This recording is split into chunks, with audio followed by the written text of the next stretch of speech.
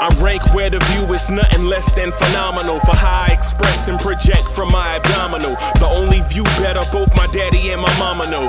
No living parents, my sons give me balance. My wife is my serenity, this mic is my identity. The world is foul enough, that's why I write without obscenities. Provoking danger with broken language and spoken anguish. Begging to get hurt, why would you ask to go through changes? Yes, Lord, life's a chessboard, master the angles.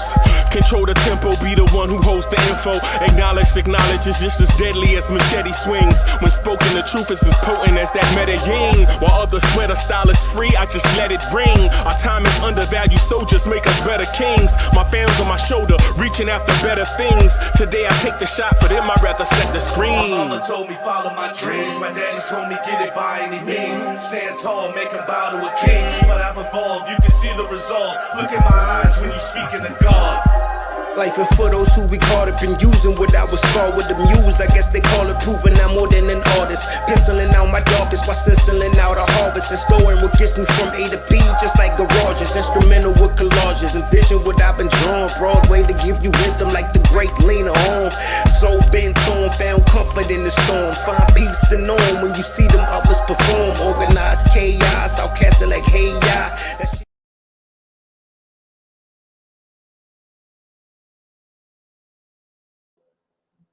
Yo, party people in the place to be. What's good? What's good? Welcome to the Knicks Morning Drive. I'm your man, Uncle Freezy. What's good?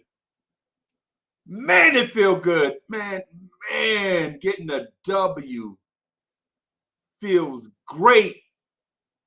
Getting a W feels great, man.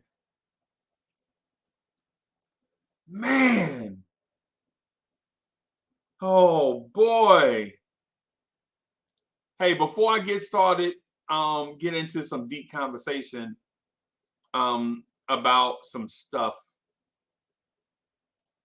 Man, I ain't gonna lie to you. I was nervous going into this game. I ain't gonna lie. Right. I was nervous going into this game, man. I had a long day yesterday. I got a schedule that I'm trying to figure out.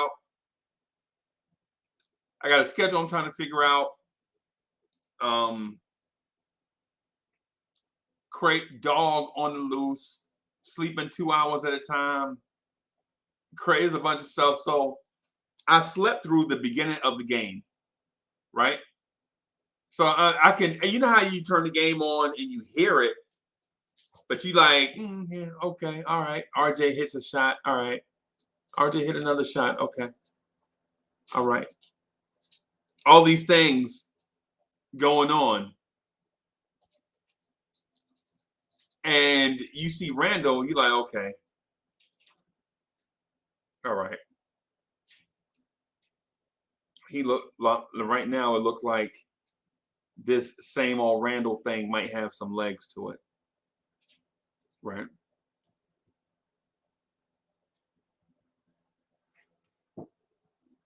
Then all of a sudden,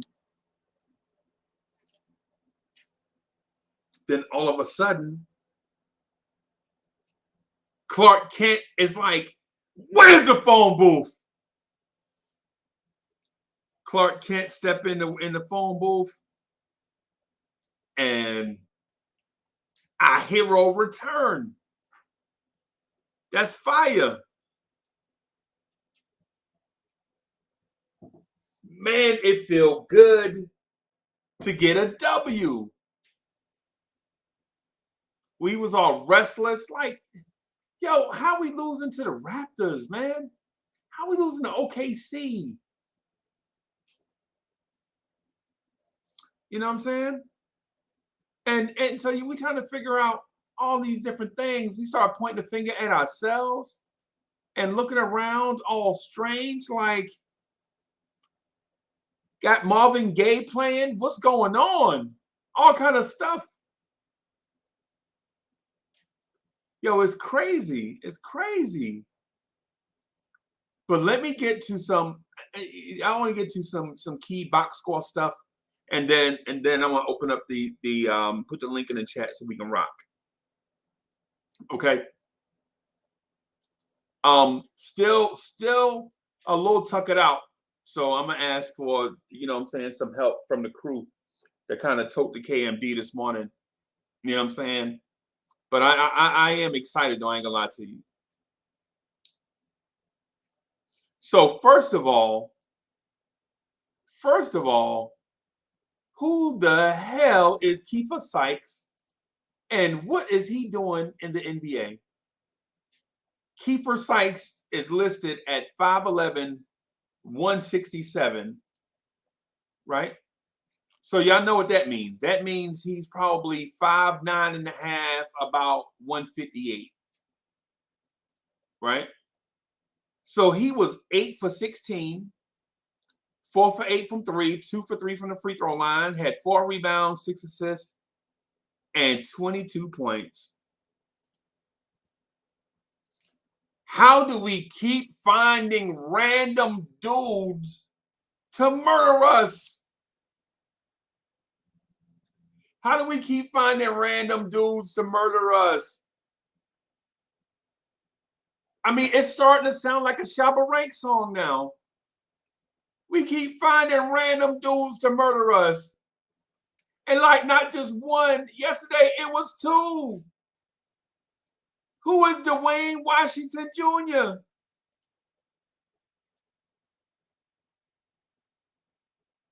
Dwayne Washington Jr. had 17 against us. And the dude that everybody begged for is like, and let me do my Dwayne Washington Jr. joke, please, y'all. Please don't make me laugh, yo. Let me do it. Don't.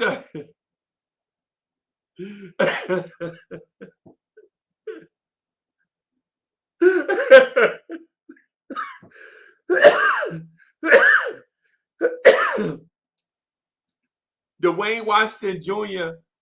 sounds like the name of a jazz saxophonist from the 70s.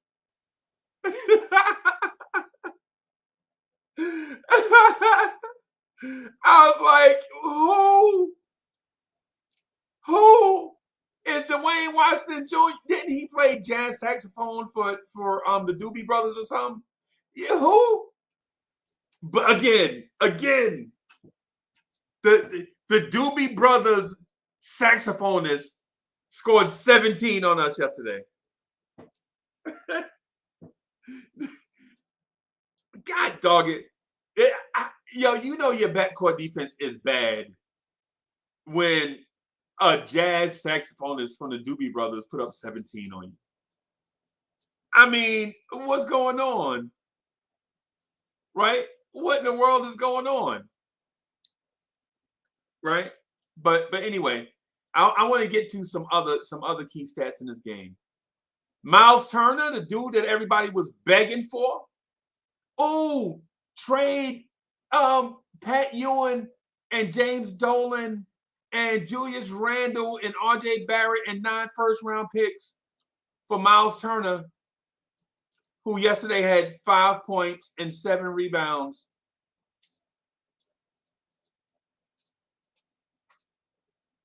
Five points and 7 rebounds.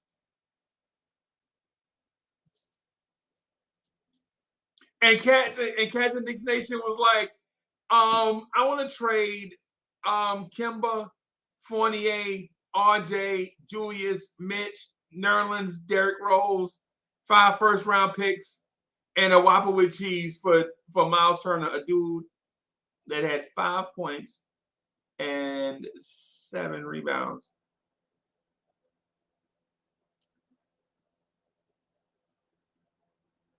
I'm just saying. And listen, I know I'm talking mad greasy this morning. I feel like I have the right to be overly positive this morning. Yesterday I might have been negative, man, but listen, losing as a Knicks fan, man, And listen.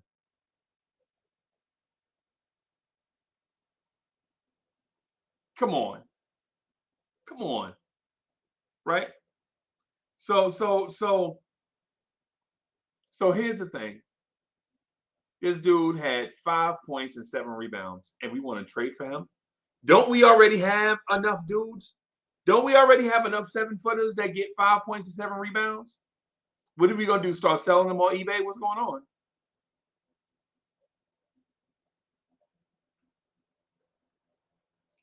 Right? Right? All right.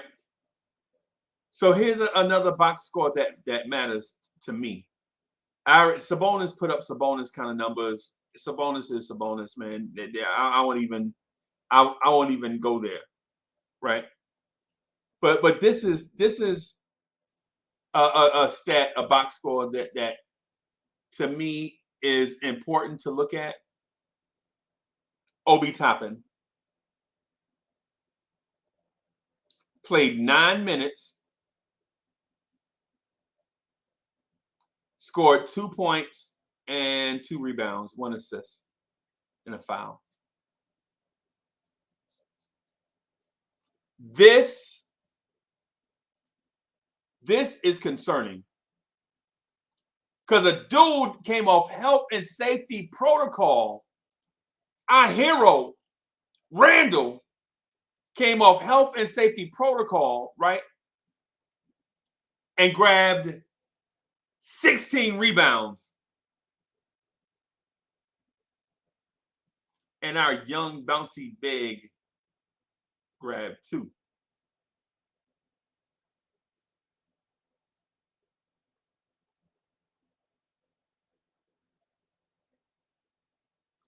I want to talk about this at some point because the writing is on the wall with Obi Toppin. It don't matter, hey, DSJ, it don't matter how many minutes you played because if you hustling, you staying. This dude legit was in health and safety protocol, came back and see. Okay, I'm gonna save this point for when D jump in. I'm gonna save this one. Right? Here's another thing. Evan Fournier, 0 for 4, 0 for 3, 1 rebound, 2 assists, and 3 personal fouls.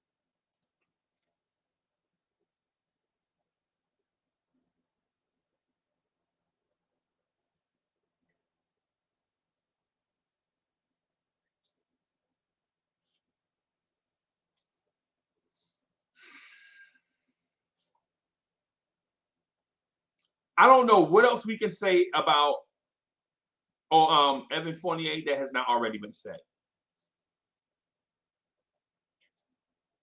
But you know what? I ain't worried. I'm sure there will be some Evan Fournier support in the chat. Emmanuel Quickly, 3 for 10, 1 for 4 from 3. This is concerning because a slump is a struggle over a period of time, a short period of time. But when you flat out, come on, man, you talking about 30 games, 40, 50 games, it's who you are.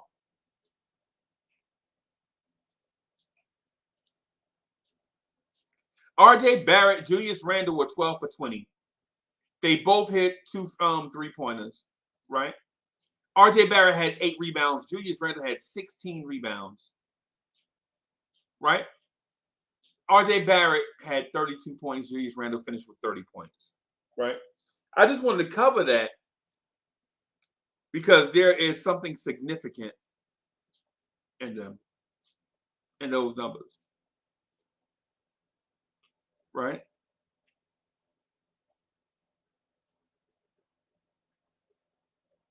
At some point,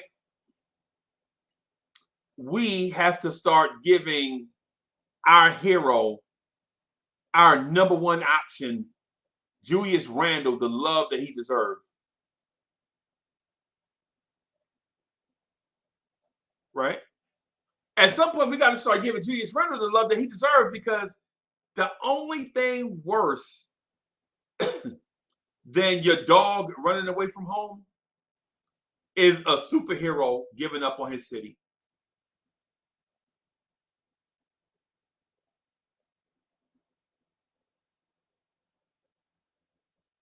The only thing worse than a dog running away from home, and you got to be a low-down scoundrel for your dog to leave you. Now, your dog can get lost and try to search for his home, but for a dog to give up, man's best friend be like, man, bump that. Bump that. I'm out of here.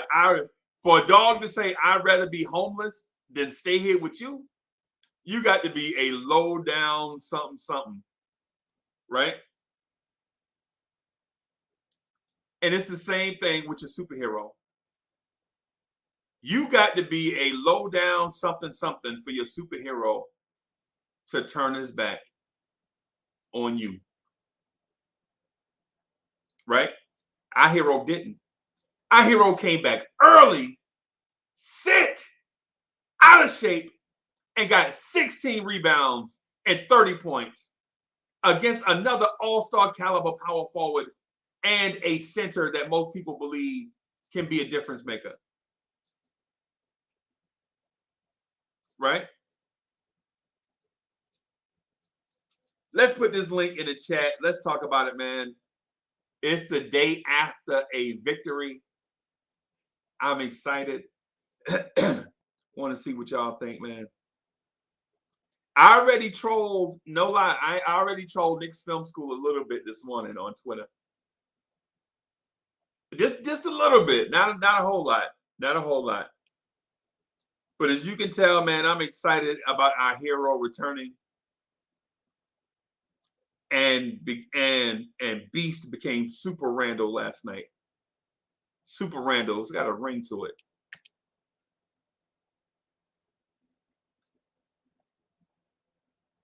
Super Randle. I like saying that. I like saying that versus Julius Randle. Super Randle. Super Randle.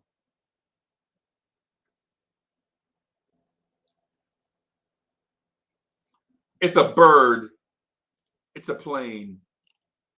No. It's, let me see. It's a bird. It's a plane. It is Super Randle. It's a bird. It's a plane. It's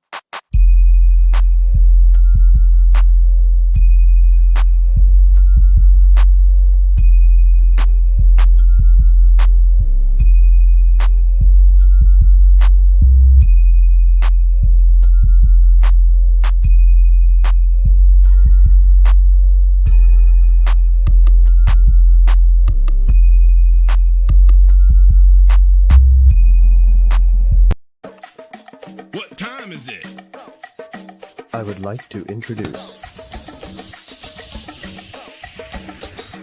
We need a beat.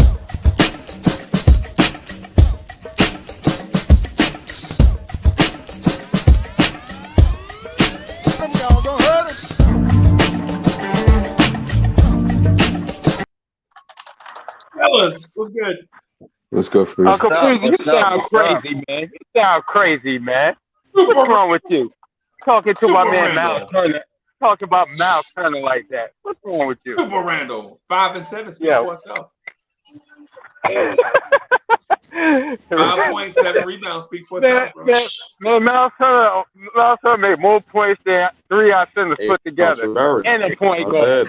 And a point guard. And a shooting guard. Come on, man. Not last night he did. Really? It's just one game, Uncle Freezy. Come on now. Everybody goes through slumps and bad games.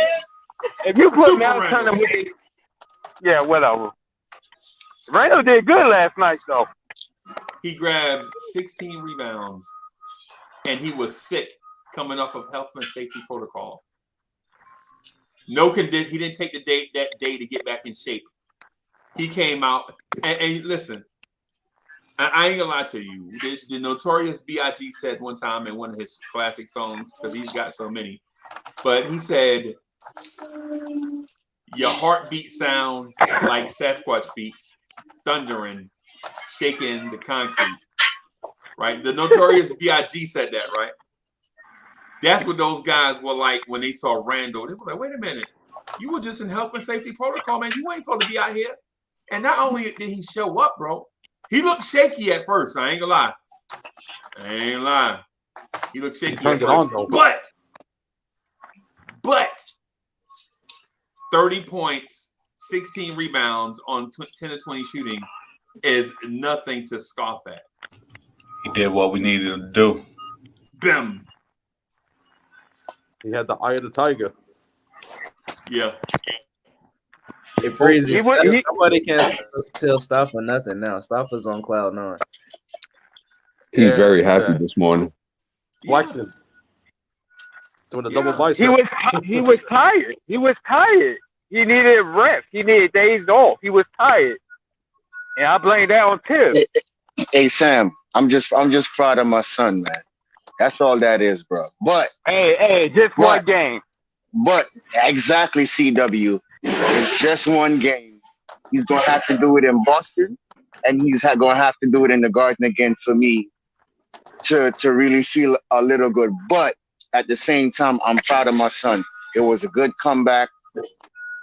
As Freezy said earlier, no conditioning, off of the protocol, straight to the gym, 30 points, 16 rebounds. What can you ask for?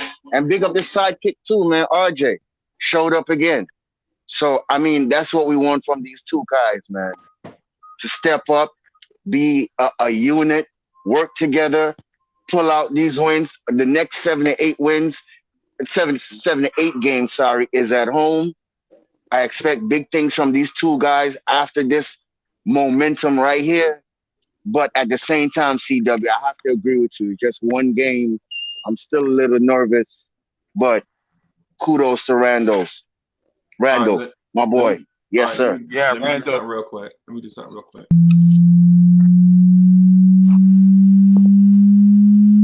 Let's get it. Y'all be spitting with your flows, I'm just podcasting. That's right. On the air every day, I'm just podcasting. You don't know what that mean when I say I'm podcasting. I'm broadcasting these flows with the podcasting. Every day of my life, I'm just podcasting. Right. Share my dreams with you, mean I'm podcasting. You can see my vision through the podcasting. But don't forget J Boogie when I'm broadcasting. I'm podcasting, he's podcasting. I've been spitting this venom since Karate Flicks. When Mr. Sales was sharing nothing but the Knicks. I guess you know by now, I've seen some tough years. Now I know the reason why Freezy got them blowing tears. Yo. Here. AM. Salute. Good morning. Hey, Boogie. Blessed morning. Blessings it is. Famous words of Mr. Ron Cleveland. Let's talk about it. Let's do it. Hey, Boogie, I know you got a lot to say about the game. He's taking his time. Actuality, I didn't see the game. I was listening to it. You know what I'm saying? Going back and forth through all the guys that called the game. And I was real happy with the victory. That might be the best performance by anybody coming off Proto. Yeah, I just want to, throw some different things out because I know like guys like CWC gonna say, that's just one game. It was like you couldn't even bet $1,000 on a 50-1 and pick the right and first person that would say that out of everybody. That's just one game. If you put that money on CWC, you hit. Hey, D, I called it though. What I say in your show, I said we need a big game from RJ and Randle for us to win it. What happened? And we finally got it. I called it. Mm-hmm. I think that's the first time this season that they both had good games together. That's a fact. Jay Boogie, they gave the business. I'm gonna try to be positive the whole time. You know, Boogie, we don't want to be negative. We want to be positive. So we're gonna leave Mr. 13 on his island, and we're just gonna please the good news of Randle, Barrett, and you know, I even like what I seen sometimes out of IQ, but he just has some decision making that I think he can work on. But I like what I see out of IQ still, as far as being aggressive. Ooh, the Frenchman had donuts last night, man. A lot of donuts. I think the team as a whole was bad from the 3-point line. I think we only shot 21% from 3 last night, which was kind of terrible. But if you couple that, I think last night was a proving ground from showing that when you got RJ Barrett and you got Julius Randle both on the same page and scoring like they supposed to, even when our other teammates are not doing good, they could still make up for it because we only had 4 players in double figures last night. Hey, hold on for just a second, just a split second. Hold on.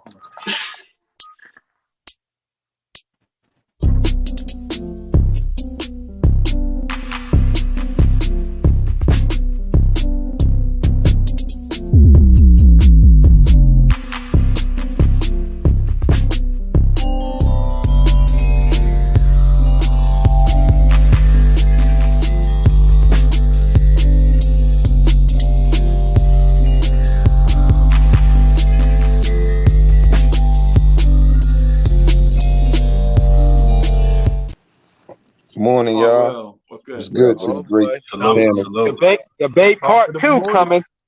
Summer done at Hardwell. Superstar, Super Randle. Mr. Will himself. What's going on, my brother? What's good, y'all? Good morning. Shout out to everybody on the panel. You know, good game for our Knicks. We needed that win. You know how we got that win, right? How? Super Randle. Wow. No shots, Breezy. No shots, man. Really? No shots, man. And you know what was great about not seeing the game? The best part of the game. Just listening to it. While I was listening to it, you know, working and everything, I kept hearing them say, like, Julius is waving them off and going back to RJ. Going back to RJ over and over.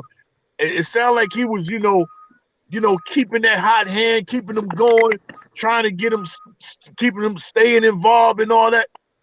Not looking at the game, but hearing it, I was liking what the speakers were sounding like, man. Yeah, he was feeding them, Boogie. He really was. And I like that out of Randle. I feel like, you know, he showed last night that he does get his teammates involved. And to be honest with you, he would have had a triple-double had everybody else hit their shots besides RJ. Facts, Sam. And like I was saying, man, when you got him and you got RJ Barrett and they both on the same page and they both getting it done, no matter if the other teammates was doing bad, you still can see that they was able to carry the load for the Knicks. That's one thing that I love to see last night. And if you couple that with Kemba Walker and Derrick Rose come back, and if they can, you know, catch their rhythm back quick, the Knicks is going to be a problem. They will be a problem for a lot of teams. So it shows that RJ should be at the 2 doing it, having the ball in his hand more. And I like when the Garden started yelling RJ Barrett the way they did it. You know what I found funny? I was loving that. When they chanted RJ Barrett while Julius Randle was the free throw line. Fact. That was my point, DSJ. They did that for a reason. You see, he missed off of that. Crazy, but they smart. He missed his shot off of that. That shit bothered him. Then did y'all see at the end when Mitch and RJ ran the half court at the end of the game? And it looked like they was talking about the same thing. Only part that I didn't like is like, you know, you can't divide a team like that. You know, even though the fans said what they said, you can't really divide a team like that. You still got to look at it like, you know, we need all that power to win. RJ do that, and Randle don't do what he do, then we don't win. So that's the first time I heard that. To me, that's real disrespectful on our part. That's disrespectful. You got a man just coming off a health protocol, and he comes back, and he's contributing. He's having a good game, and you're yelling out somebody else's name on our team while he at the free throw line as his offense. They trying to tell you they want the offense to run through him. No, that's not. No, I'm not gonna let you twist that and figure that and do that. That's disrespectful, dude. Twist what? That's what that means, though, right? No, I didn't say it. They said it. You just sat there and said that's saying that they want RJ Barrett to have the ball. What else are they saying if they say that while somebody on the line? Yeah, why would they chant his name while he was on the free throw line then? That's just, to me, it's just disrespectful, though. But you calling me disrespect like I did it. I'm just calling out what it looked like. I didn't say about the fans. He's talking about the fans. It's kind of messed up. No, I'm calling it what it looked like, though. And then they did it again. They did it again at the end of the game when they didn't give him the ball for 7 minutes in the third quarter. There you go, Hardwill. So y'all want to be technical. You're not going to the hot hand. It ain't got nothing to do with just Randle. It's the hot hand. The man was on fire. Yeah, it's not even about Randle, Stafford. It's not even about. Yeah, here you go. Ain't nobody saying nothing about Randle. We just talking about if the man is hot, the coach is supposed to call his number. In the third quarter, it took him 7 minutes to get the ball or to shoot. And then when we got the ball, he went straight to the foul line. RJ could have easily had 40 points last night. Facts. You're right. Easily. They blocked it. I agree. Yes. Will, was it 7 minutes? Because I saw 5 minutes of game time. They went to RJ once on a broken play because they were running that pick and pop with Burks and Randle. And then Burks ball reversed to RJ. Nobody expected it. Lance swiped it from him, and that was the last time RJ got the ball in the last Facts. But shout out to Jane Washington, who's actually Uncle Freezy's illegitimate child. Yeah. Y'all see the resemblance. Don't act like y'all don't see that resemblance. Hey, that move that he hit in the corner, ESJ. Oh my gosh. But the Knicks need to do this consistently. They can't just do this in one game and just turn back to the old Knicks. They need to do this every game, not just one game. Let me get this super chat real quick. Big up to our future media. Salute Knicks family. Tough win last night. I hope y'all talk about that Obi IQ fast break because they need to work on that in practice. # Super Randle, LOL. What do y'all think about Obi only getting 9 minutes last night? Ed McBride not playing against the other rookie on the other team. He had Burks in, and I didn't agree with that move. And he was cooking Burks. Yeah, I think McBride would have been perfect to get an opportunity to show he could guard up on a player who only had 4 NBA games or something like that. And then Hardwill, especially since they're similar in stature, like McBride is closer to his height. I feel like he would have played better on ball defense. And I didn't, like I've been saying for the past love how y'all do that month and a half. My man said Obi named first, I went straight to McBride. It was just part of the same question, Freeze, I think, because they both got done dirty, if you ask me. And look, and I could say this, right? Like, y'all can say what y'all want about Obi, but Obi did come off a decent outing against Toronto on the other night and played 45 minutes. I would have liked to at least seen him 15 or 20, just to see if he was going to capitalize off that, and see how he's going to do it the full game, not just burn him on the bench and just barely play him. I don't know. If that doesn't tell you that Tom Thibodeau's not in the win now mode, I don't know what to tell you. Exactly. And not only that, quickly ran to the 3-point line and shot a 3 on that play. You saw that too? Oh, and then they took Obi out instead of Quickly. Gosh. These is all proof. Like, only reason I think we went to the McBride point, Freezy, honestly, was because Obi and McBride kind of got handled the same way. And reference to what D is just saying, this proves that the point that when we talk about Tibbs' mind frame, because McBride was a perfect opportunity to play last night instead of playing Burks at the point. Wait, hold on. I kind of think that it was that. What are we wrong about? What are we wrong about? So the fact that McBride and Obi are being handled the same way. I didn't say that. It was the same situation for last game. Be on sites. That's all I said. I said, Freezy, you said they asked about Obi and we mentioned McBride because the McBride example was in reference to them both deserving more minutes last night. I think it was that fast break that messed Obi up. To be honest with you, and quickly doing that. I think after that time, Thibodeau has seen enough with Obi. He was And like, nah, man. on that fast break, quickly should have just hit him. I mean, Obi should have hit quickly quick and then quickly lobbed it to him. I don't know why the pass came that late from Obi. I don't know. Well, what I'm getting at with but you coach him through that. Go ahead, sorry for you. The thing with McBride and Obi is, one, you have to develop and coach a point guard differently than you coach the other players on the court. You know what I'm saying? There is an analytical and forward-thinking process that you have to install in point guard. Because if not, it's just he's just a playmaker. Because point guards have to be able to manipulate the defense, know time and score situations, all these different things. They have to be the captain of the ship while they're out there on the floor, right? But for energy guys, you don't have to talk to them about the chess moves of the game, right? You know what I'm saying? Because then you can, but it's not paramount that you do so, right? When it comes to a point guard, you want a point guard to legit be an extension of the coaching staff on the floor, though, right? So to say that Tibbs coaches them the same way, nah, man. And then plus, we make 1,000 excuses for Obi, man. And this dude ain't done nothing. He's trash right now.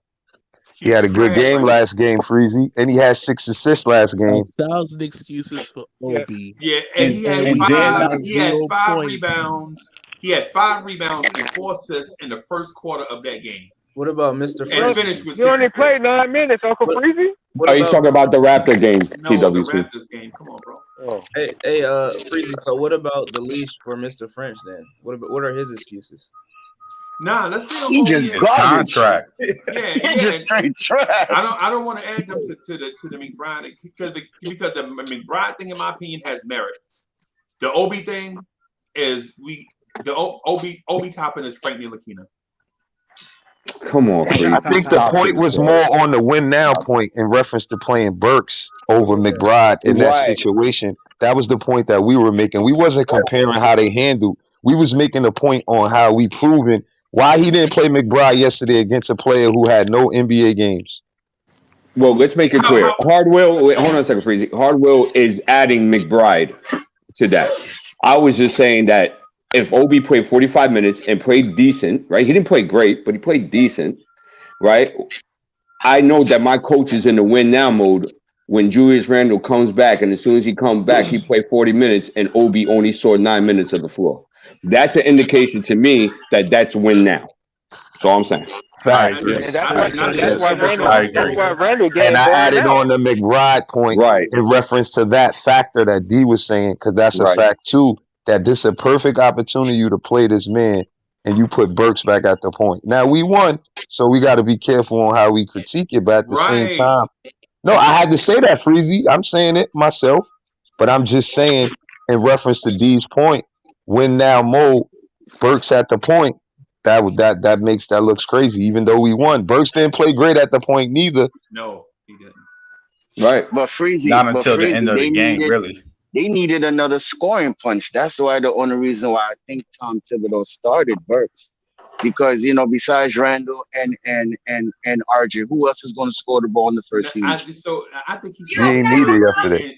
I think he started Burks and played Burks a lot of minutes because he didn't want to have the offense come out to a slow start like we did against Toronto. Yeah. And I was just going to say that I think Tom just wanted, in his eyes, some stability at that position. He felt Burks is the most stable to do so. And he got cooked up, too. Dude hit 3 threes in the first quarter on Burks. Yeah. Like he was murdering him, son. 4 for 4. Oh, my God. So that was and was effective in the PNR. Yeah. And McBride came in and did good on defense. I think Burks is more of a better help defender than actual defender because, like, if you trying to get the pass the ball, he could get in the lane and steal your pass. But on ball defense, he's not great at it. He's a good on-ball defender. They just playing him out of position. You want him to guard a PG but his original position is the 3.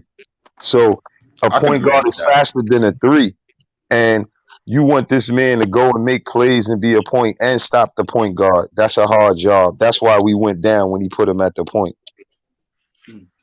So that's why he's so great at those closeouts. Hey, Fact, DSJ. Hey, no name guy scored 22 points on us and 4 rebounds. Exactly. That was on Burks. And Freezy's son also did some work as well. I think he had 18. That's bad, man. That's bad coaching, bad defense, everything, man. It's like, and that other kid too, Freezy. Nobody gonna get no 3-point off not of me. excited about the win. Freeze, you heard me, Freeze. The other, pardon me, D. The other kid, Washington, is a new guy as well. He had a great game too. Undrafted. Yeah, his second game started. He's a rookie. Yeah. Mm-hmm. Hey, Freezy, you got another super chat from Parrish Duggar. He had $2 donation. He said RJ missed his last 5 shots, second quarter. Hart will stop. Yeah, RJ did go. Yeah, but whatever. My Yo, I didn't say he's supposed to make every shot, Parrish Duggar. With his last 5 shots, second quarter, two quarter. Wait, where's that? Wow. Man? Is he saying he missed it in the 4th? Yeah, that's why I'm not understanding. Like, that's not true, Parrish. Because what happened was that he hit that mid range and the PNR when Sabonis dropped. Then they went into a timeout and then they isoed Randle and the pick and pop. He for the talked last about 5 the second minutes. quarter. Oh, the second quarter. Yeah. How we talk about that? Word. Like the man had 20, he had 19 in the first. He scored 21 when he got in the second. We got to keep in mind, Tibbs normally doesn't play RJ in that second quarter to start off, and he did this game, so that's something new. Hey, That's Freeze, what happened when did you you get hop Paris in the field, information? No, I didn't get a chance. I didn't see him in the chat, but we'll link up though. We'll link up. Hey, Paris Duggar. Good try, Parrish. Yeah, Jay Boogie gonna get you some, man. I need to get your stuff so that we can link up. And I think we have a show email. I think we have a show email that we can send it to. I forgot it though. Let me see if I can find it. Randall came back and this guy playing 45 minutes a game again. Tibbs, man, he run plays under the ground, man. He got to go. And CWC, to your point though, he did say that he rested that whole protocol because he was burnt out, so he just went home. I appreciate the fact that Randy was able to do that. I appreciate the fact he was able to do that after the COVID protocol after he came back. You know what I'm saying? I appreciate that. But it is true that Tibbs could have did the things different, but it is true it looked like we needed a win though. So let's be honest about that. So you can't judge him too hard when we need a win. And you got to give Randle credit for coming back playing like that. And first couple plays, he had a couple turnovers, and then he started passing the ball, which I think was key, and that's what triggered it off. So, and then I think also we critical on Julius because he's the leader, but he needs other players to do this as well more often so he could feed off of them as well. Even the leader needs help to feed off sometimes. That's a good point. Another thing too is that semantics. Let's not. For me personally, I don't get too excited, and I felt yesterday is a game you're supposed to win. When you're missing over 55 points a game from the lineup with Malcolm Brogdon, Carlos Levert, and Duarte, you're supposed to win. Of course. So, okay, good win. I need to see this against the back-to-back against Boston now. Yeah, they did have 8 people out. In fairness. At least we shut down Turner yesterday, right, Freezy? Yeah, man. We shut Turner down. I didn't see Turner much at all yet. I mean, we really shut down Turner and Sabonis, to be honest with you. I like Julius' defense on Sabonis for the most part, and then Mitch. How about Mitch? That's what I was about to say. Mitch looked great on D. His Mitch speed is coming back. Yeah. He didn't allow him to post up, so Mitch kept him on the perimeter, and Sabonis is not going to really kill you from out there. So I liked how Mitch played. Randall gives Sabonis the Facts. business. And Mitch footwork looked way better, like he's more healthy. Like when he's sliding, got to give him credit for that. Yeah, he did great. So, Danny, you think that Mitch could have that same level of success against Robert Williams when they play the Celtics. Yeah, sure he is. Because But that's you know his what? target. That's a target for him. Yeah. He got his money already, so he got to come at dude. Hey, Hard Will, I'd rather see Mitch on him because I was saying it last night. If we have Mr. Old Man out there, it's gonna be a long night on the Oh, he got bench. cleared? No, not charged. Noel got cleared too. No, I'm talking You know. about Taj. If we Oh got yeah, Taj, Taj. And Mitch dominated him last season. You remember that was the game Mitch went down. Yeah, you're right. When he was playing against Robert Williams. No, it wasn't. I thought that was his. Then ain't that's the one where he hurt his hand? No, he went He down. didn't hurt his hand that game? No, he went down against the Washington Wizards when that goofball Lopez. Oh yeah. Yeah. Right. And when Mitch had the rebound and the goofball was still trying to get the rebound and Mitch was trying to give the ball to somebody else, and Mitch's hand got caught up in his jersey. Was it Lopez? Yeah. Okay. Yeah, I thought he broke his hand on the rim. Yeah. I don't know. Maybe we getting them confused. No, he just went down so many times. You know, it's just because you remember he had the hand injury and he had the foot injury too. Yeah, he had a lot of injuries. So Mitch look good though. I noticed how we keep getting up for Obi. Well, why not? Let's talk about RJ, Freezy. We can leave Obi for later. We can talk about Obi. Obi should have got more minutes, Freeze. Yeah. He had a good game the game before that.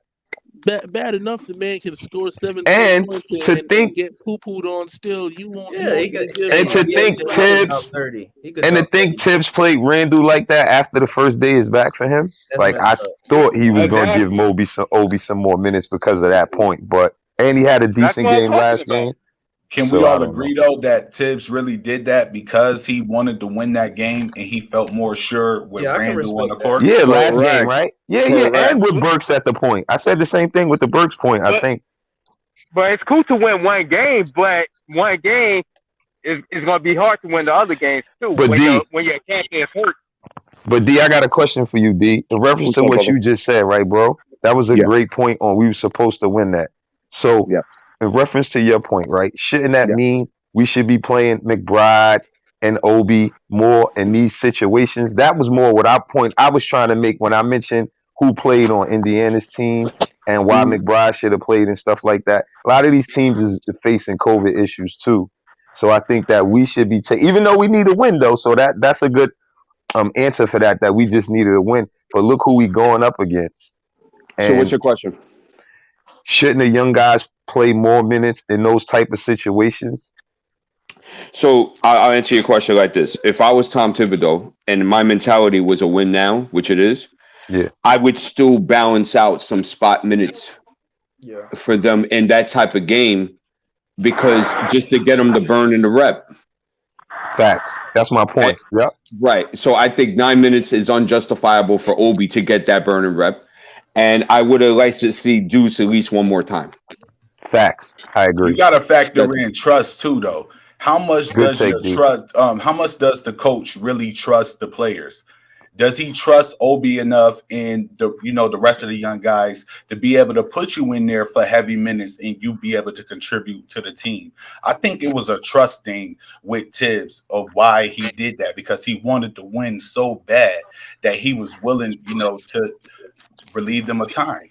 But the question is that could you still win and have him play spot minutes and play Obi a little bit longer? You don't think they still could have won that game? I'm not saying that they could have, but I gotta look at it from the coach's standard. You know why, D? Obi's passing the ball. Pardon me, I mean to cut you off. Obi's passing good right now, and I think he would have gave the ball up. Not saying we really could knock Julius because he made his shots. Oh, he looked great last night. Coming back off COVID, so we can't say we wouldn't want to make regardless. But in reference to the example, Obi would have passed the ball more. I feel like RJ shouldn't have had to wait so long in the third quarter to get back into doing his thing, playing so good in the first half. I thought it was more detrimental for the fourth quarter for him personally. But I think one of the reasons why you see Obi don't get no minutes like that too, he's not physical enough. I'm gonna take a shot. You heard Tom Thibodeau said last night, they missed the physicality of Julius Randle last night. So that was a shot to Obi. Yes, he needs to be more physical. He needs to be more dominant. Ain't no shot at Obi, but it is what it is. I'm gonna take a shot real quick. Tibbs as got a hit. somebody, I mean, I as don't know. somebody Tibbs you is haven't funny. seen or talked to in a long time. I'm gonna take a shot at him. But before I do, Mm-hmm. you know, it's 48 minutes of basketball, right? So I need to definitely win 24 minutes of that game. That's to open the game, to close the half, open the third, close the fourth. Everything else is in the middle.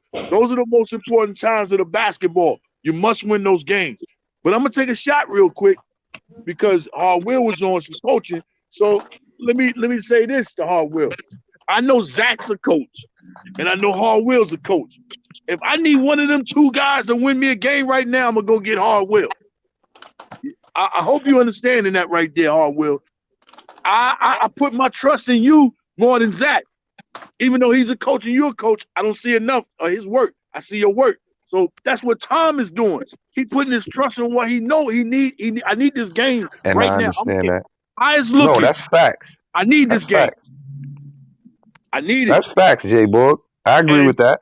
And just, you know, a little And joke. do you think that that's alarming though, Jay Boogie? Huh? I do. That's what I was Do going you to say. think that mentality is a little alarming at this point in time of the season and against who we played with? Facts. A little I bit. mean, Yeah. it can be and it can't be, but you got to put yourself in Tom's shoes right now.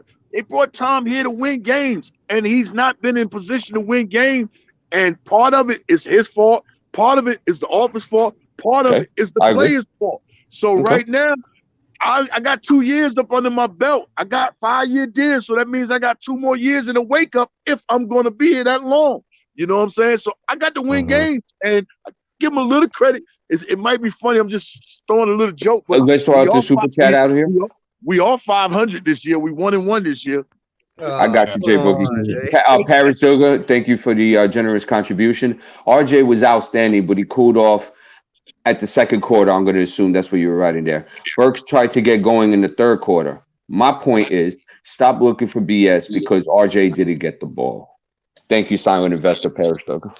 Yo, Now, Jay Boogie. I did hear my man Toledo from the wire last night. He was saying that he was on the ground and he was yelling at RJ, "Hey, yo, break your record. But he did say that they did freeze him out. You know what I'm saying? He wasn't getting the ball. So, That's what I was going to say to you, Jay Boogie, as my reply was that sounds like more of a Tom Thibodeau thing and not a New York Knicks thing. Even though it's our problem as a whole, you wouldn't explain the coach's issue or what his dilemma is, and it's too many people on this team for him to be doing that. And you 100% right, because it looks like he's doing that. If I believe in Randle, which I know Randle is better than Obi right now, right? Facts. So I'm gonna put I'm a bet on him, right? And I said this before: if he know he not gonna be there by the time we start winning with these other guys, then he don't really want to let these other guys shine. To me, I'm a Knicks fan. I'm gonna still be a Knicks fan when Tom Thibodeau leave and whoever else leave. And I feel like when we worry about hitting agendas or, you know, my career or what I'm gonna do, this is a team and an organization and mad fans involved. We don't care about Tibbs, where he go if he don't be here. We just want to win. And if we don't win, we want to see the team or the pieces. We need to see what they about, if we gonna keep them or if we gonna let them go. Facts. Hey guys, I gotta go. Gotta get back into the job. It's a blessing speaking with y'all, brothers. You already know. Y'all big up yourselves. God bless, Stay safe. Don. Stay blessed. Yes, Hey, Don. show me a hash brown. Later, Stopper. Bless up. Give me a beef hot dog all the way at lunchtime, man. Yeah. I know that truck out there. All right, my G. Bless up. Yeah. Peace. Man, just think y'all wrong, bro. What we wrong about? Just think y'all wrong. What we wrong about? And who? Because you say y'all, but y'all not saying who. All of y'all together. Y'all jumping up on me, but I ain't scared. I don't even know what I said. Man, you my universal brother, man. I ain't jumping up on nobody. I just want to know why we're wrong. I was about to say, you my uncle, man. I never disrespect my uncles. Yeah. Until we play spades.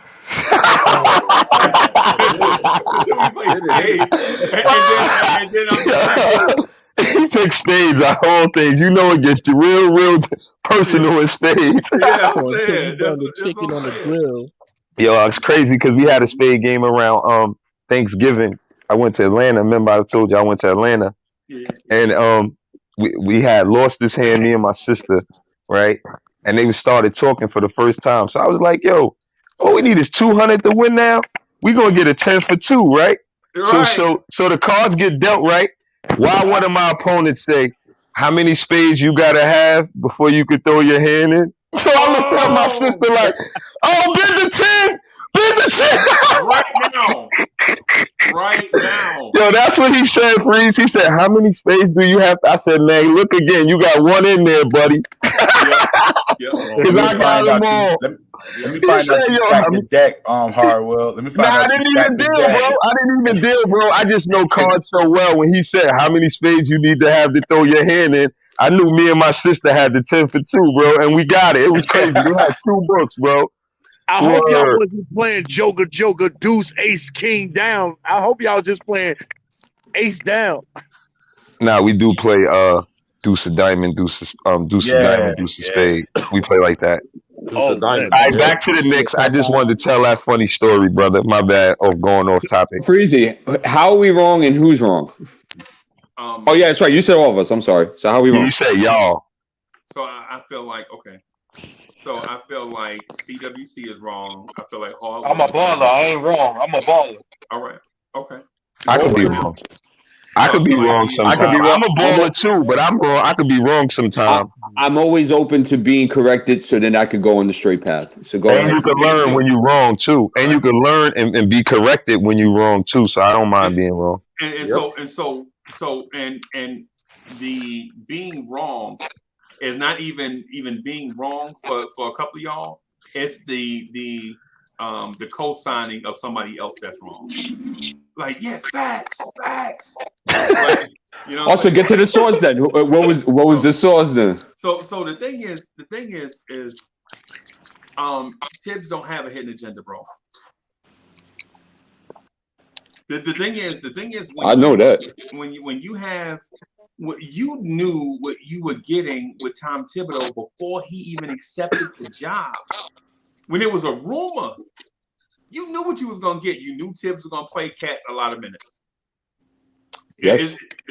We didn't want Tibbs. I knew he was there to win, and that's why I never liked the signing. Right. So that's why it's not a hidden agenda. Okay, you're right. You can be right. That's a great point. Right, and you also know that Tibbs coaches every game like it's Game 7. Right.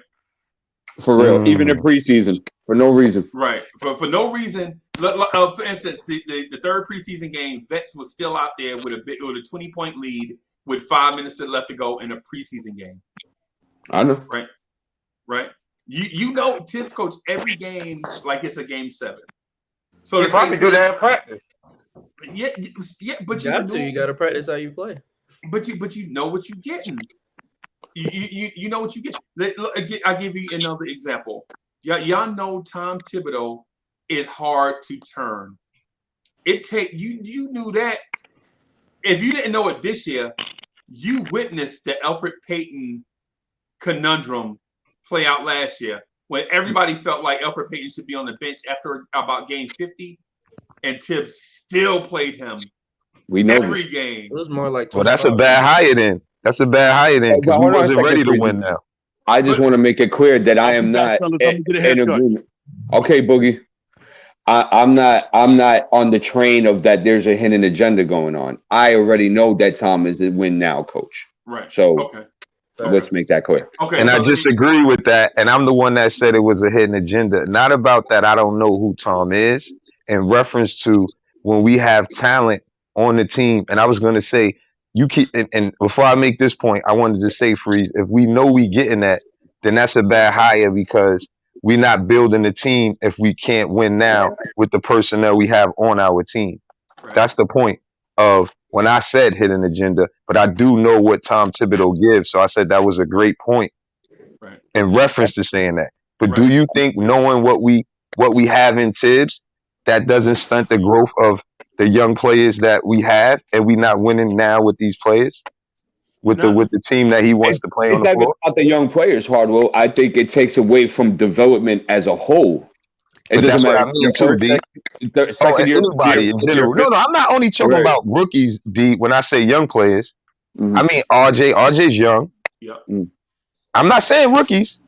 I'm saying it's a difference between it's like 6 and 6, or it's divided with young and older players on our team, and I think it's too many older players in reference to the point that Freezy's making and you making with how Tibbs is.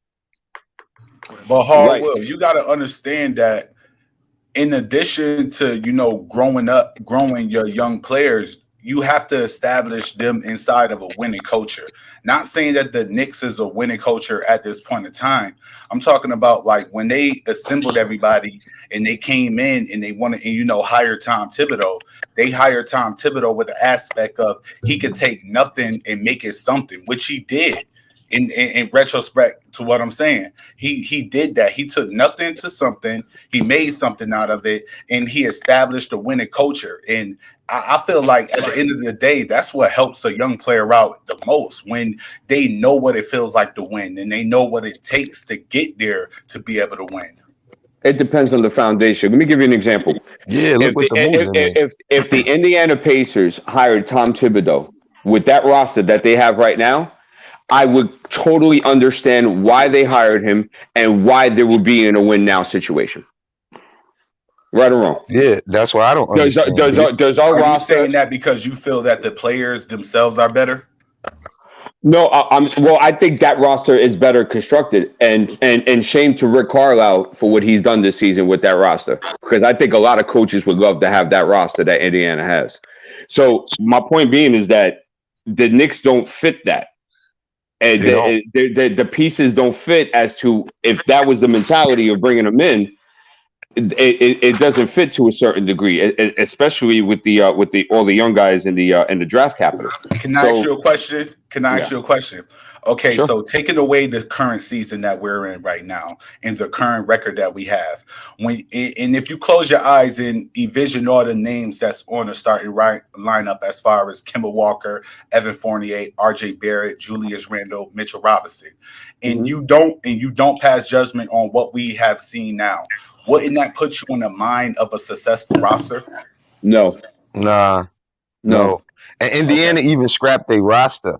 And I was going to ask you, bro, at the end of the day, wouldn't you expect a team to have to do it more than one time to consider them even doing something? Just to make the first round and out in the first round? No, you mentioned what Tibbs did and everything. So I'm saying, wouldn't it make sense for a team to have to make the playoffs more than one time for you before you do that, and at least win more than one game in the playoffs? I don't think that as far as a winning culture, because we can see the progress in Emmanuel Quickly and Obi Toppin in some of the areas that they weren't as efficient in last season. Some areas, I'm not saying that they're dominant this year, but I'm saying that we have seen growth in both of those players. And I think something that you can attribute to that is that they were in a winning culture that had an identity. You get what I mean? Yeah, but when you look at what's going on, they brought in Fournier, right? Saying that they bring in offense to help Randle. Right. They brought in Fournier. That just, to me, it's a different point, but it's still the same. RJ is not growing the right way. You moving him to his position and you bringing in Fournier, that you see what we getting. You move him out of his position, and this is our third pick, and we talking about development. That's what you mentioned, and that's what D just said as well. Are you aware that this year is the most times that RJ Barrett has scored over 30? Are you aware that why he did it last night? Because they continue to put the ball in his hand. How many times did they just give him the ball and let him do that? I'm talking about growth. Like when you we couldn't say that about the first year RJ Barrett. We couldn't really even say that about the second year RJ Barrett. He wasn't as dominant as he is this year. We can even say that we've seen growth in his defense. I mean, he wasn't asked last year to guard the best players because we had Bullock. So yeah, we do see growth in his defense. But he shot 40% from three last year. And it's a second-year player. But hey, you could say that he shot better from the 3 last year, but I could sit up here and say that he wasn't as efficient driving to the paint as this year. But that stat is And my answer to your question is he didn't have the Reggie ball. Bullock guarded more small forwards for more possessions. He was ranked as the 18th best small forward. You know who was ranked fifth? Did the person ranked fifth? You want me to name him, or y'all think y'all want to take a guess? No, name him, Freezy. R.J. Barrett. R.J. Barrett was ranked fifth. You want to know who was ranked third? Julius Randle. Yeah, Freezy. Julius Randle. Yeah, because the Knicks moved up on the defensive list last season. Right. So all this stuff about Reggie Bullock, man. Reggie Bullock this, Reggie Bullock that. You know what Reggie Bullock is, man? Reggie Bullock is Evan Fournier. Reggie Bullock is Reggie Bullock. Bro, we took an energy dude that can shoot and got everything we could have out of him, right? And he bought into his role. He was like, I know I'm not gonna be a star. I'm just happy to be in the league. You know what I'm saying? Reggie Bullock is the same dude that signed with us 2 years and $20 million, right? And then after the fact, when the Knicks found out he had neck surgery when he got the contract, he renegotiated his deal with the Knicks for 2 years, $10 million, cut his contract in half. Freezy, the only reason I mentioned Bullock, I think, because I was saying in reference to RJ didn't guard the best players at that point. That was the only reason he was brought up for, Freezy. I don't know, but I want to keep something in mind too, Freezy, is that Alfred Payton, for all the groans and moans we give him, he is a great on-ball defender. And what's his name? And you just mentioned him, Dallas. Oh yeah, Bullock. Thank you, Bullock. And Bullock is he's a good on-ball defender, but he's also a good team defender as well. So that shrinks the court, no dribble penetration, and that makes lives easier for RJ Barrett and Julius Randle. It was a team effort last year. The reason why you see the difference, honestly, is not because Reggie Bullock has great physical skills or great basketball skills. It was because he was the captain of our defense last year. He was the dude that called out all the offenses, told everybody where to be, guarded the best players, guarded the good wing, because the best players, RJ Barrett guarded the best players. Just look at the Clippers game last year. RJ Barrett guarded Kawhi Leonard when Kawhi Leonard got hot, and when Paul George got hot, RJ Barrett switched on to Paul George. Right? But the thing is, with Reggie Bullock, you have to have a communicator on defense. And by nature, RJ Barrett and Julius Randle are not communicators. You don't see them yelling and going to guys and doing all that stuff. But if you have a guy like that, it's the reason why the Celtics defense was great. Not because Paul Pierce was a great defender or Ray Allen was a great defender. It's because behind them, they had Kevin Garnett calling out everything. You know what I'm saying? And when you have a dude like that can see the court and call things out and tell people where to go, then you can have a great team. And we don't have that this season. No, because Mitchell Robinson, our anchor on the defense, is not a communicative guy on defense like that. You know, so part of that has to do with him being a young player, and part of that has to do with basketball IQ, right? But the thing about RJ Barrett, and even the thing with Grimes and McBride and all this stuff is all these young dudes, even though they're good on-ball defenders, Grimes and McBride, because I'm trying to get back to the Hardwill point, because what Hardwill said about Tibbs not playing McBride was a good point.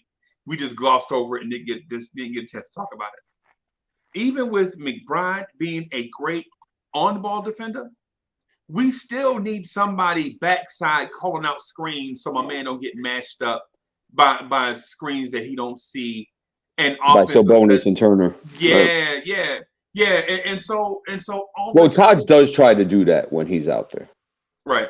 But Taj can call out these things, but Taj is washed. I know. You know what I'm saying? Taj is not gonna block multiple shots at the rim. He's not, man, the slowest dude in the NBA, Luka Garza, beat Taj Gibson off the dribble and went to the rim. And he would have dunked if Taj didn't foul him. Mm-hmm. Taj Gibson at 6'9" got beat by a dude 6'11" off the dribble. I mean,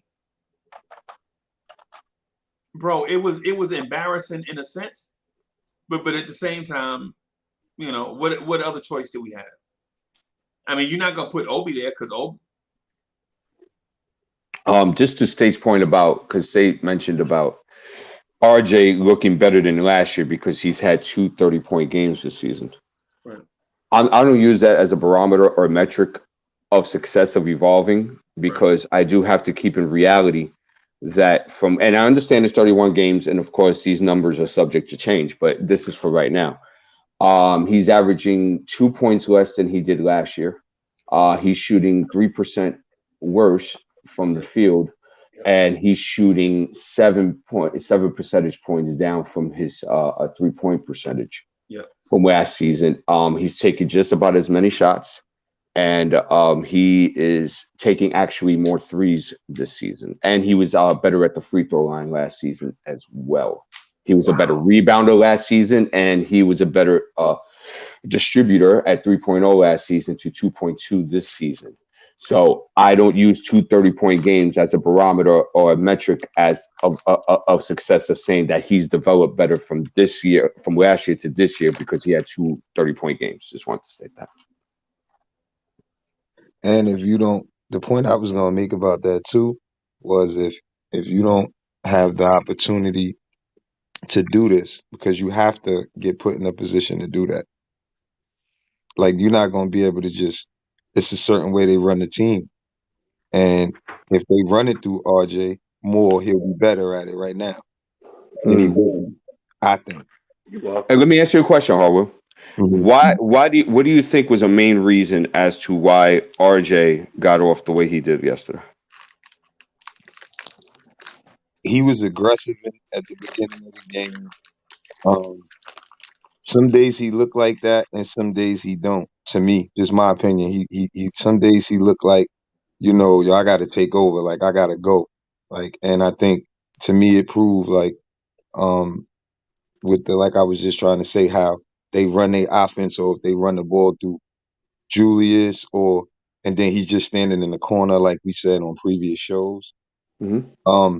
If he make a couple shots, like last night he made a couple shots early.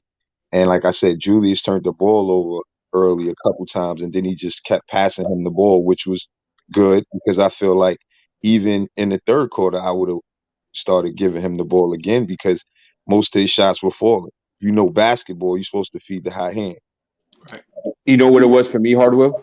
What? Look who was guarding him last night. And this is not a shame on RJ. I'm not shaming RJ. I'm going to bring a point. Did you see who guarding him last night? Was it Holiday? It was Justin Holiday. Justin Holiday is not a physical match for RJ. And But that's he's a good why, defender, though. but he's not a physical match for RJ. You saw RJ just went wherever he wanted on him. Right. And what I'm saying, which is a great thing, right? We want to expose those things, right? And that's why I would have never signed Evan Fournier. Because every single night on the basketball court, when I have a formidable wing to be out there with RJ, that's just a little bit bigger and a little bit longer, it's a matchup nightmare every night for the opposing team for RJ. And he didn't do good against RJ. And before we saw that game, we would have thought that he would have played good against RJ. Let's be honest, because he's known as being a crafty, a good defender. I've heard people say bring him back to the Knicks. Yep. Or not him, or his brother maybe, or the other one. I like Justin. No, it was him. He was the one that was on the Knicks. Yeah, but the other one that's on Detroit is better. No. Aaron Holiday.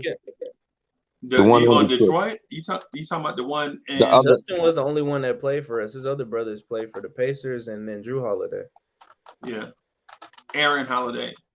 Now I'm talking about not a Holiday then, my bad. I'm talking about the kid from Detroit that he got the similar game. Oh, Jerry and Grant. Yeah, Grant. He got a similar game to do from last night. They both the wing defenders, linky. But before we would have saw that game. No, but Jeremy's a lot stronger than Justin, though. Yeah, he is. He is. But similar games, that's all. And before that game, you know, we would have felt like he would have did good against RJ. And, you know, for RJ to do that, to me, that's just a step in the right direction if we build in the future up. That's my point when I be saying play them, let them be in those situations more Like if you put the ball in his hand more and let him grow like that, imagine how he gonna be in his 5th year.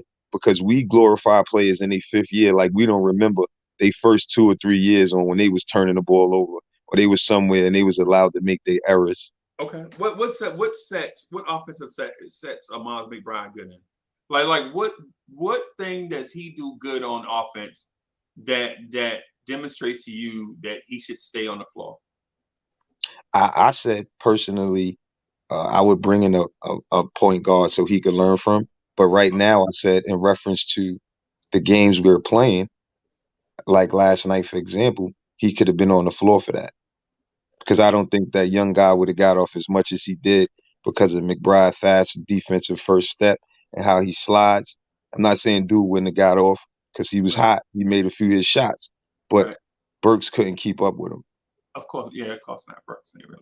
And that's a perfect time for you to let your young player get some time, some learning minutes if we building to win with these guys eventually. And that's always what my main point is. Okay. Hey, did you break out your Lance Stevenson jersey yesterday? Yes. Did you see how Lance Stevenson dapped up RJ? He trying to get a 10-day contract with us. Did you see this? I was like, yo, that was love though, because Lance is cool. But He did that because he clapped him up pretty hard. he respected, like, yo, you going, huh? Yeah, he he showed fouled him him love, pretty like, good. yo, Nah, he keep did going, clap boy. him in the head in that second quarter. Yeah, bro, that was funny to me. Yeah. So what I would say with Miles McBride is just easy, man. Easy. Miles McBride is a 2nd-round pick point guard that some think is not even a true point guard. They think he's a combo guard. Nah, Right? Freeze, they ain't know him from college, Freeze. He didn't shoot the ball. He didn't shoot good in college. Like, he was on defender. Who didn't? No. McBride don't have a jump shot. Like, he just been McBride working shot on it. well in college, bro. McBride was in his McBride second shot- season. In his second season. He It was a improved. progression, yeah. He But he improved, still but shot he well didn't last shoot. year. Yeah. No doubt. What I'm getting at is some people think McBride is a combo guard at 6'1", right? And in my opinion, I'm like, just easy, man. Just let him get, reps during the season. Don't force them out because y'all need for me to play that role of rookie point guards again. Don't go to the cemetery, please. Now y'all want me to dig up come on, man. Y'all want me to dig up the Sam. You want me to Gandalf the Great. Oh, I can't help it. Here we go.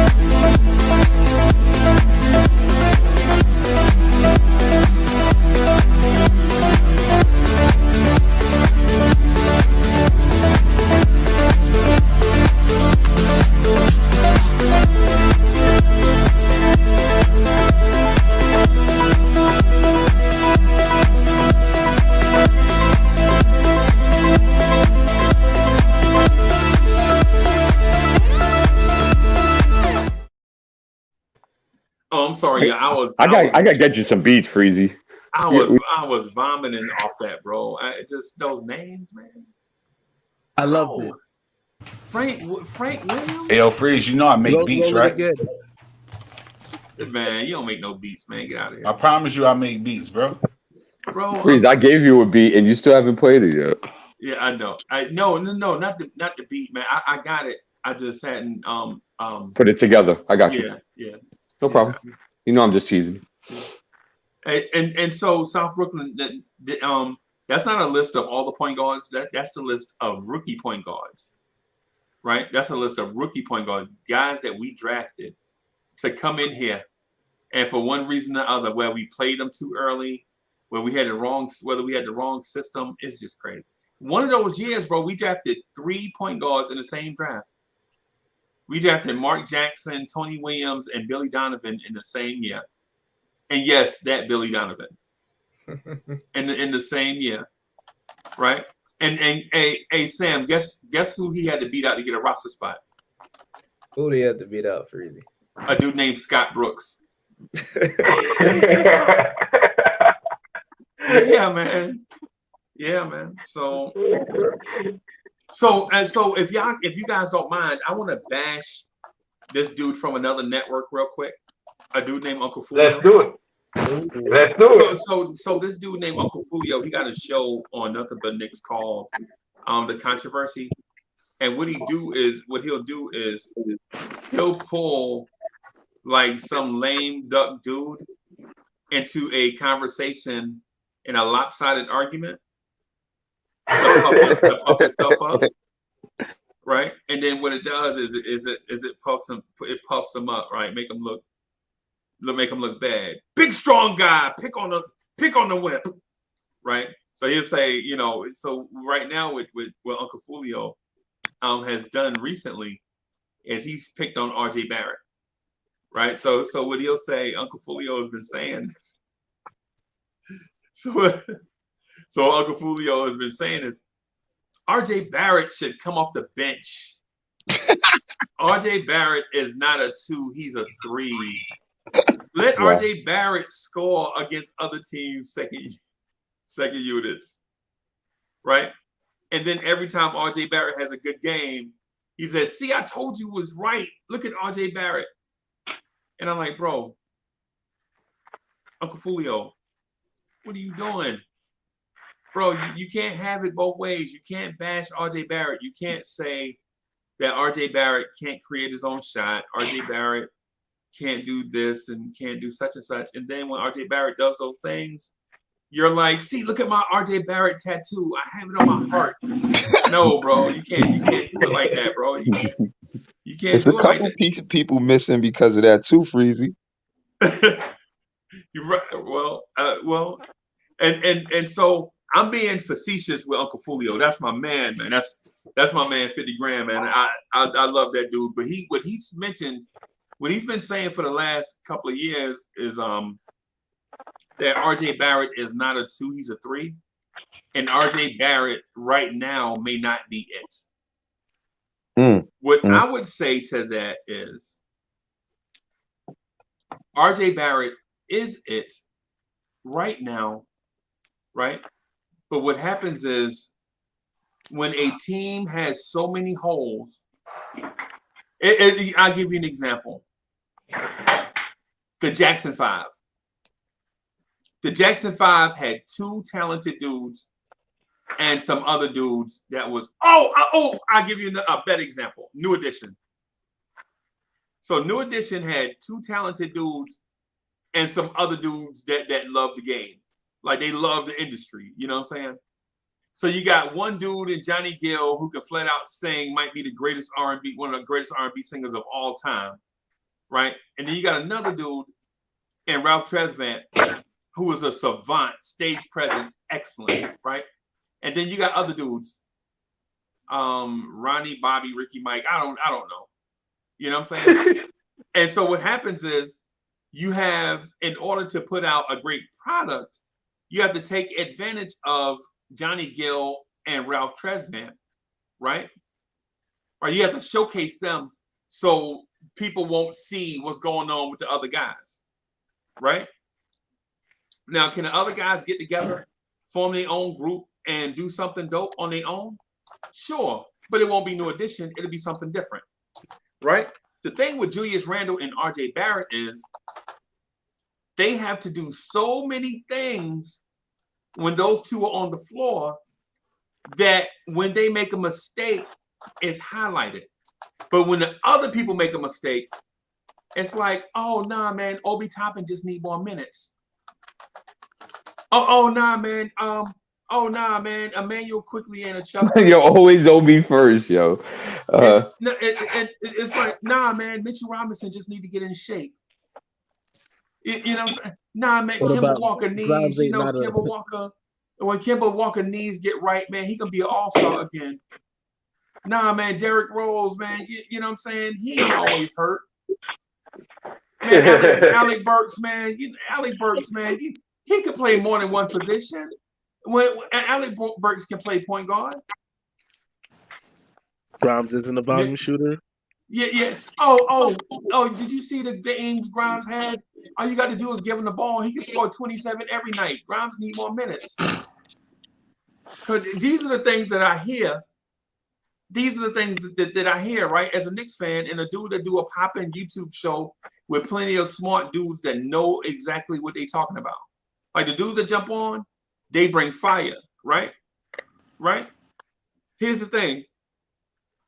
We critique RJ Barrett and Julius Randle so hard that it's not even fair to the process of critiquing because we put all of our ire on Randle. Oh, Randle turned the ball over 4 times last night.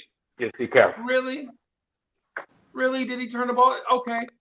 All right. What was he trying to do? Was he trying to do something to cover up for the fact that both of his point guards, 2 of his point guards are always hurt, and 2 of his point guards are combo guards, and the other one is really a shooting guard masquerading as a point guard at night, right? Your centers can't score at all. Your centers can't create their own shots, and when they go to the bench, the dudes that come in for them are going to lose the lead.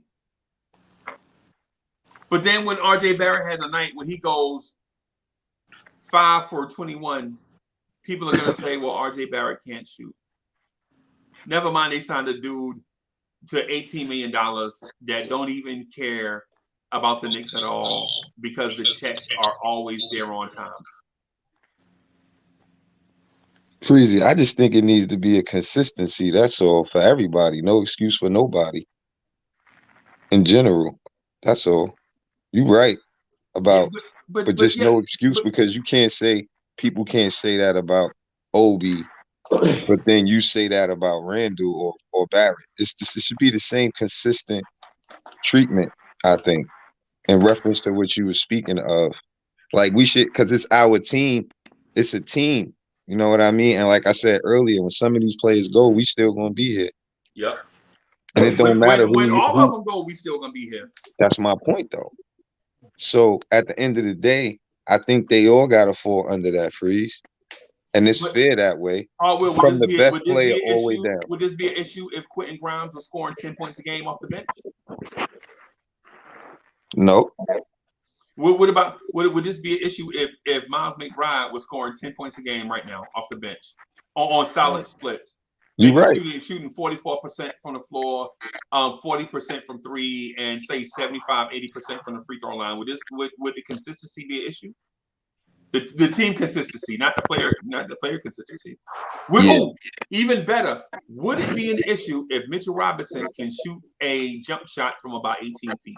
See, I was gonna say that's a better one because the guys you mentioned are rookies and young, and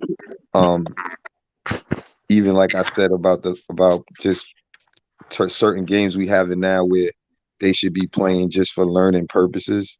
Granted, they got to earn their minutes, and that's the point that you're making. But Mitch is a better example. But we never really expected Mitch to give us a jump shot. I think what the main thing he bring us is when he's in the paint, he protect the paint. Dudes change their mind when they see Mitch. And sometimes I'd rather have that than have. I mean, I would love to have both, but I would rather have that than a guy who couldn't bring that and only could hit a jump shot if we have other people that could score on the team. I think that's why Mitch is valuable. But you got good points in what you're saying. I agree. Anybody that should be playing should be earning their minutes. Right.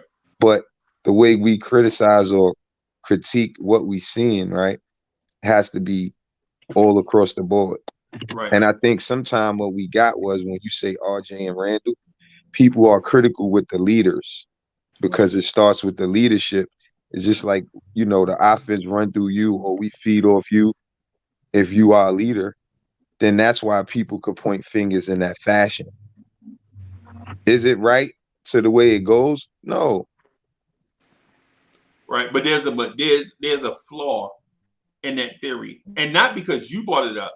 I'm talking about the theory, not because you brought it up. Because you're right. You're right.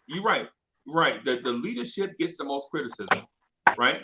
But the leadership is a reflection of the people that put the leader in place, right? Facts. Right. So how we should look at it is we start at the bottom. Start at the bottom and make things better at the bottom of the foundation, the core. Just like your community. You don't make your community better by walking out your house and then doing things in the community first. You start making the community better by first making yourself better, then your house and your home better, then your neighbor better, then your community better. That's how it starts, because the change starts with the man in the mirror. You know what I'm saying? You can't change stuff outside there when you not change yourself first. That's why I'm saying, if we're gonna be critical, how about we be critical of Quentin Grimes' shot selection? Right? How about we say, Grimes, if your shot selection was better, you might get more minutes. How about we say, Obi, how are you an energy player and you don't grab rebounds? Yeah, that's terrible. That don't even make sense. How you an energy player and you don't grab rebounds, bro? When I say it, man, people swear up and down that I hate Obi. But I was the first. I came on when I first started doing this. Now, when I first came on, hater. I was like, when I first came on, I was like, yo, hit the hate button. One day we gonna walk in Madison Square Garden and the number one is gonna be retired. Jay Boogie, remember when I said that? Yeah, this was fall of 19 when Obi was drafted. When Obi was drafted, I was like, one day all of us gonna walk in the garden and we're gonna look up at the number one and it's gonna be hanging from the ceiling. And people was laughing at me. Like, you crazy, this dude ain't gonna be that good. You mean like Pat Ewing hanging? Yep, like Pat Ewing hanging from the Raptors, man. I think that dude is that good. But slowly, the dude had been letting me down to the point where he don't let me, I'm already down. He can't let me down no more. He done put me down. Right? Because you play 9 minutes, bro, you get 2 offensive rebounds, that's it. Really? You don't got no defensive rebounds, man? And you think Tibbs gonna play an energy guy that don't use energy for nothing? It don't make sense. And Quickly, the thing should go for Quickly too. Quickly don't deserve minutes either. Quickly is a shooter that can't score. So all he really doing is wasting bullets. It's not even just the Obi thing. It's a Quickly thing. It's a Grimes thing. It's an Obi thing. It's a McBride thing. At some point, man, these dudes have got to start earning their keep. We can't just say they. We can't just. You had to name them twice. I get you. Yeah, we can't just say that Obi is good just because he's ours. And because if he was having the same production for New Orleans, y'all be saying he trash. But they're not using him right though. No, they're not. That's the thing. They're not using Quickly right. They got Quickly out position trying to make him a point guard. That's the coach. It's not a point guard. He a shooting guard. He looked for his shot first before he passed. They're using him wrong. That's why Tibbs got to go, man. Mr. Tibbs. Yeah. It's all fault to Tibbs. It's all fault to Tibbs in the front office, man. Okay, what they doing? So let me okay. So let me get. We don't even have a point guard. Let me get this straight. I want to be on your side, right? So I just want to think about something, right? So before Tom Thibodeau, the coach was Mike Miller. Oh boy. Before Mike Miller, Gandalf the Great. The coach was. I just love going to the cemetery. The coach was David Fisdale, and I know y'all love Fisdale. Y'all probably still want Fisdale right now. Oh my God! But before David Fisdale, the coach was Kurt Rambis. Before Kurt Rambis, the coach was Jeff Hornacek. Oh my God! Jeff Hornacek, the coach was Big Ron. Eric Fisher. Right. So y'all say Tom Thibodeau is comparable to all these dudes that got fired, except Tibbs won Coach of the Year and got his team to the playoffs. No, Ron. Uncle Freezy, check this out. I had 2 Chicago Bulls fans coming up to me because they saw me wearing a New York Knicks hat. And they were like, oh, yeah, I got Tibbs. Well, good luck with that. Yeah. Yo, Come on, CWC, man. that's funny. That is true. I've had at least 7 Chicago fans come at me and tell me, y'all in for a big headache with Tom. And of course, I agree with them 100%. Okay. Okay. So, okay. All right. Hey, So hey, I'm gonna Freezy. I gotta pretend that I'm a Bulls fan. Let me pretend I'm a Bulls fan real quick. So after Tom Thibodeau, y'all had Tim, whatever his name is. And then y'all had Fred Hoiberg. Fred Hoiberg. Fred Hoiberg. So you had Tim Floyd. Y'all fired Thibodeau, coach of the year, brought in Tim Floyd, who ain't won nothing, ran y'all franchise in the ground, and to correct it, y'all brought in the mayor, Fred Hoiberg, right? And then y'all had some weird Jim Paxson, Gar Foreman. They had really bad management for a lot of years, though, bro. It was terrible, bro. So how's that different from the Knicks? Look where the Chicago Bulls at right now, and look who the head coach. The difference between them and us is they figured it out, and it's showing right now. Exactly. That's right. Man. Right. So, but that's the point. The point that I'm getting at is this. You can't say you can't say that just one coach, like a coach that is a proven winner, is a bad coach just because you don't get the result that you think you deserve. CWC, you don't deserve nothing. Yes, I do. Right? Yes, No, I you do. don't. No, you don't. I deserve a lot. No, you I've been a don't. fan. CWC deserves a raise. Right. I've been through all of that in the '90s when they were playing Miami Heat. All of that, Houston Rockets. I've been through all of that, man. Right. I'm fed up, man. But that's my point. We don't even have a point guard. My point is Tibbs has been here for one full season. And in that one full season, he took your team to the playoffs. But all the years before that, your team was trash. You was rolling out lineup with Courtney Lee and Aaron Aflalo. Right? And Courtney Lee and Quincy Acey. Y'all was chanting MVP for Derek Williams. Derek Williams dunked on a dude, finished the game with 5 points, and he had the free throw line, and we chanted MVP. Freezy, you're forgetting about the MVP during that time, Lewis Amundsen. Oh, I forgot the dude that kept losing his headband during the game. Bro, why you got a ponytail? Put a headband on, Lou Hamilton. Yeah. I mean, come on, bro. You keep losing your rubber band during the game. You looking for on the ground for a rubber band dudes dunking. Lou Anderson, get out. What about him and Kevin Seraphin? Is that what y'all want to go back to? Oh, bug guy right there. Bring back Lou Amundsen. Bring back Michael Beasley.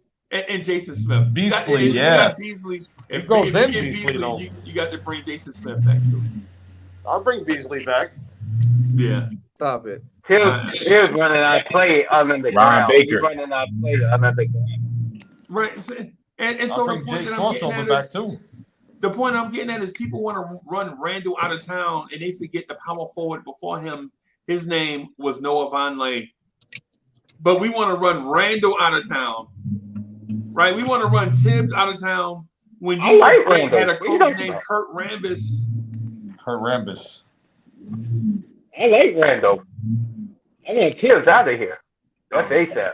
Get rid of Randle and bring back Mook Look, Morris. Freezy likes Noah Vonleh. Tibbs playing these vets, right? And they are already hurt. And you're not playing the young guys or the rookies. My only look question at Derrick Rose. Look at Derrick Rose. Look at Noel. Where they at? Tell me that. Where they at? PWC, if you let go of Tibbs, who do you go replace him with right now, though? Kenny Anderson. Kenny He's Anderson. on the coaching staff. He's an assistant for the Warriors. Anything can happen. He ain't leaving that job. Yeah, why would he leave there? No way. Why not? He could be He's a head getting coach a free for the ring. He about to win 2 chips, bro. Right, Come on, he ain't leaving. Hey, yo, Freezy. Hold on. They ain't win no ring yet. Okay. They ain't win nothing yet. Okay.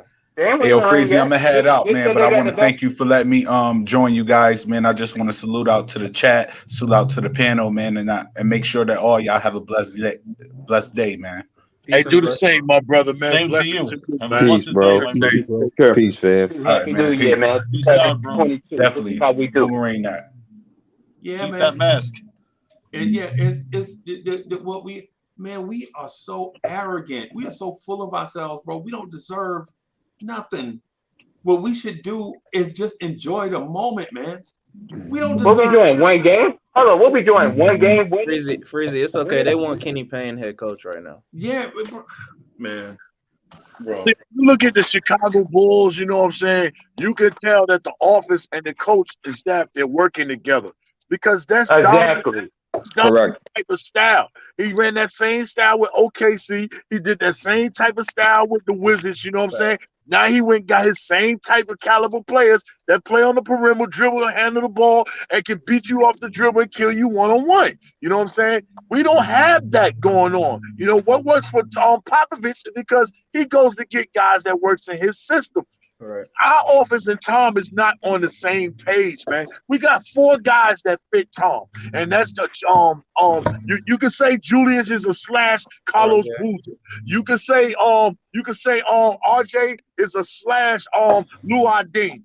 You can say Mitch is a slash Joe Kim Noah, and you can say Quickly is a slash what's his name Heinrich. You know what I'm saying? But outside of that, we don't have no more guys that fits his system. And that's why we're gonna continue to be not on the same page, man. Until they work together, it's not gonna work.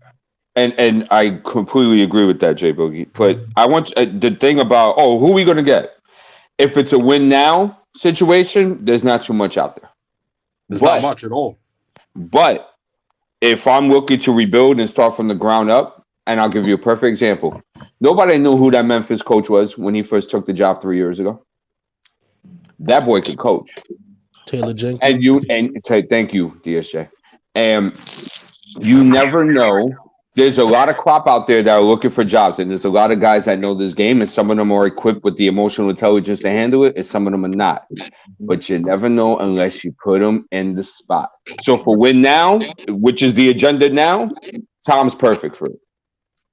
Because there's not too many coaches that like to be in those type of situations, and that's the truth. Right. And we might go make it to the play-in tournament. Yo, D, who would you prefer besides Thibodeau? But I think the problem is this: if we're looking at first off, I think the problem is also the name recognition. Tom Thibodeau comes with a name, so there's already a certain level of expectation that comes with that name already.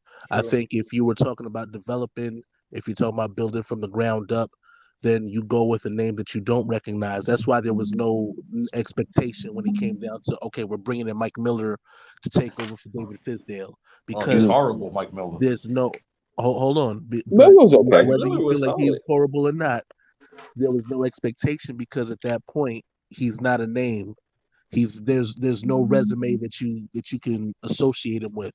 So with that kept in mind, maybe again the problem is if you're the direction of the team, if you get the coach that flows with the direction. So if you're in rebuild mode, then get a developmental coach that you're not going to associate with somebody else's success. So you can sit here and say, okay, Tom Thibodeau is associated with the Knicks coaching staff in the 90s with Jeff Van Gundy, or he's with Boston's championship ring with Doc Rivers. You know what I'm saying? You have all these other elements that you can associate with Tom Thibodeau. But Mike Miller was perfect for the aspect of development. Nah, bro. DSJ, come on, man, don't do that. You know what he did to Knox, so I can't even say that. No, I'm just saying. I mean, that was done to Knox before Miller, though. No, but I'm just saying. But the thing I'm getting at is all the decisions before Tibbs were wrong. When you fired Fizdale, the timing was wrong, right? When you fired Tibbs, the timing was wrong. What you should have did, and I know this is gonna sound stupid, but the dude was an idiot, right? He was a clumsy clap. Whatever. Let him finish the season. Oh, you talking about Fizdale? Fizdale, yeah. Let him finish the season. I agree. Let him finish the season. And that put Miller in a really tight spot because you didn't really get to see what he could really do because he was worried about, well, let me show that I can at least run an NBA team. Right. And so you let Fizdale finish, right? So you let Fizdale finish the season, then you may wind up with Anthony Edwards. right? It might happen. You might not have wanted to see all that losing, but today you might legit be looking at a RJ Barrett, LaMelo Ball backcourt, right? If you let Fizdale finish the season, right?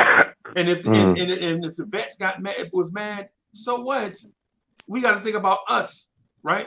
And then the other thing about that too, if Fizdale absolutely, positively had to go, you had the dude that created Dame time on your staff, but you picked the dude that developed Trey Burke instead.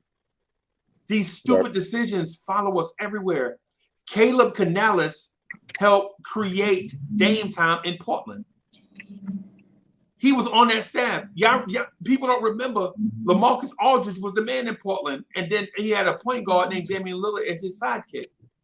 Right. When Aldridge left and made the playoffs that year. Right, exactly. What happened is New Orleans and Drew Holiday exposed Damian Lillard for who he was, a non-defense playing point guard that wanted to slash to the rim, right?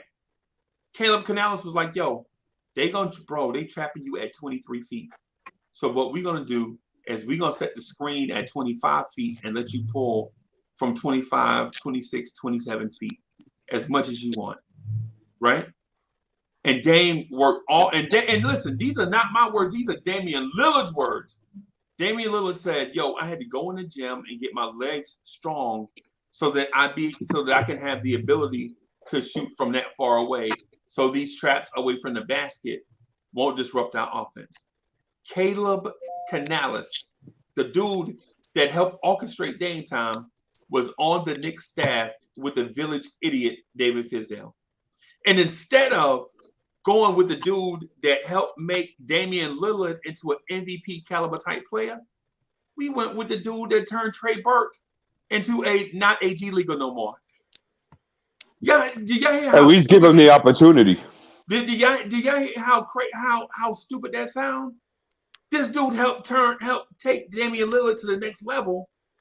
You mad? Yeah, I mean because Caleb Canales. The knock on Caleb Canales is he is probably the nicest human being walking on planet Earth, and people think you can't take that type of personality and coach an NBA team, right? People legit said Caleb Canales might be the nicest human being walking the planet Earth. 7 billion people, right? And people think he can't translate that into coaching an NBA team. But you chose Mike Miller, whose claim to fame was, he developed Trey Burke, right? So now where is Mike Miller, right? Even better. Who would you rather have right now, Trey Burke or Damian Lillard? Game time, baby. You know that. That's what I'm saying. Is that really a choice? It seems like most of the moves, Freezy, are based on what they could bring for us. Like when Fizdale came, we could get LeBron. You know what I'm saying? It's never really Tibbs, I don't know. I think that one too looks more like because he got relationships with Leon Rose. And, you know what I'm saying? I know, people look out for each other in them places, but we just need somebody that can help build our culture. Right. If you ask me, because if the main point is Tibbs is want to win now. He's a win now coach. And we all said it. Put him on a team who's contending, and he can probably win with that because a lot of the stuff you got to know or have experience with Tibbs, the way he runs a team, or a player who could go off the dribble. Right. So I just feel like we need somebody who could build a culture. And I'm not really saying just give Tibbs a chance with some better pieces, maybe. Give him another chance with some better pieces before you just fire him. But after that, then it's going to show, if we can't rebuild right with a coach plays a big part in the rebuild or the development process, because then you're not using them. In reference to yesterday is a great example. So, Freezy, what you're saying in so many words is be grateful for Tom Thibodeau. No, what I'm saying. Yeah. Well, not be. I'm not gonna say be grateful. I would just. You brought up all the scenarios about all these guys that we passed up on and the tumultuous coaching stints that these guys have, and now we have a guy here that he could have won a championship earlier with the Bulls. Every team he's gone to, they've won to a certain degree, and that last year was the coach of the year, and that's Right. what I take from it. Right. What I'm saying is you've been through the storm so much. Stop worrying about getting the wind at your back so that you can go somewhere faster. Just appreciate being in calm water for a little while. And then that's 3 scenarios. There's a storm, calm in the water, and the wind at your back so that you can move faster. Right now, we are in a moment where the water is calm. How about we just appreciate that? Ain't no more storm. Sure, we ain't going nowhere fast as we want to go, but the storm is over. You know what I'm saying? Ain't no Kurt Rambis stabbing the head coach in the back in the media no more. I'm not convinced that the storm is over. That's what I was gonna say. You sure? Because we are just 1 game below 500. Well, look at it like this. There's a break in the clouds. Right. Look at it like this. Before the sun goes down. Right. So look at it like this. For this is the first time since this era right here is the first era in a long time that your rookies are playing for a playoff team. Right? And that might not sound all that impressive, but the last set of rookies to do it before Obi Toppin and Emmanuel Quickley were Amon Shumpert and Josh Harrelson. Now think about all those rookies you drafted in between there till you get to Obi Toppin. Think about this. From the time Josh Harrelson's name was called, the Knicks missed the playoffs every year until Obi Toppin's name was called. Think about that for a minute. Now, I know y'all like, so what? Bro, that means 8 seasons straight or more. 8 seasons straight or more that every rookie you brought in was brought into a losing, toxic culture. Tibbs turned this around, took this group of players to the playoffs, right? One dude that was a journeyman found his niche in New York, the roughest place to find your niche, and he would mess around and became an all-star, second All-NBA most improved player.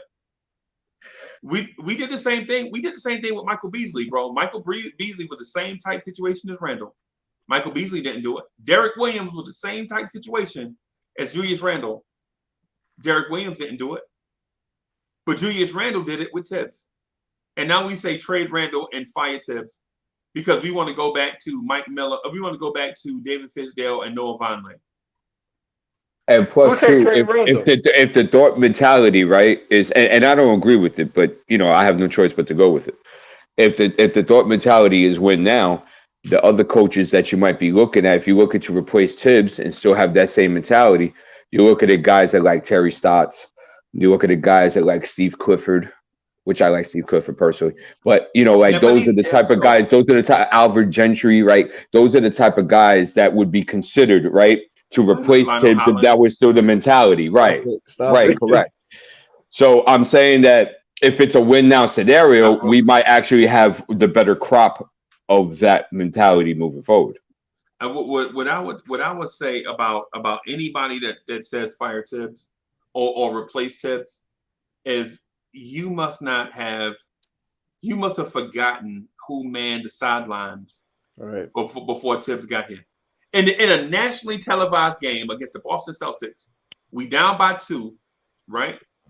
And ABC goes to Tibbs because Tibbs looks good on camera. Remember, he had the funky glasses and smoking hot wife and used car salesman jogging and all of that.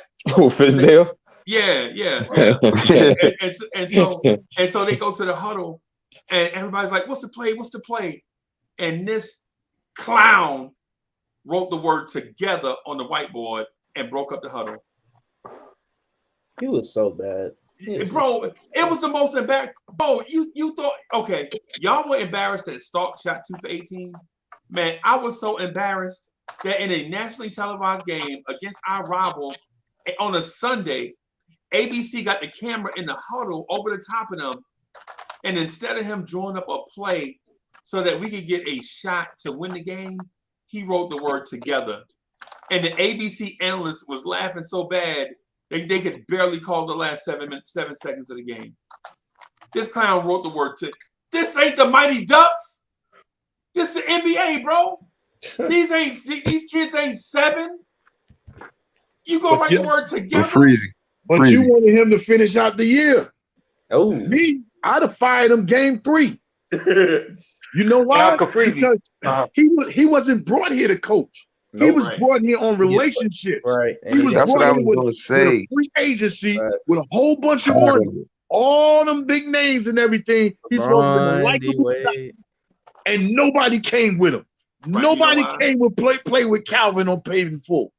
No. You know why? They was never coming. Yo, Freezy, you know, a good point is, you know, that's what I was trying to say as well. It looks like a bunch of connections, and someone mentioned earlier how a bunch of coaches who we don't know took their team to either playoffs or championships. Look at Nick Nurse. Look at these coaches that have we don't know, but they come in and they do a good job because the NBA is changing with these young guys. And that's my point against not saying fire Tibbs, but in a different direction than Tibbs, because it looked like he's in an old coaching style, even though like D said, they in a win now situation. But I think that's the difference between the office and Tibbs, and they just giving that to Tibbs because they owe him that, at least out of respect too, because they signed him for a certain amount of years.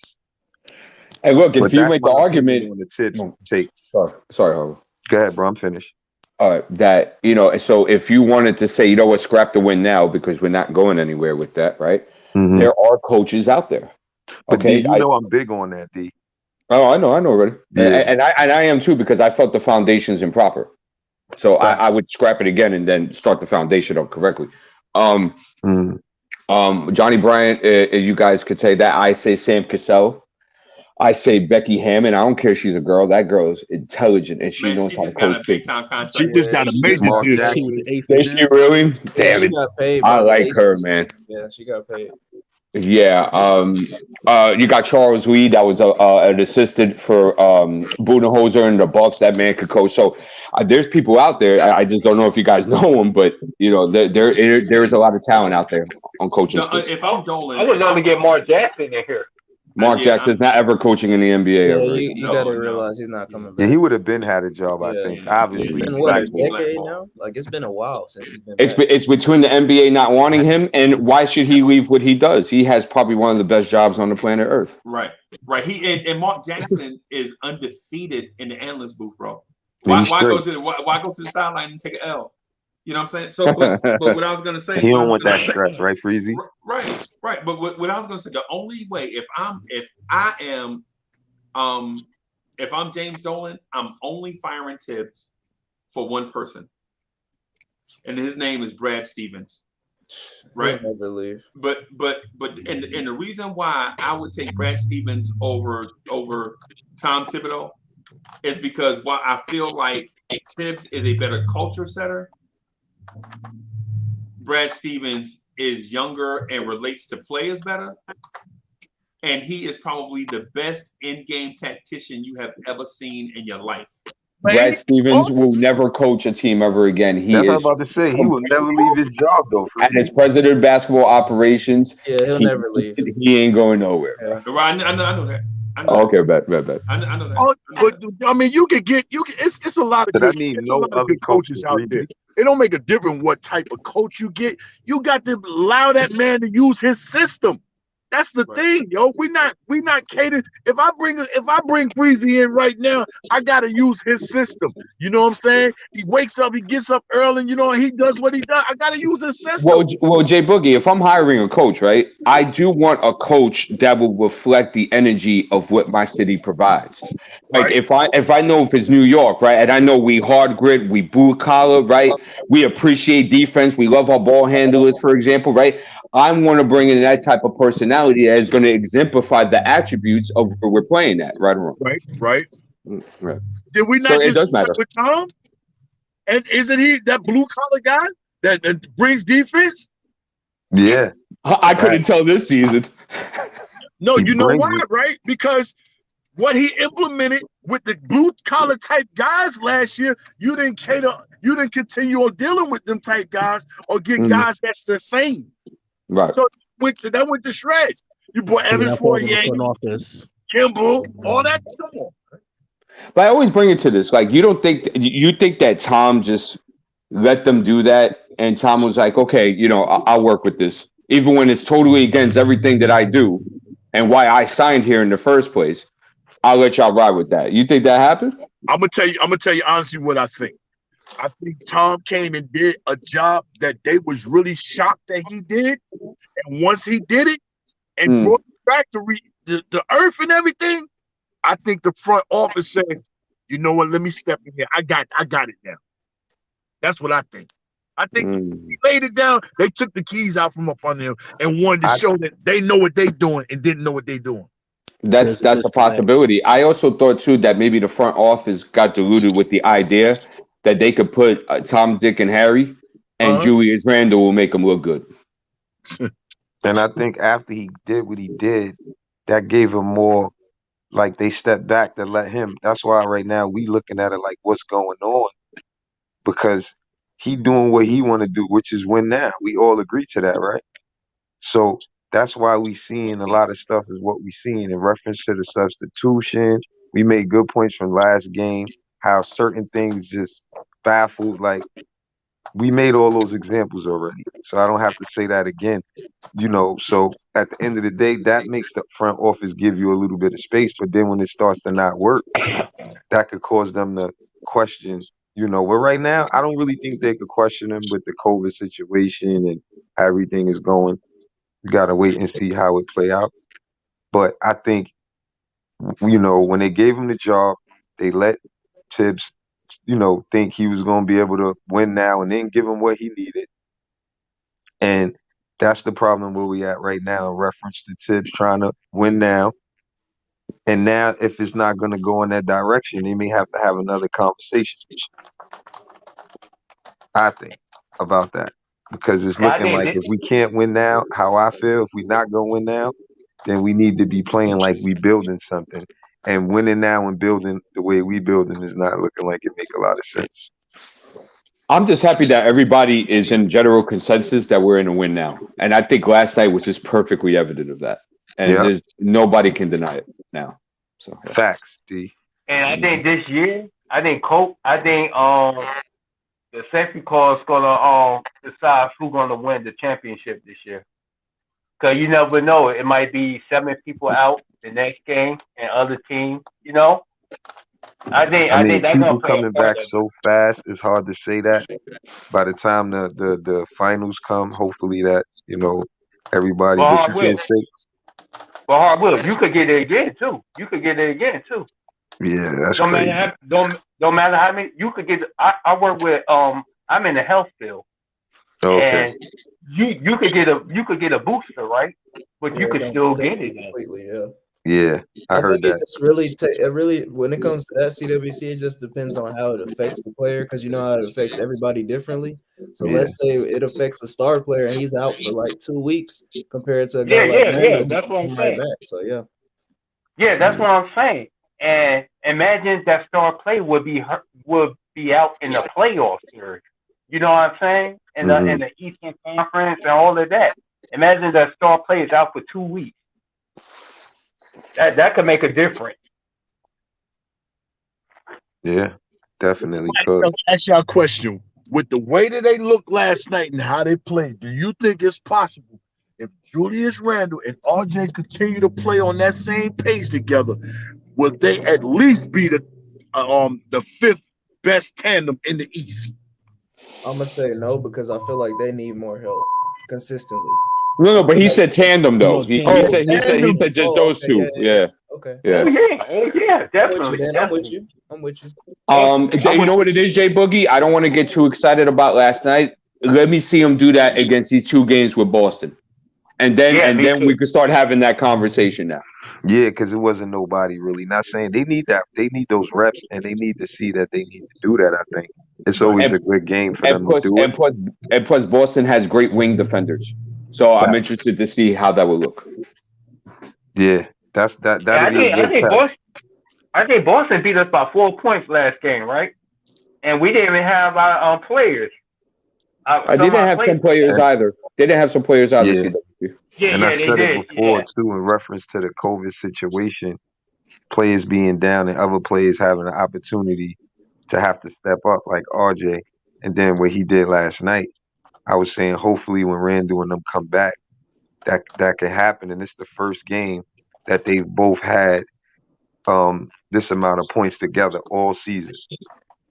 So even though it was against a mediocre team, that doesn't mean that scoring, ain't scoring.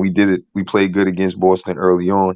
So I think now that RJ, if he can stay this aggressive and help Julius, we can start to win more games though. Because then that puts us more in position, it's not stagnated. Because you gotta admit that Julius Randle get his buckets easily. Right? Cool. Now that RJ can see that they need him to be that aggressive in order to win, hopefully, then and them doing that together is what we need to win. That'll put everybody else in position to do the little other things that we need to get us to win. Because that's in tandem, like what Jay Boogie was saying. At the same time, right? Good shooting from one player and two players, it keeps bringing good chemistry throughout the whole squad. You know what I mean? Even Mitch had a good game. He was getting offensive rebounds like crazy and things like that. That just showed the good vibes that, good offense brings, especially with RJ doing it. I think it helped a lot. And Julius too. So let's just hope they could do it against a better team. And RJ knowing that he got to stay aggressive like this and that they need him to do that. I think that's the key point I was trying to make. Well, we can look for Evan to tear them up. Evan been killing Boston, so I'm looking for Evan to give me those 2 days. You've been Maybe doing. We need him to stay out the way though, Boogie. Because if he only gonna do it against Boston, I just need him against Boston. I say Evan Fournier, if you in the game, just be ready to make your shots, bro. Be shot ready. Yeah, that's it. Because the way that those guys was attacking yesterday, we need those guys to know that. We need them to do that. Yeah.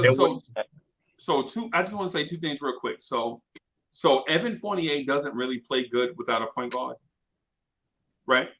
And RJ Barrett looks like he is turning the corner because this season there was also a 5-game stretch where RJ averaged like 20 points. Y'all remember that stretch? Yeah. Yeah, I think my man is about to turn the corner. I think who's going to turn the corner? RJ Barrett. Okay. And the reason being is not because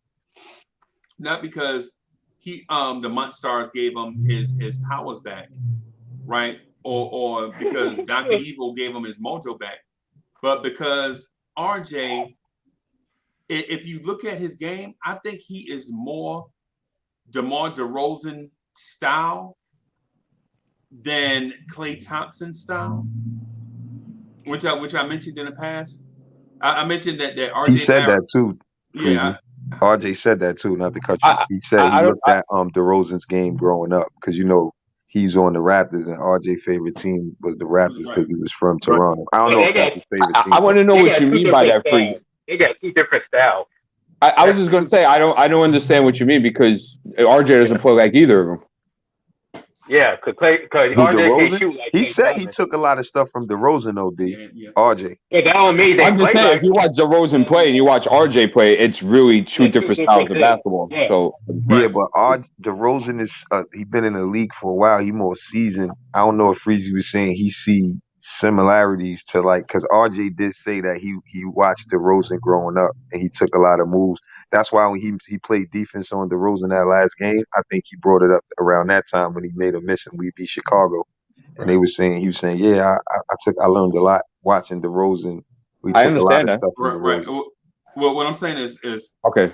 Two dudes don't have to get all the way to the basket. They can pull up and knock down 10-footers. You know what I'm saying? Or they can get their man going one way and then go the other way, but pull up and take a 14-footer. You think RJ could do that? Yes. No. He has not shown me that consistently. Yeah. But that's the reason why. That's the reason why I'm saying he could be going down that path. I think if he turns the corner, that's who he is. And so Hardwell, I got a point that I wanted to bring up to you and to others, but I wanted to get your take on it. I thought about this a couple of weeks ago. I had a monologue on it, but I ain't gonna do it. I'm gonna just ask a question. Do you think I'm not an RJ hater, Sherwin? These people just say anything, bro. I'm sorry, Freeze. Do y'all think the team analytics destroyed the Knicks chemistry?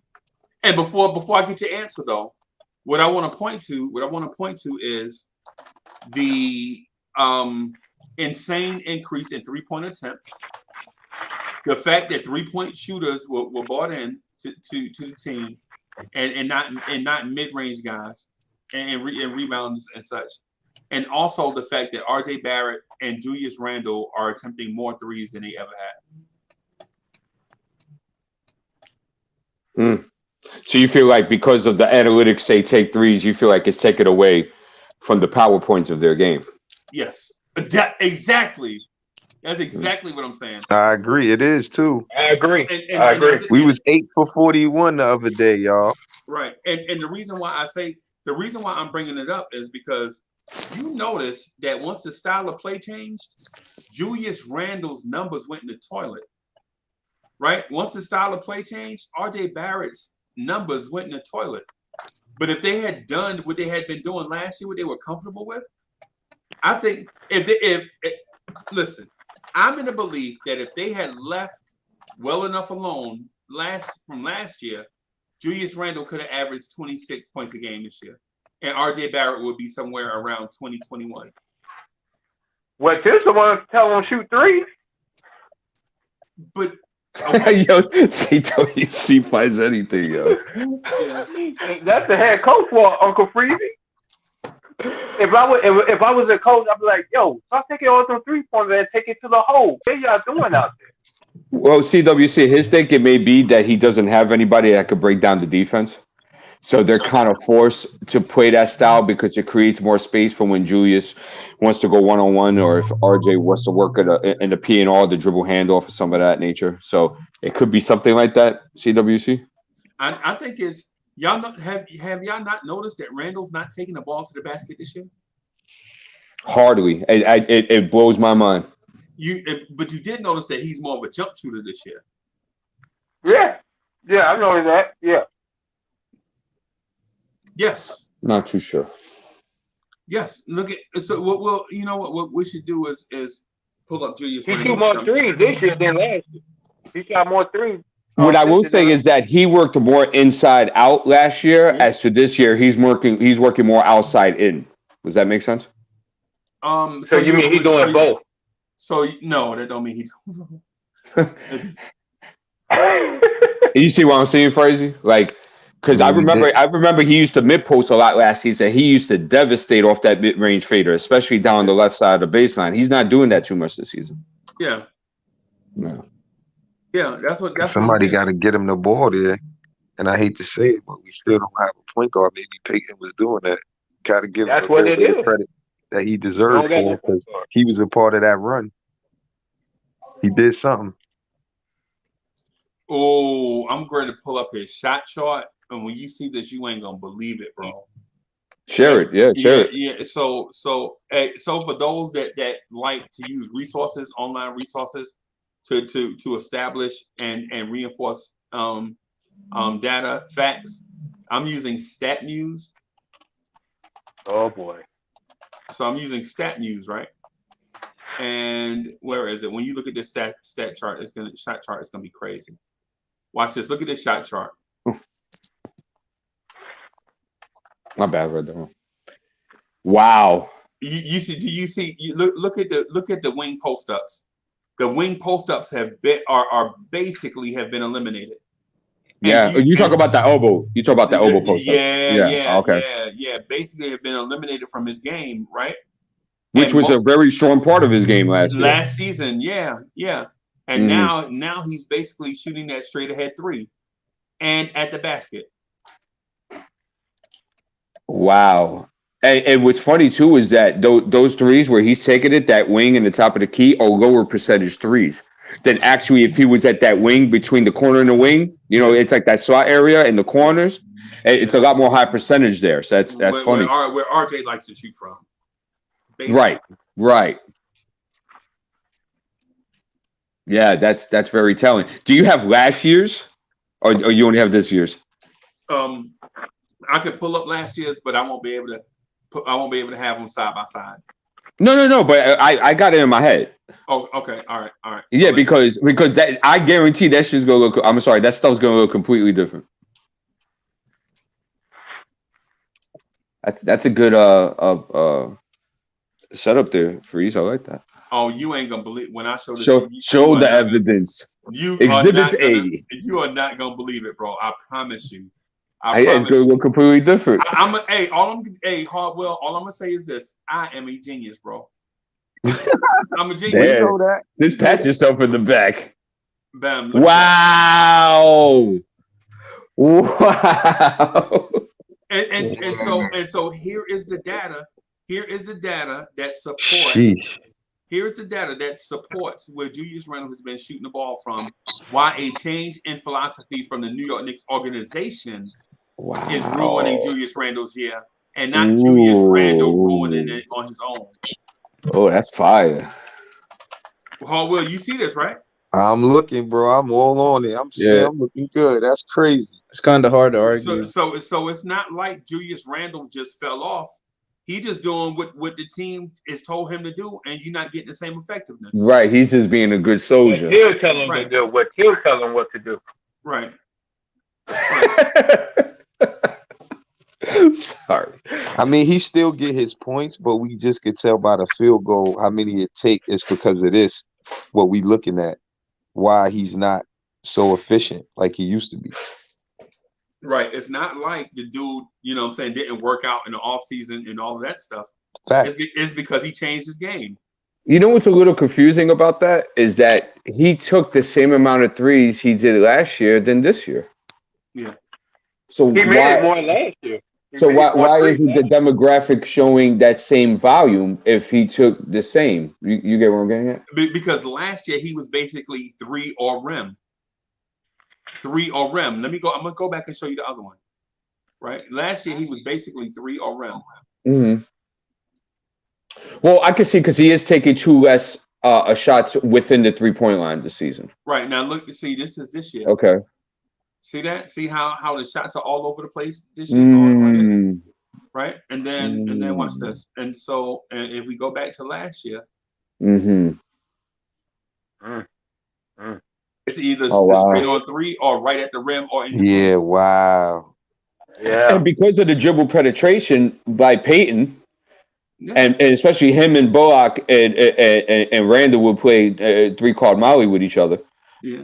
Yeah, a lot of those shots were open. As to this year, those shots are more contested.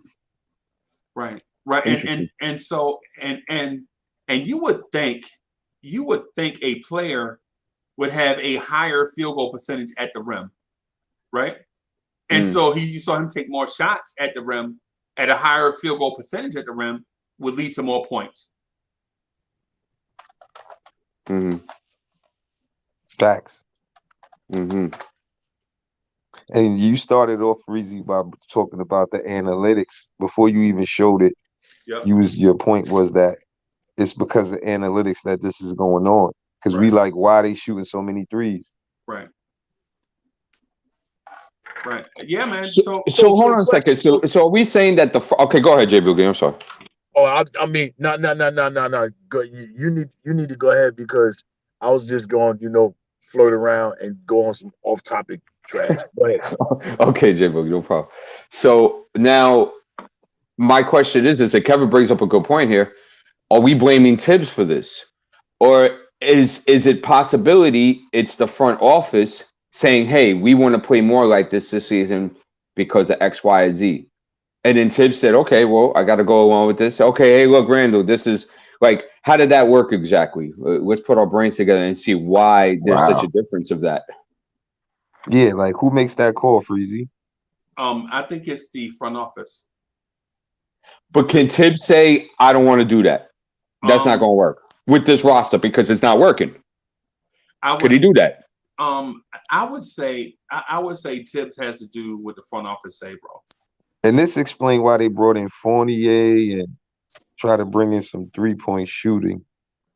Yeah. Even though we needed help, but I'm just saying, in reference to defense that we thought we should have brought in, they brought in 3-point shooting just to piggyback on y'all point. It's crazy. Yeah. Yo, next year, man. Next year we need to come up with some kind of way where we need to all get together and try to create podcast award show. I mean, just going off of what you just did, that was crazy. I ain't seen nobody even do that. Well, hey, Jay Boogie, podcast award shows, bro. We already got the Freezy Awards, baby. I get that, but I'm talking about amongst everybody. Hey, you ever saw? You ain't never seen this right here? D. You talking about it like in the office when he gives out Dundies? No, but this right here. This right here. I ain't never seen that. Yeah. This is a Freezy Award. This is a teardrop with blue and orange flame in it.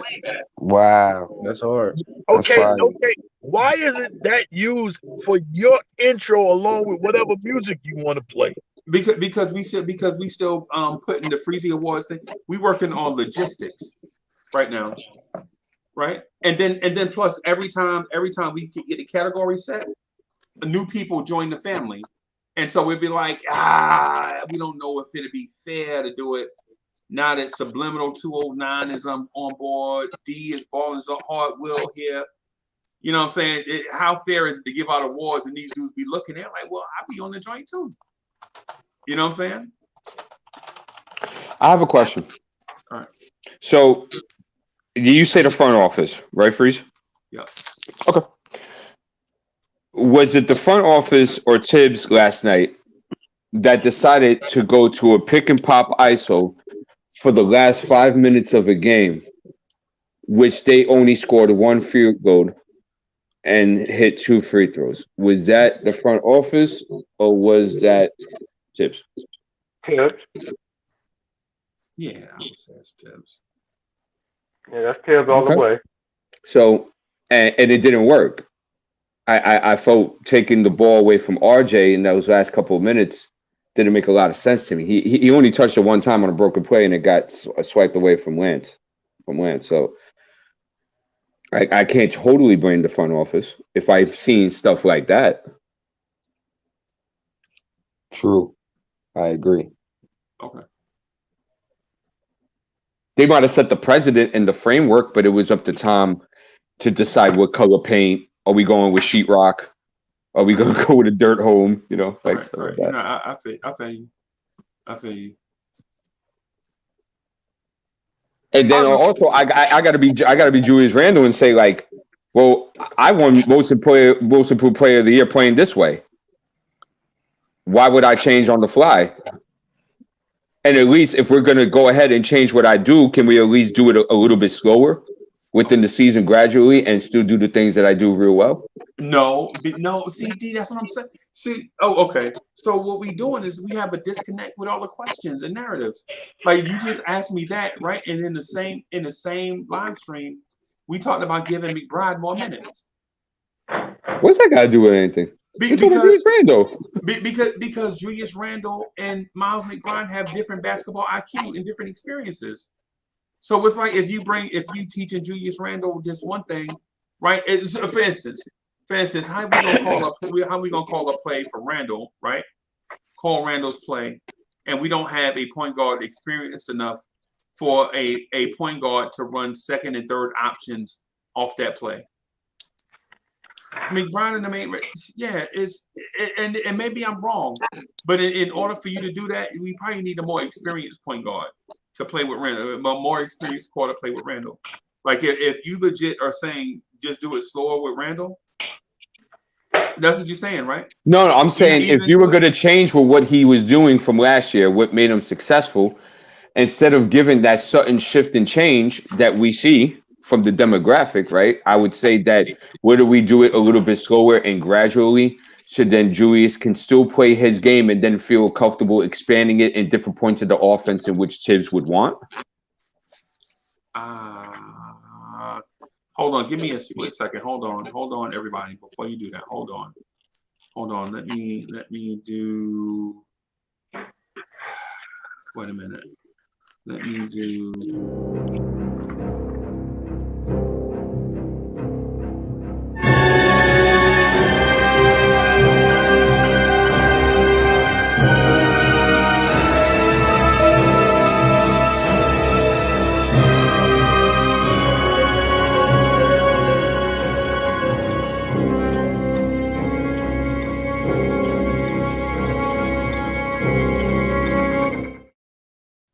So, hey, G-Man, what's good?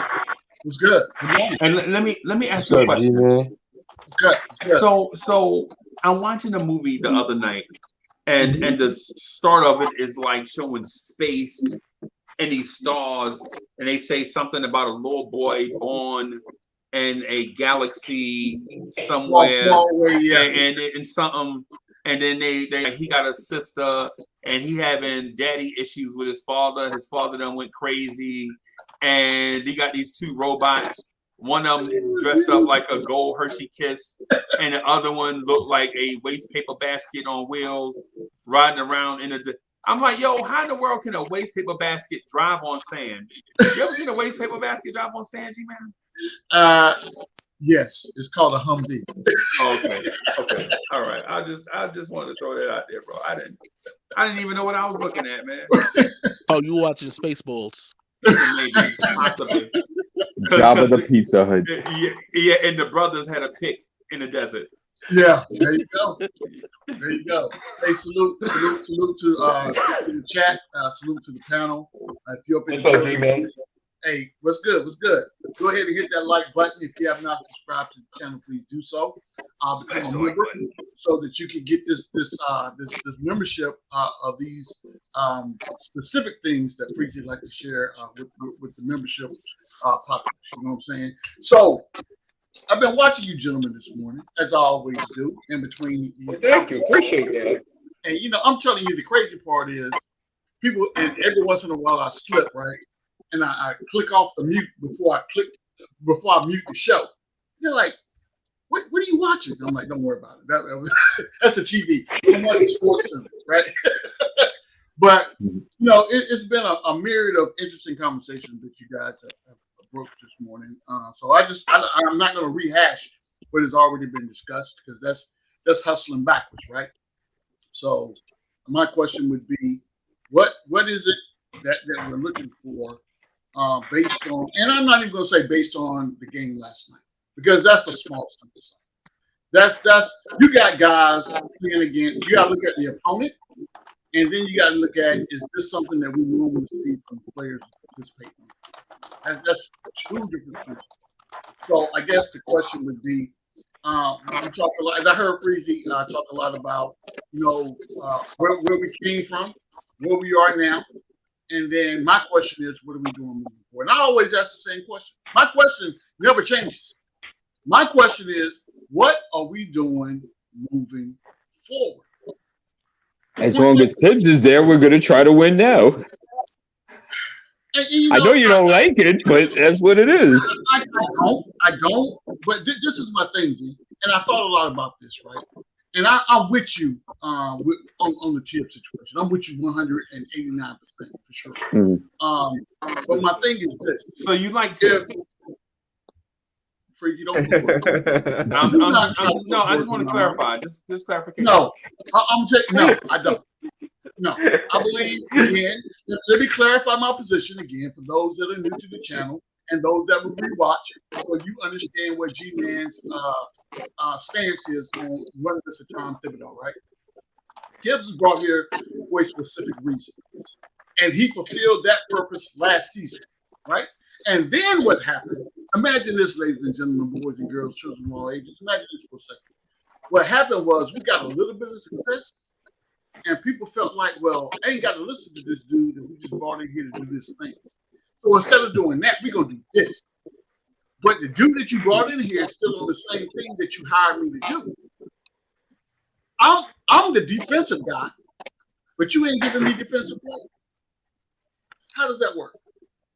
How does that make sense?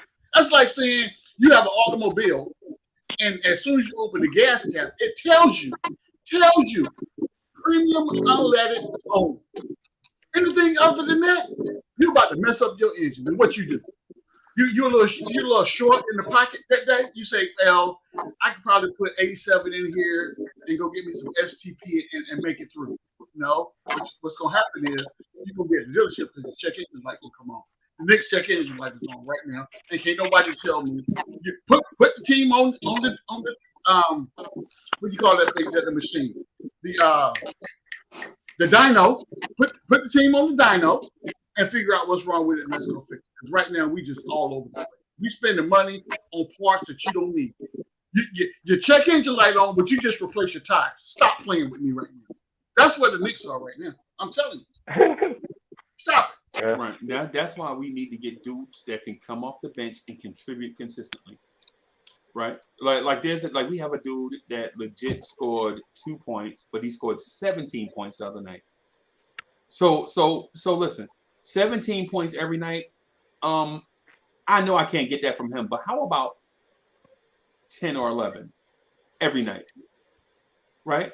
So instead of saying, hey man, he played 1,000 minutes, he played 852 million minutes, and he scored 17 points. Okay, that's good, that's groovy, and we lost, right?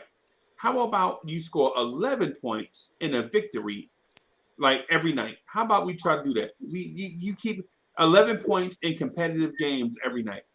Like we can depend on you to be there. Like legit, like dudes that are on Lawrence Tears. It's people on here that's mad dependable. Every time Lawrence Tears go live, they here helping grow the channel, helping give the Knicks fans the stuff that they need when they need it from people that are experts at it, right? Right? Every day. But we have dudes that on the Knicks that one day they score 17 points in 60 minutes, and then the next night they play 7 minutes and get you 2 points, right? Or a guard, or you have a guard that has never seen a shot that he doesn't like, or in this case that he doesn't take. Notice I didn't say make, right? And then you have one rookie that plays so hard, right? He plays so hard that he forgets stuff. Like he takes defense so personally that the offensive part, he like, yeah, and I got to do something on this end too, right? How about we just get consistent contributions from everybody, and the direction would be clear? You know what I'm saying? Yeah, I mean, because when you want to go somewhere and you got people in the car saying, yeah, I want to go. Never mind, I don't. Never mind. Oh, wait a minute, I left something in the house. Oh, hold on. And so you can't go in the direction you want to go because the people that's with you is always holding up the trip. If we had people that was just riders, they ride with you, they gonna be there for you, then the direction wouldn't be hard to find. That's what I'm saying. What's going on, Caprizi? We got players playing out position, and we don't have a point guard, and we have inconsistent players they're inconsistent. So if you put three of them together, that's where we at right now. That's where we got the record that we are. Yeah, we know that. I guess my question is this, and I hear this phrase thrown out a lot when we talk about inconsistencies with players and their contributions night in, night out. How does a player become consistent?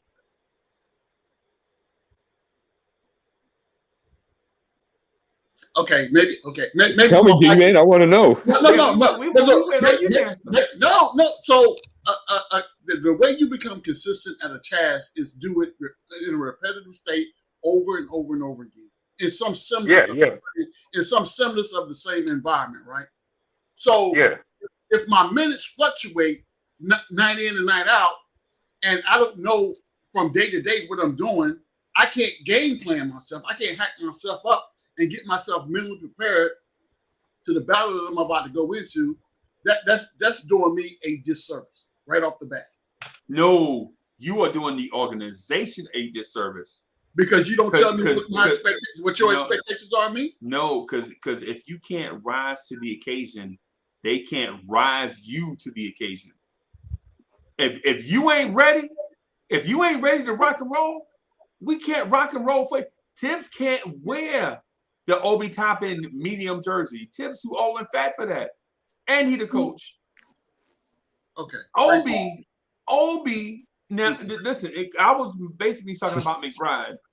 But since it's more like Obi, we'll talk about Obi. Bro, you have to bring it every night. And if the look not in your eyes, if you don't have the eye of the tiger every night, you can't play for Tibbs. Maybe you could play in Sacramento with a whole bunch of kids that just want to run and jump and dunk and shoot threes. But for Tibbs, you got to have the eye of the tiger, bro. Tibbs is a hard dude to play for.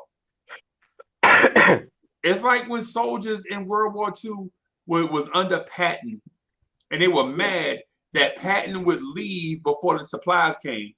He was like, the supply man got to keep up with us. We ain't keeping up with the supply man. Why do we have to wait on the supply man? The supplies have to keep up with us. We are an army. We are soldiers, right? Hey, G-Man, listen. If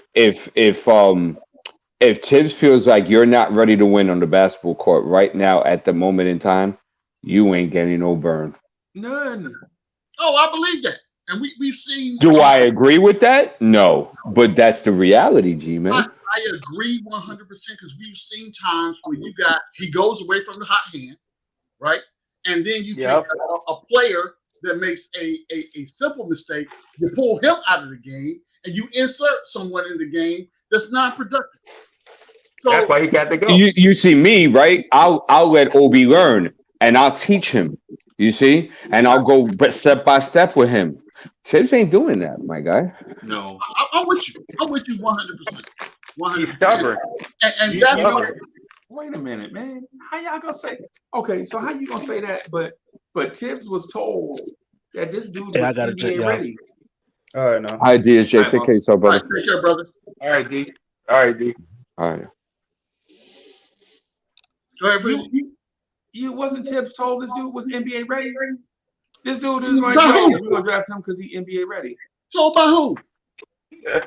Everybody. That's what they said before the draft, though, G-Man. They did. We talking about Obi, right? Yes. Yes. They said that before the draft. Okay, so the dude was 25 when he got drafted. So what does that mean? What does that have to do with the price of tea in China? Tell me, please. That means if you 10 years old in kindergarten, something wrong with the kindergarten, or something is wrong with you. Oh my God! Please. Hey, tell you the truth. I think Obi is on the wrong team. I could have told you that last year. Yeah, we could have told you that as soon as he got drafted, to be honest. But I'm telling y'all right now, okay? And you see, look, that's not true. And AD's bringing a great point here of what Danny's saying there, because what about Evan Fournier? He got he's a vet and he's getting paid $18 million. That's why. Right, but when they call Randle play, Evan Fournier done seen this play 900 times. So Evan Fournier know what to do on the play. But when you got a kid who only 3 years younger than Fournier, and he a young player, and he don't know the play, you got to put Fournier back out there. Wait, who's the kid that's only 3 years younger than Evan? You make it Obi older. Hey, Sam, Obi Toppin is older than you. I know that.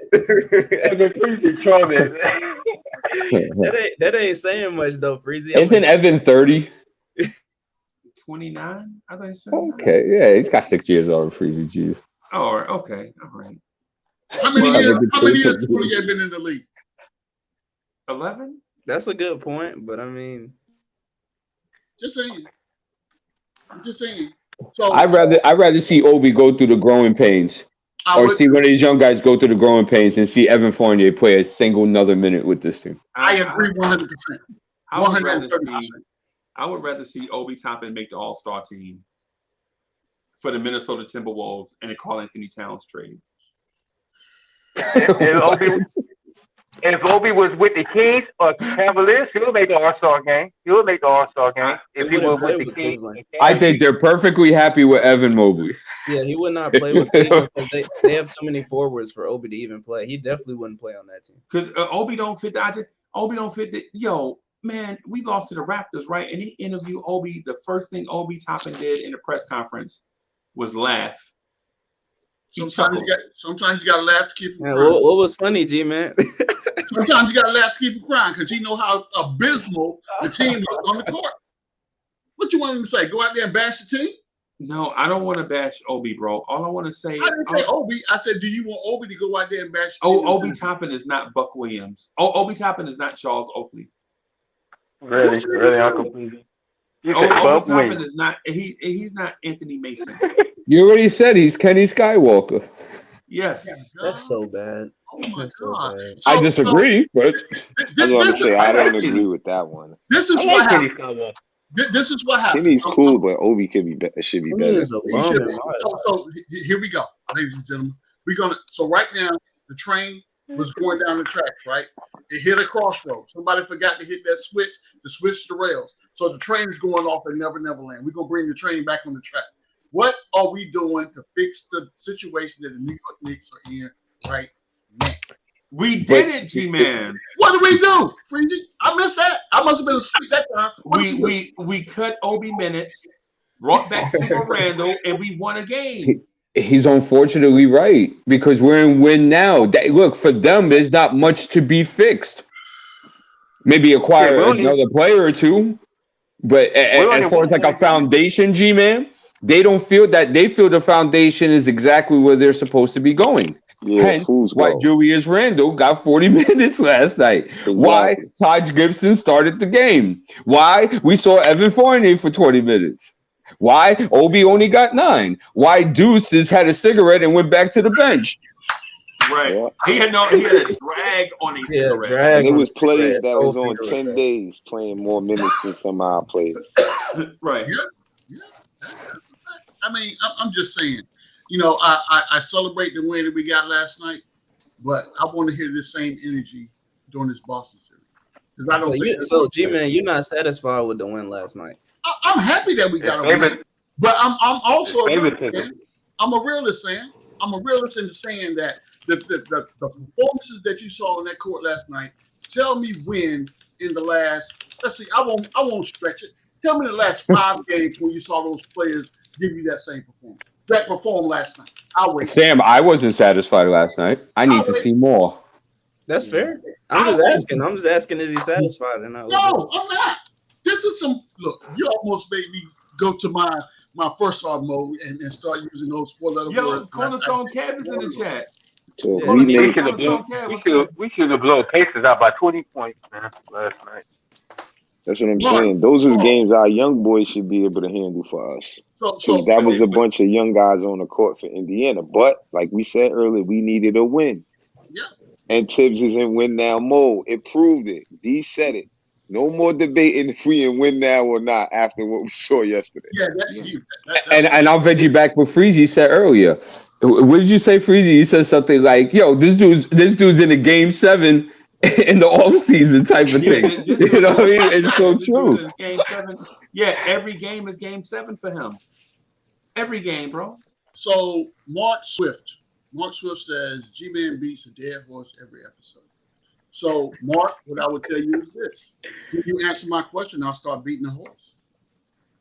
You can come on here and answer my question if you want me to shut up. Come on. The panel's I thought you was gonna hit him with the D Nice quote. No, the great American poet, in the words of the great American poet D Nice, Harlem's own.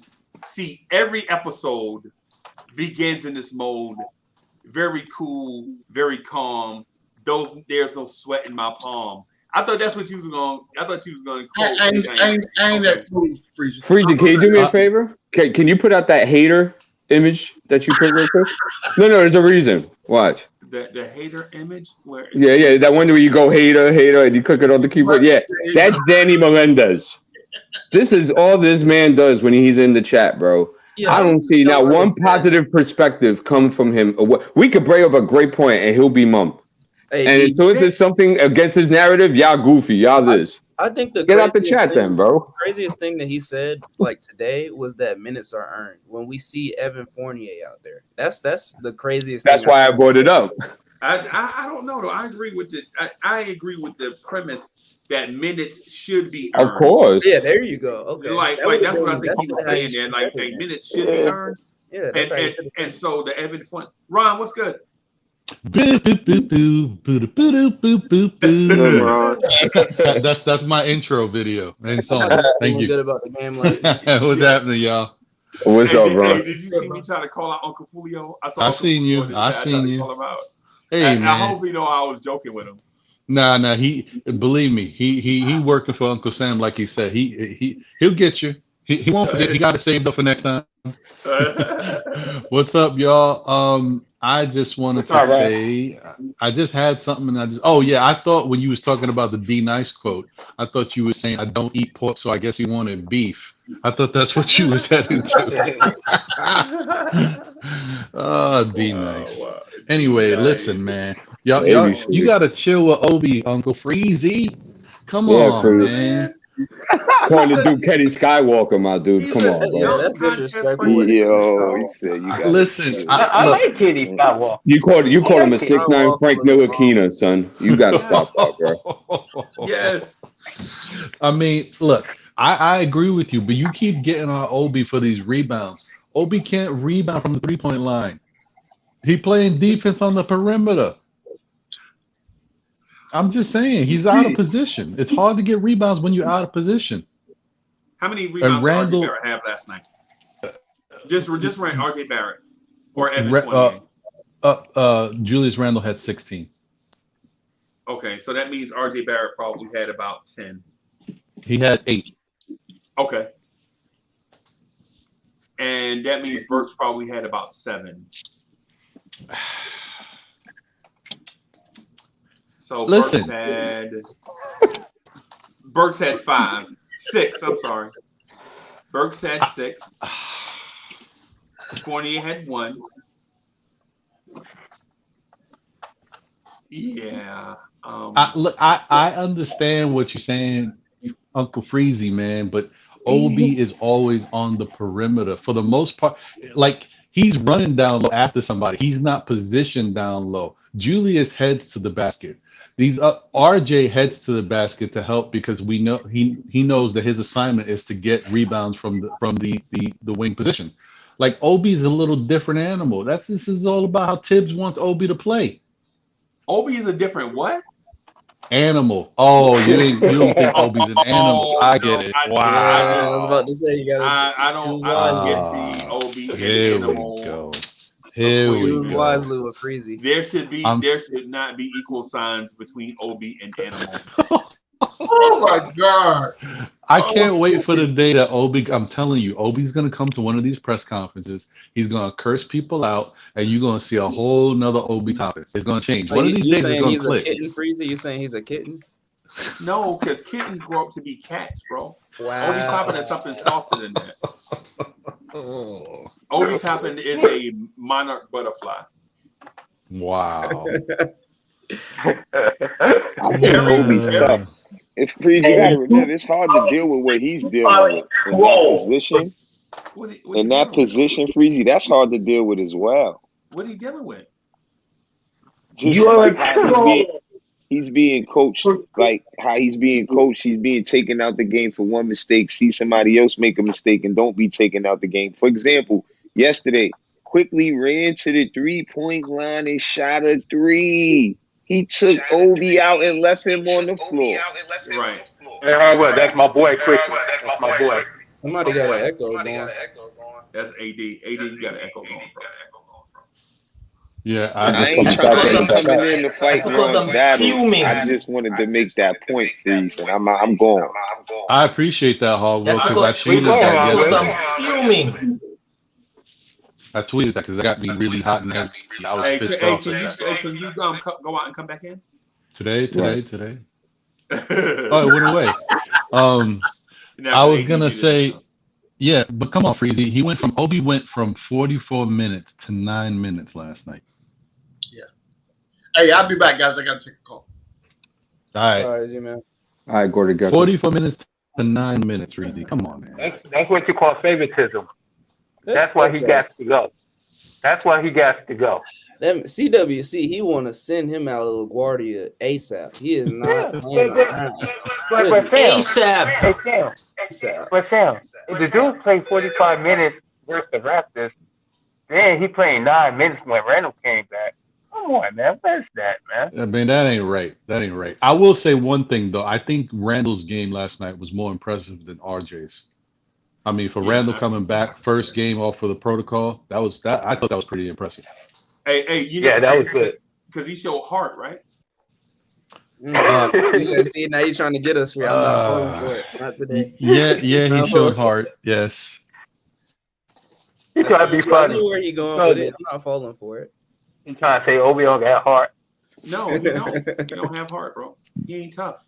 He's soft. Yeah. I hate for it to Freezy, be you're that Freezy. You're like that. Oh Jesus, dude, my guy. The man plays 45 minutes, gets 19, 6, and 6. Comes back the next game, and the coach plays him 9 minutes. What are you What are you basing these ridiculous assertions on? Okay. How did he score points 18 and 19? It was alley-oop. Yeah, it was an alley-oop. All right. Discredit. Okay. Yeah, I still hear the funkiness in the background. Yeah, somebody got, Hey, Paris Duggan, thank you for the super chat. Hey, Paris Duggan says Obi Toppin. Hold on, man. Hold on. Freezy, you playing Echo tonight? Nah, man, I'm gonna boot AD from the thing so you can come back in. AD, I'm gonna boot you. Come back in. All right, I'm putting a link back in the chat right now because it might not be you. It might be the system. All right. Did you finish reading the super chat, Freezy? I was gonna say somebody said something in the chat. Okay, so Obi Toppin will be a NBA All-Star in 3 years. Watch. Okay. Somebody said it'll be 30 in 3 years. I think we need to stop. We gotta chill with Obi's age. He's not that old. He's not. Well, here's the question: what happens, Freezy, if Obi does become a really good basketball NBA player for another team? Will you say that Obi wasn't ready for the Knicks, or the Knicks weren't ready for Obi? Freezy better be his personal chauffeur if he is. Takes him around everywhere. Because sometimes, and listen, the same thing happened to Julius Randle. Obi's 22, by the way. Julius Randle didn't become an all-star with the Lakers, the team he was drafted by. He left that team, went somewhere else, and found his game and became an all-star. So I'm not knocking Obi. I'm saying right now, Obi Toppin ain't it. How in the world can Tibbs come out and say, Tibbs legit came out and said, yeah, Randle coming back, he brought the toughness we were missing. And that's a quote from Tibbs, right? And we on here talking about, Obi got a lot of heart. When the coach said himself that Randle brought the toughness we were missing. Yeah. I don't think nobody on the Knicks is tough. That's Tibbs answering the question why he didn't play Obi more minutes right there. It's like where he got a guilty conscience saying that. What Freezy just said, like Tibbs said at the press conference that he needs more toughness or whatever he said, right? Yeah. But you got to go Obi's last performance. He did not look weak to me. He did not look like. I mean, he could play tougher. Don't get me wrong, but if he wouldn't have played decent in that last game, then I could respect it more. It's like you just going off of what you think of this man and not letting what the numbers show. Right. Because he had 6 assists, and the game before that, he even had assists. I just forgot to bring that up.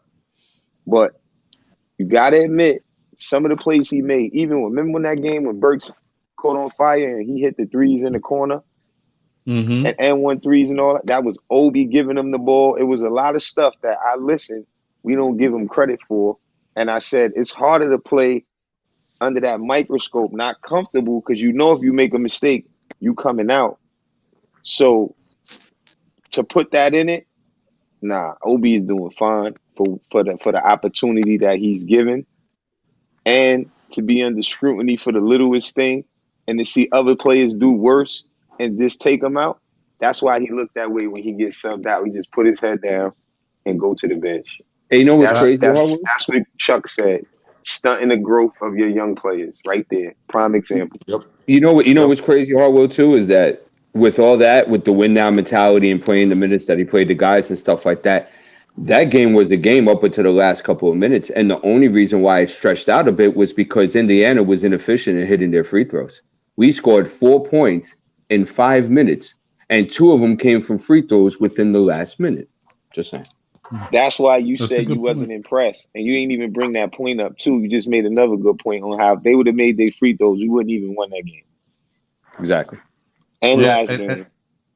So let's be real. It would have been a lot closer.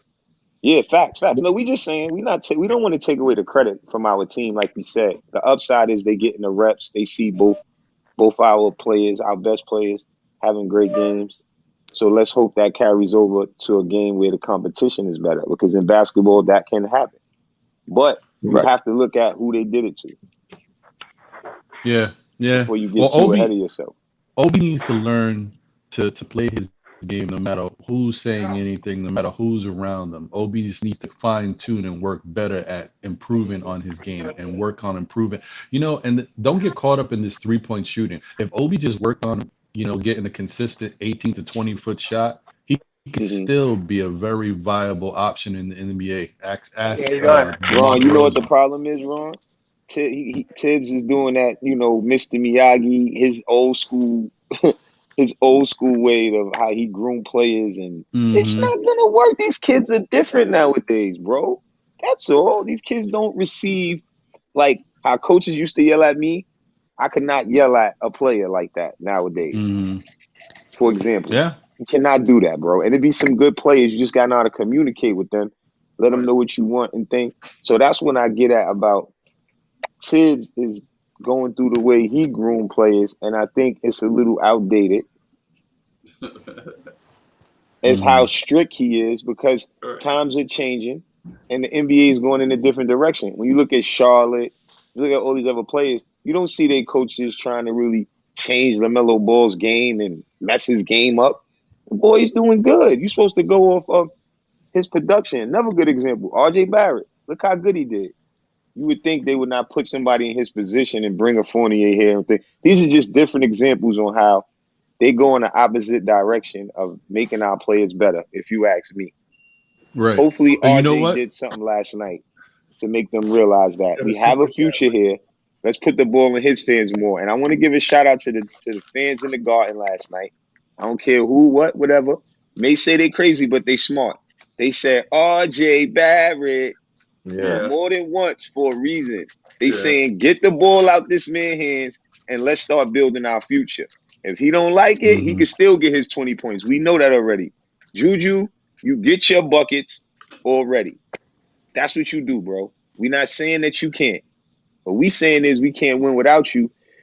We can't win it just with you doing it. So by letting RJ get the ball more and combining it, he looks better with the ball in his hand than he does. And you have to look at how young he is. And I still think we need a point guard. Well, you know what? Let me tell you this real quick, Freezy. We've been looking for a point guard for how many years, Freezy? Yeah. Who? Who that's Worldwide L? Shout out to my boy who that down there? What L? That's L. Yeah, that's L. Yeah. Shout out to my boy Worldwide What'd you say, Danny?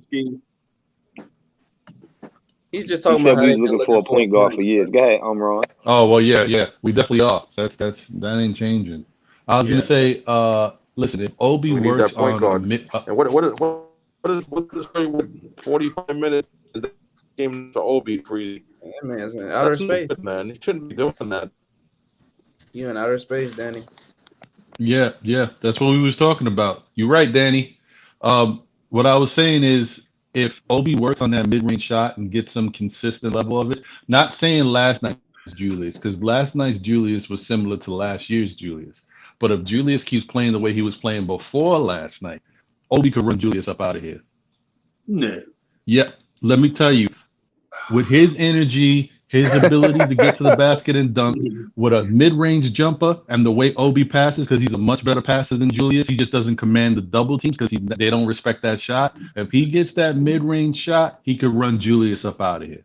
Bro, what Obi Toppin need to do, first and foremost, if he want to be an NBA player, he need to go to a cat like Kevin Knox and get some heart. Because he don't even have the heart Kevin Knox got.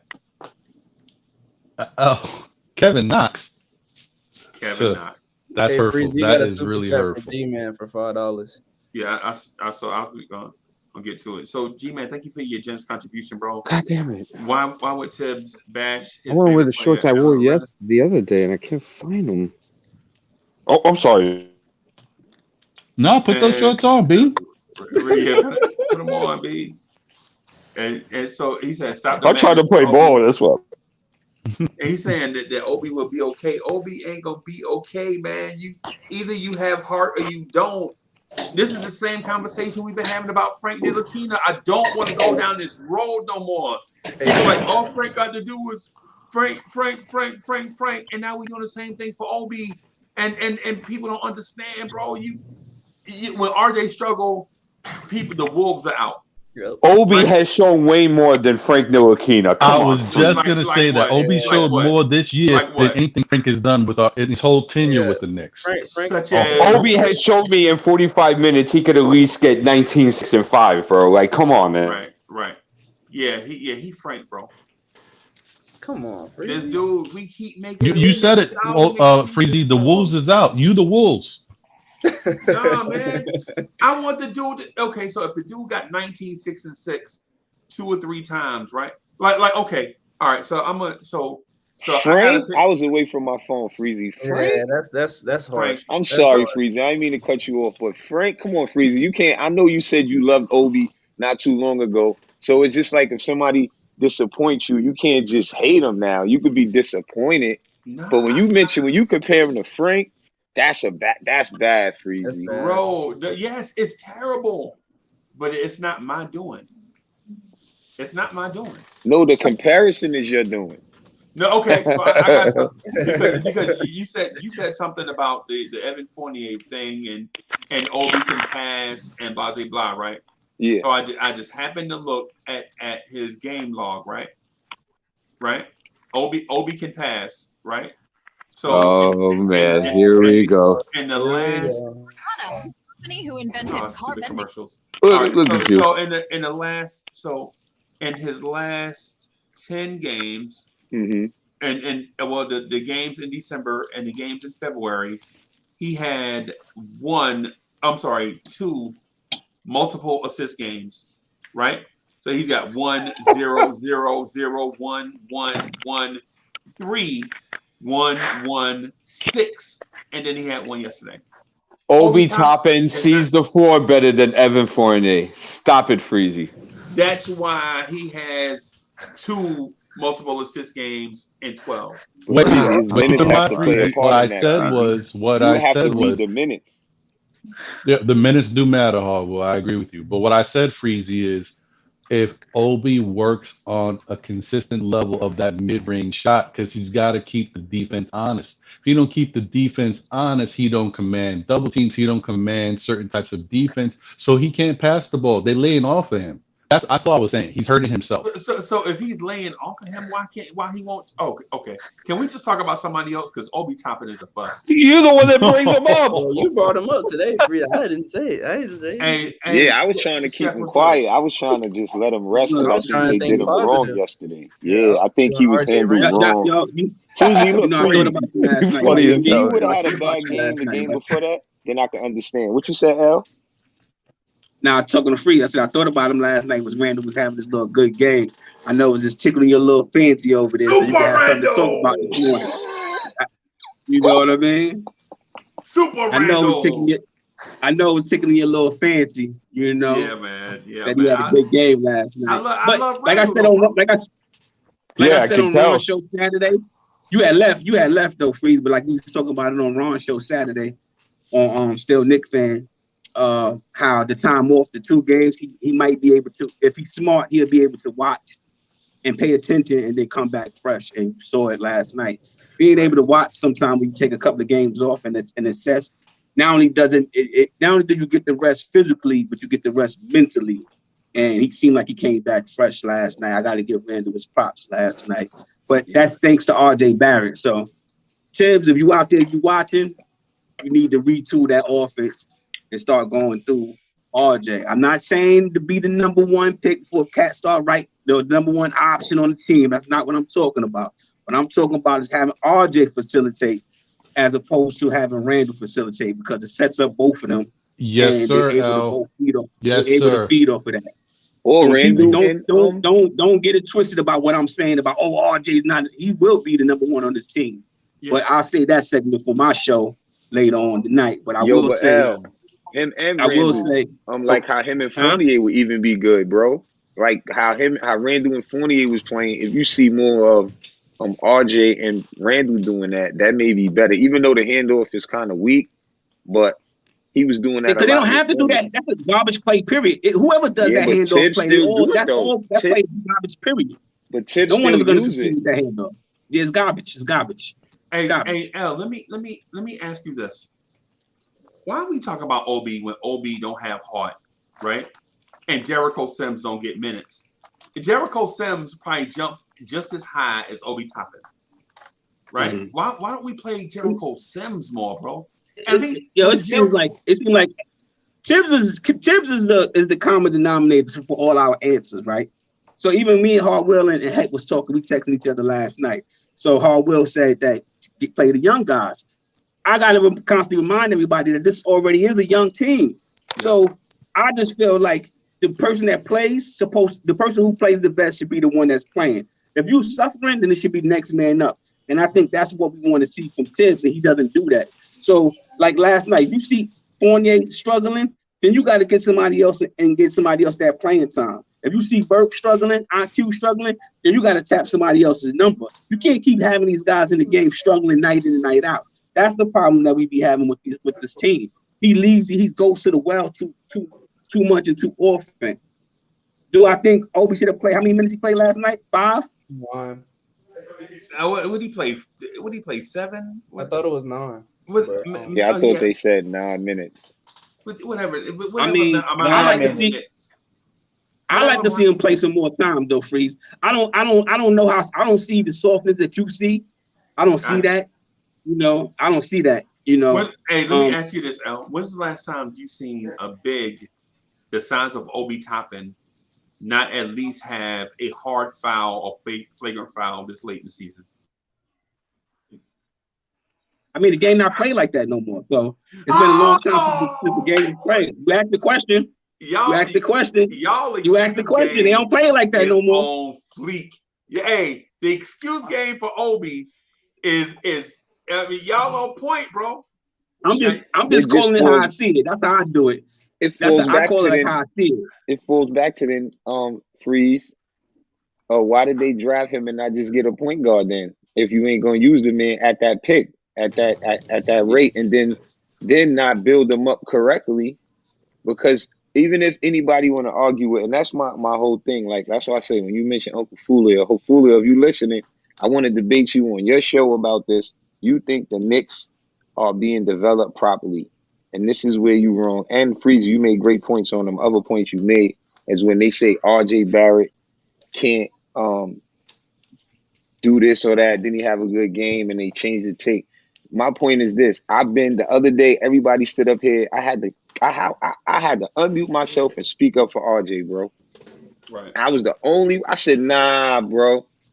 I had to speak up for that man, and I fought for RJ on that panel. I don't remember one person that co-signed it, bro, that day. Ron was up here when he said his old candidate thing, and I went up there and I said, defense, RJ.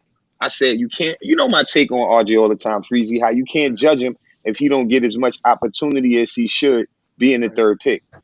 So with that being said, I always go on, the situation on why it is, not how these players really could play, because RJ been already a good player, but if you use him wrong, then he's gonna look that way. Same thing for Obi Toppin, bro.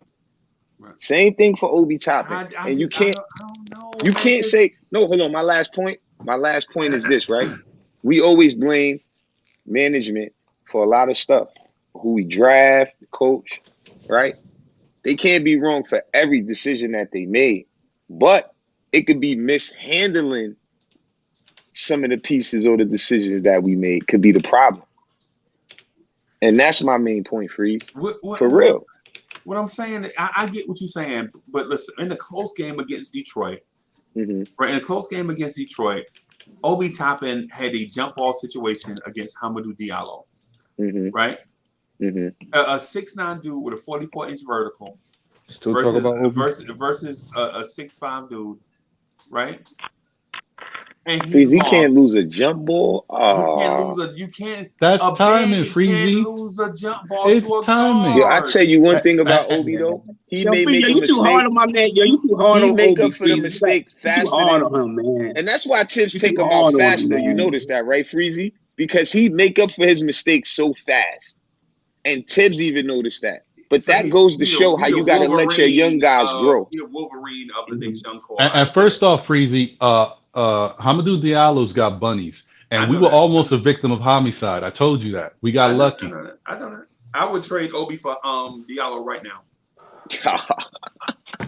You trade Obi for what right now? For Diallo. Diallo. No, Freezy. I would. Yo, Freezy, I would too. I ain't gonna tell you no lie. I would too. I'd do that trade. You would? Because Diallo got dog in him. You're tripping, L. Yep, I'll do that trade.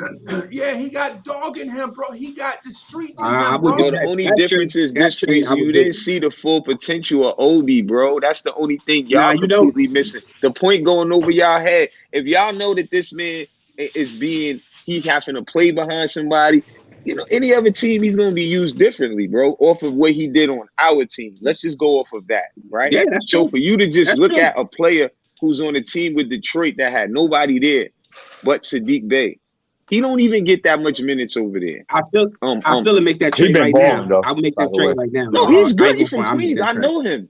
I know Diallo is the same age as Obi. Right now. I'll make that trade. I ain't gonna front. I ain't gonna say the thing with Hami is this: when he was in OKC, yeah, I mean, I still make that trade for him. Yeah, but when he was OKC, they drafted 2 dudes to play ahead of him, and then traded for one. They traded for SGA to play ahead of him. Then he get traded to Detroit, right? They draft 2 dudes. They draft Killian Hayes and Cade Cunningham, and the dudes still stand out. Wait a minute, yo, it's crazy to me, bro. And then we draft Obi. He behind one person, and we like, but Randle got to get hit by a car for Obi to be a star. Yeah.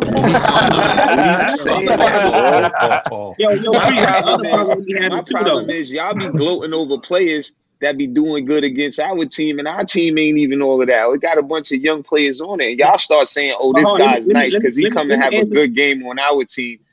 Now all of a sudden, this and that guy's nice.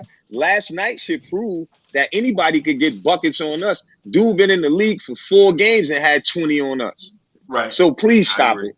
No, but I will say no. Diallo is a good player though. He's got a good game. I'm not saying he's not, but I will say this. Got to go on what they do, right? I will say this. This the piggyback of what Freezy just was saying. Like they draft all these players, and Diallo still found time and found a way to get minutes on the floor, right? If that was the case for Obi, then Tibbs will find minutes for him. Right. No, but that, I don't think Tibbs is still. No. If you were that good, if you're that good, they will find minutes for you. Right. Actually, let me ask you a question, L. He was that good at minutes for something. you. So, L, let me ask you a question. If he was that good at something, one thing, like for instance, if he was that good at blocking shots, Tibbs would find minutes for him. I don't agree with that. No, I don't agree with it either. I don't agree with it either. Let me tell you why. Hey, Freezy, read the super chat, Freezy. Could have played. Go ahead, read the super chat. My bad. After you read that, I got a great point that makes to example for you, L, because that. I got one too, so I'll wait after Hall will. So So Justin Smith, thank you for your generous contribution. Justin Smith says, we still have to look at Obi as rookie pandemic year, no training, no summer. Playoffs, he showed potential. Okay. All right. So playoffs, he showed potential and still growing. With a biased with a biased coach. He said with a biased coach. Hey, okay. So he showed potential in the playoffs, right? He went from averaging 4 points a game to 6 points a game. Y'all want me to pull it up? I'll pull up his playoff numbers from last year. No, what I was gonna say was, you said something about earning and like how in reference to what you said, right? I just wanted to reply to that. Last night it showed that do not matter on our team. When McBride didn't play, he put Burks at the point, and McBride was Obi out had there. McBride was out there. McBride played. McBride played 4 minutes. Come on now. And then the other point I was going to make was Obi came off having a good game. If y'all counting all these games like they not games that nobody's out there, you can't discredit his game that he had too. So with that being said, there was no reason for him to get 9 minutes. So you can't say he ain't earning his time when he's out there doing that. And then just to give you the example of how Tibbs coach, it proves that that's the opposite of what it really is. If that was the case, he wouldn't have did that yesterday. All right. Can I say my point? Mm-hmm. Yeah, my point is, first off, while I was waiting to say my point, I had to quickly look up Amadou Diallo's minutes. That boy plays. Yeah, plus 20. Last 6 games, 32, 50, 39, 39, 34, that's 34. That's because of the pandemic. That's because of what's going on with that. But even before that, Ron, he was still getting around 15 to 20. Yeah, I'm looking at that. He plays more minutes than Obi. But that's what Freaky said, though, y'all. That's what he said. He said that even them going out there drafting them players, he still found way to get minutes on the floor. All right. Well, here's my point to disprove what I think you just said, Al. A guy who has shown something, who is good at something, and the only reason why he's getting minutes is because we don't have healthy players, because Kemba's not healthy, because Derrick Rose is not healthy. That's Quentin Grimes. We all said that Quentin Grimes showed Tibbs something on the defensive end, and we need that on the team. And he still couldn't get minutes. He's only getting them because we don't have players. Facts. That was another good. That's another one. So that's 3 but people that goes back that to he's when, not. Well, I mean, y'all want the young bloods to play, right? So when like Tibbs said, I gotta give him his props on that. Everybody want the backup to play until the backup starts. Don't do that. And then you see the whole. It's not about that. All right, look, Al, I got a perfect example for you. Listen, let them play. And where they going, Al? Watch this. Where they going, Al? How far they going if you let them guys play that way? How far are you going? Are we winning a championship the next 2 years? Are we going to be contending? Y'all gonna ask me a question. Y'all gonna ask me a question and cut me off. They don't ask me the question then. Cut you off? What you mean? How we cut you off? I mean, y'all ask the question. B cutting me off and you cut me off. Y'all gonna ask me the question. Let me answer the question. I was going to modify the question, but go ahead. It was a better question. I didn't know you was finished. Go ahead, bro. You said, where do they see them go? Right, this team is already young. Y'all keep asking for these guys to play. I just want the whoever's the best player to play. If Grimes is that best player, then play him. If IQ is the best player, play him. That's all I'm saying. If it don't warrant for you to get minutes, then you ain't gonna get no minutes. That's it. Okay. They put Grimes out there and McBride out there in the starting lineup, and look how it looked. All right. So how about with Evan Fournier? How does it look with Fournier this whole season? Because that same logic doesn't apply. I can't back him up no more. I can't. Okay. No more. So now that logic. There we go. So now that logic doesn't follow. It's not about backing up nobody. It's about what you said for me. I tried to be nice to him. I try to look at all these things of holding down Fournier. I hear you. This ass there you go. Go. That's the spirit. He's gonna go now. There we go. That's the spirit. But the point, up for nobody. What I was trying to say was what you said in reference to when we played them, and now look what we get. Like if you don't want to play them now and you want to play the old guys or most of them because it's half young, half old. That's what I didn't agree with. Because if they not getting us further than where we was, then the young guys need to learn and make their mistakes so we could build up. So if this is not a season where they're going further than what we did, then it don't make sense to do that to them. That's the point I'm making. So if everybody, that's the same point when Tibbs is in win now and it's not a win now team.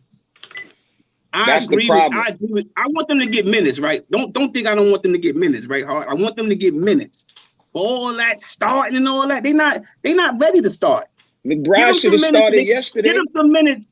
Get them some minutes so that they can potentially start. I'm okay with that. I understand that. I said they need a real point guard to play in front of McBride, right? But McBride should have started yesterday. You can't just take Fournier. You can't just take Fournier out the starting lineup and put Grimes in there and think Grimes is going to be better than Fournier. You gotta build them up to be better than Fournier. Nah, that's not the point. If Fournier can't get us there, then you got to build your draft pieces better. Because you're not letting them learn and get the reps that these dudes is wasting. That's not gonna be here. If they getting us further, then cool. This is my point, in my opinion. If they get me further, then I'm with it, bro. Even just to let the young guys go to a further part in the playoffs. But they not. Where we going? We would be lucky if we in a play-in right now. Anyway, y'all, we're winning. We're trying to win now, L. That's where we're going. And if you can't get off the pond in front of Fournier ass, then what that says? Nah, bro. No, I don't think that's it, L. I don't think that's it. I don't think it's it. I don't think it's it neither. I don't think it's. Oh, okay, all right. That's the point. That's the point I was saying. Y'all can't say that. It's a coach thing. It's a more of a narrative being pushed, bro. Because it's a win now, and those dudes ain't gonna do that right now. They're gonna make a lot of mistakes. They're gonna make us end up playing. We know that, but I'm saying I'd rather see those guys get us to the first round. That's why you gotta bring them along slowly. Okay, y'all. I gotta get out of here. I got a client. Y'all have a great day. Take care of yourselves, L. Hardwell, I'll catch your stuff later. Freezy, thank you for having me on. Peace to the chat. Y'all stay safe, bro. All right, later. Yeah, you're hard. That's why you got to bring them along slowly, though, bro. You got to bring them along slow. You can't just thrust them out there and say, all right, I'm content with having. These guys ain't trying to be in no draft pick. They ain't. You think when football players and all these people that train each and every day want to be a lottery team now, they want to win. It's not just about them young guys. You got vets on that team. No, I understand that. They got to put something on the floor. And I said this too. I said I feel like it would be better if Julius Randle was leading them, scoring like he's supposed to score, but making the right play to put them in position to teach his team. How old is Julius Randle? 27. 27, right? How old is Obi Toppin? 23. He'll be 24 in March. 24. But it goes by how many years you've been in the league. I understand all that, but my point is that this is still a young team. So everybody keeps talking about playing. They are playing. The people that RJ Barrett is 21 years old. Bro, I'm not talking about. You gotta understand. See, I think I only can speak for me, but when I say that, bro, I'm talking about. Okay, you see what RJ did yesterday? Why do you think the Knicks fans was yelling at? If you give him the ball to do that more often, a couple years down the line, he's gonna be way better, bro. Now, he do have enough time to do that with Julius Randle, but it seemed like it was a problem to where as if he was in a corner or he was stagnated. He didn't know what to do. So if you run it through him, Julius know how to go and get his. You see, RJ was hot. He was still coming for the ball. He was clapping his hands together and RJ was hot. Let's keep it real. Julius going to get his. We don't have a problem with that. Cool. We need him to get it easier. He'll get it easier. But what I'm saying is, if you grow these guys in the way I'm saying, not the way you just said, the way I'm saying specifically right now, we have a better team.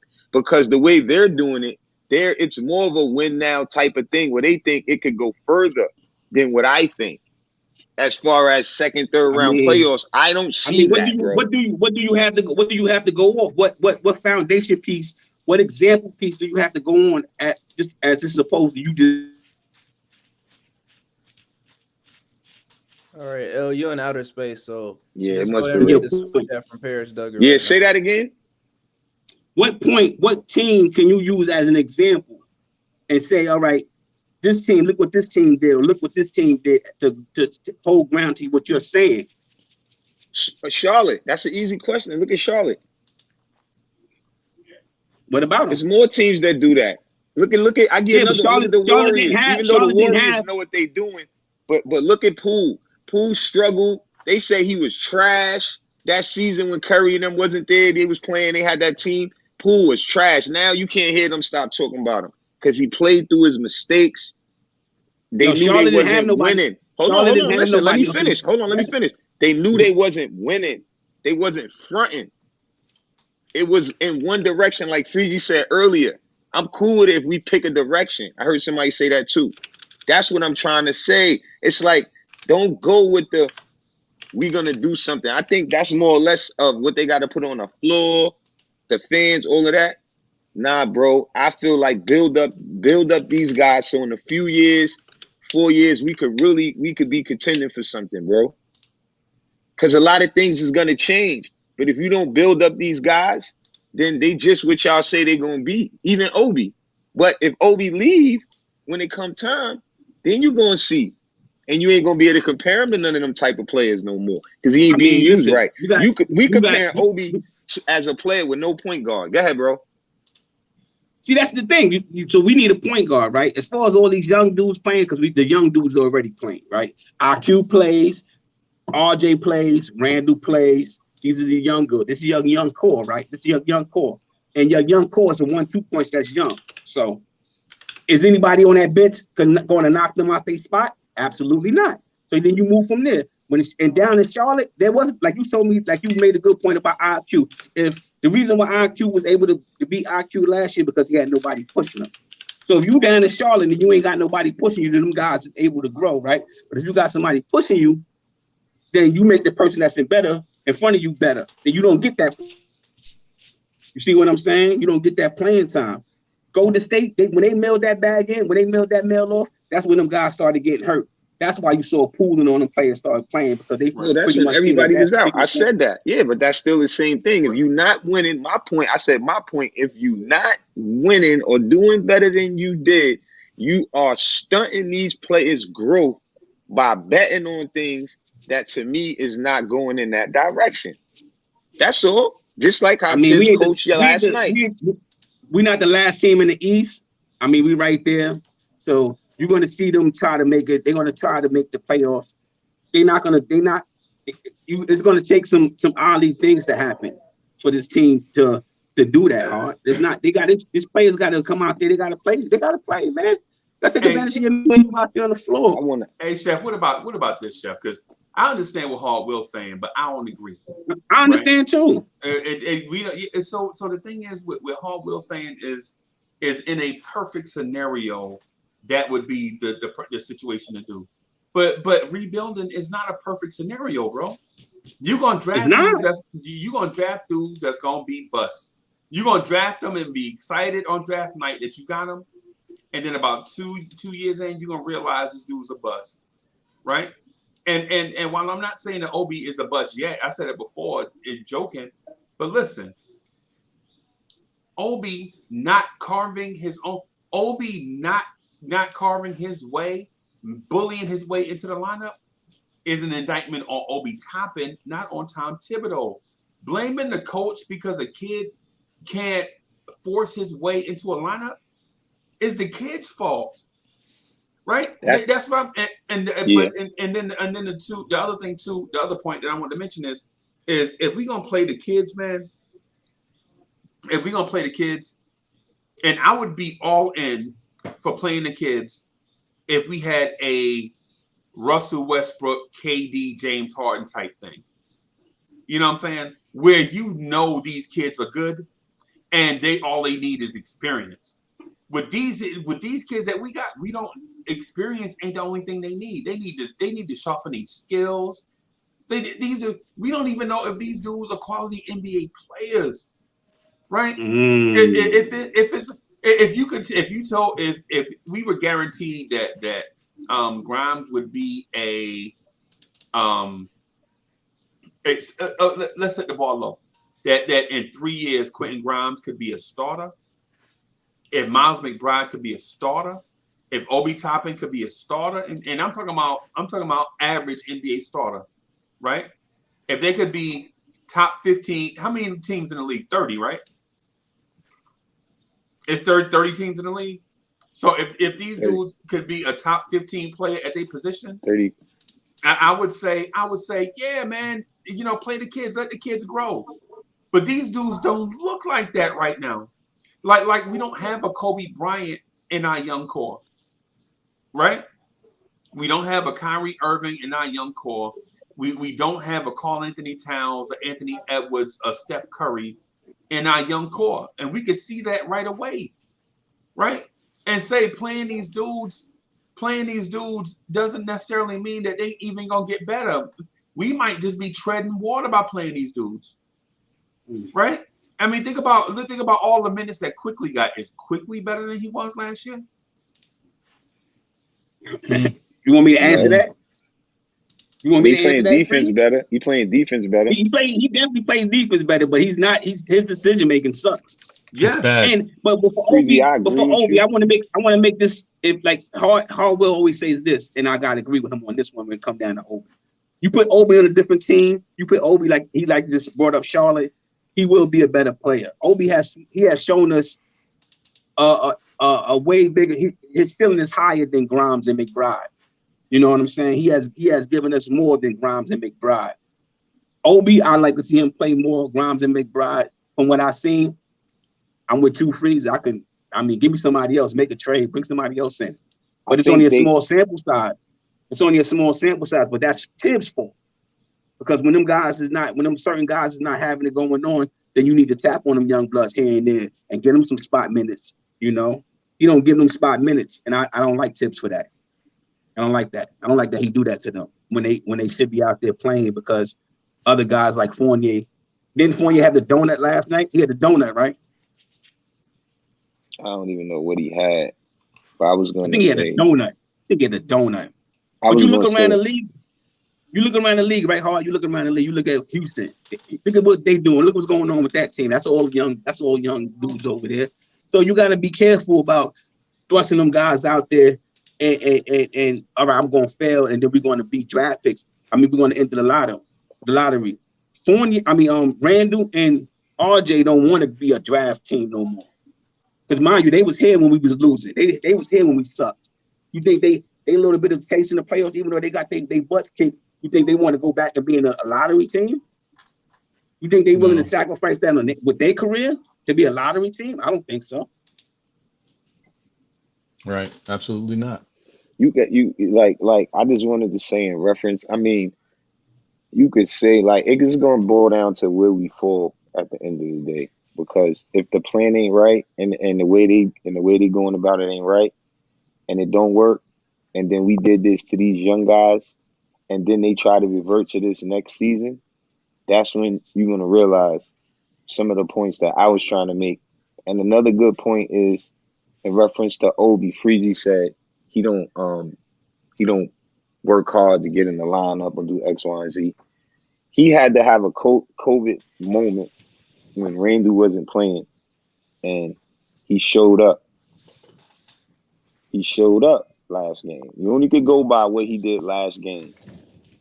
Mm-hmm. Now, if you really still have a problem where you don't want to play him a lot of minutes because the main person, Julius Randle, is back in the lineup, he still deserved more than 9 minutes.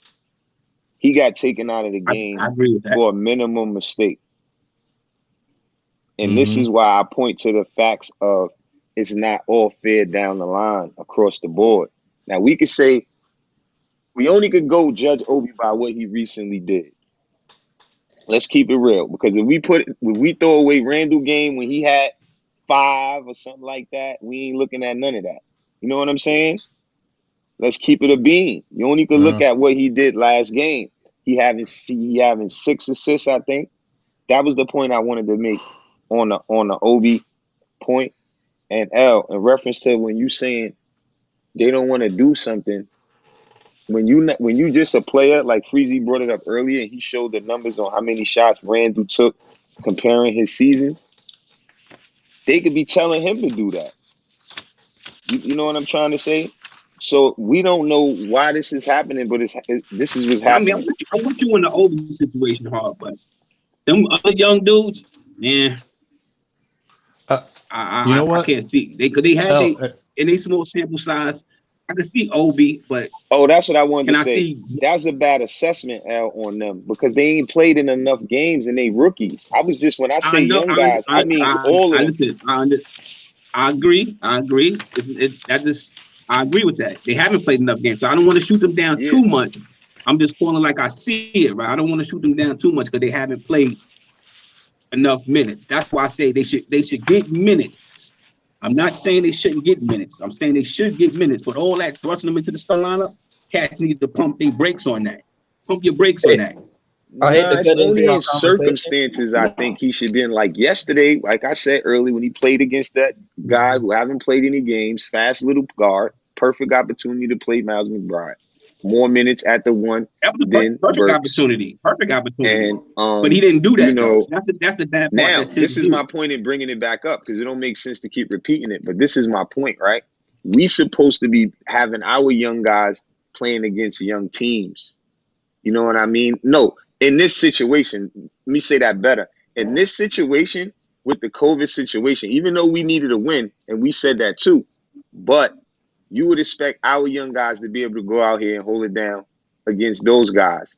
But they can't because of, they're not, their games aren't right.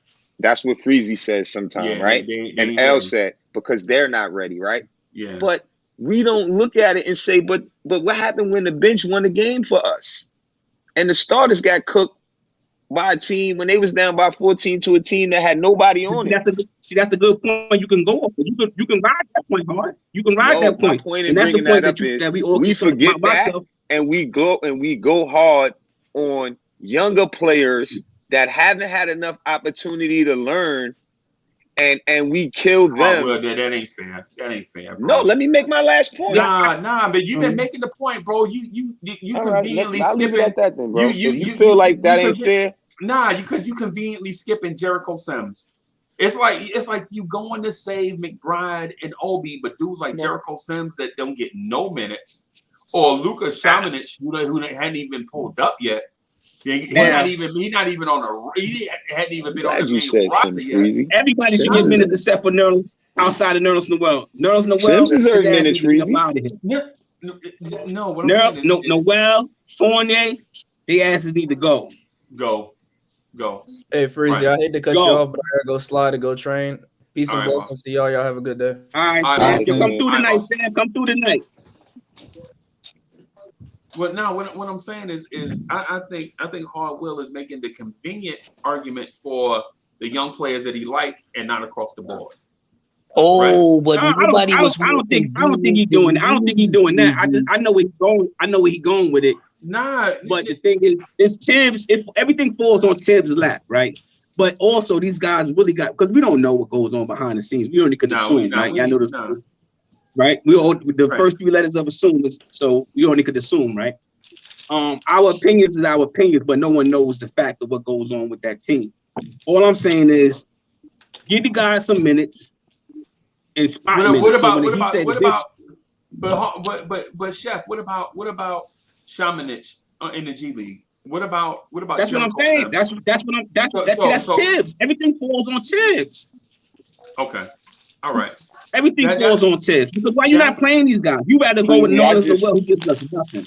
It slipped my mind on Jericho, but I'm an advocate for Jericho too. Okay. Because he showed the upside, and it's not like it wasn't times where we needed him to play him, and that was my point. And when he don't use them for whatever reason, I just don't understand. I gotta go. I gotta open up the cafe. Oh, God dog it. Yeah, I gotta open up the cafe. Sorry. Yo, AD, man, I'm disappointed in you. You ain't stopped by the show. We ain't talking no boxing yet. So I just wanted to stop the segment and holler at AD. You ain't been on the show to chop it up with me when it comes down to boxing. He asked me last time what the name was, though, Al. He did last time. AD. We gotta talk about boxing, bro. We gotta get our boxing. I'm gonna slide through tonight. I'm gonna slide through this evening. All right, I see y'all guys later. I gotta open up the cafe. L, you were right. Fournier did have a donut B. He had a donut, right? Donut. Yeah. Get his ass out of here. Box him up in one of them UPS trucks and send his ass out of here. Send his ass out of here somewhere. Overseas somewhere. All right, brother. All right, love y'all. See y'all later. Later, All bro. right, L, later, bro. And you know what? Me looking that up, I just realized that I will never ever refer to plus or minus stats ever again. They're trash. Straight Because trash. they are. Plus and minus are for geeks who are good at math. You might be right, man. Because they listen. He had a -1. He played 21 minutes and had no points.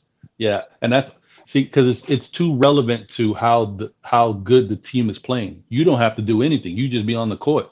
That's trash. I'm not with it. Yeah, it's crazy for me too. I just even like when I try to say what I'm seeing and then they come with the numbers, it just different. But it is what it is. Right. So the reason why I want to come at that point, Hardwell, because I thought it was because it sounded like because it wasn't like me coming at you personally. It sounded like the point that you was making just seemed like you was mad at Tibbs for not playing McBride more and Obi more, but then all the young players we got quickly play a ton of minutes. My man Jericho Sims don't play no minutes, and I feel like that dude should be playing, even if he just out there wasting fouls, man. You know what I'm saying? And he sets better screens than any other big, except for Taj. And why Taj do you sets good think screens. that, Freezy? Sims? Yeah, I just asked you that for a reason, but I want to know the real reason why. Why I think Tibbs don't play Jericho Sims? No, why you think we should? The athletic ability is there. So outside of Obi Toppin and Mitchell Robinson, I think he's probably the most athletic big on the team. Right? And he's absolutely the most athletic big on the team. Right. And he brings that combination of size and athleticism at the same time.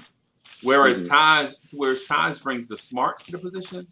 Yeah. This dude brings that dude's shoulders is yo. Freezy, allow me a second. Allow me a second, Freezy. Let me, and I'm sorry, everybody, because I've been in and out. You know what I'm saying?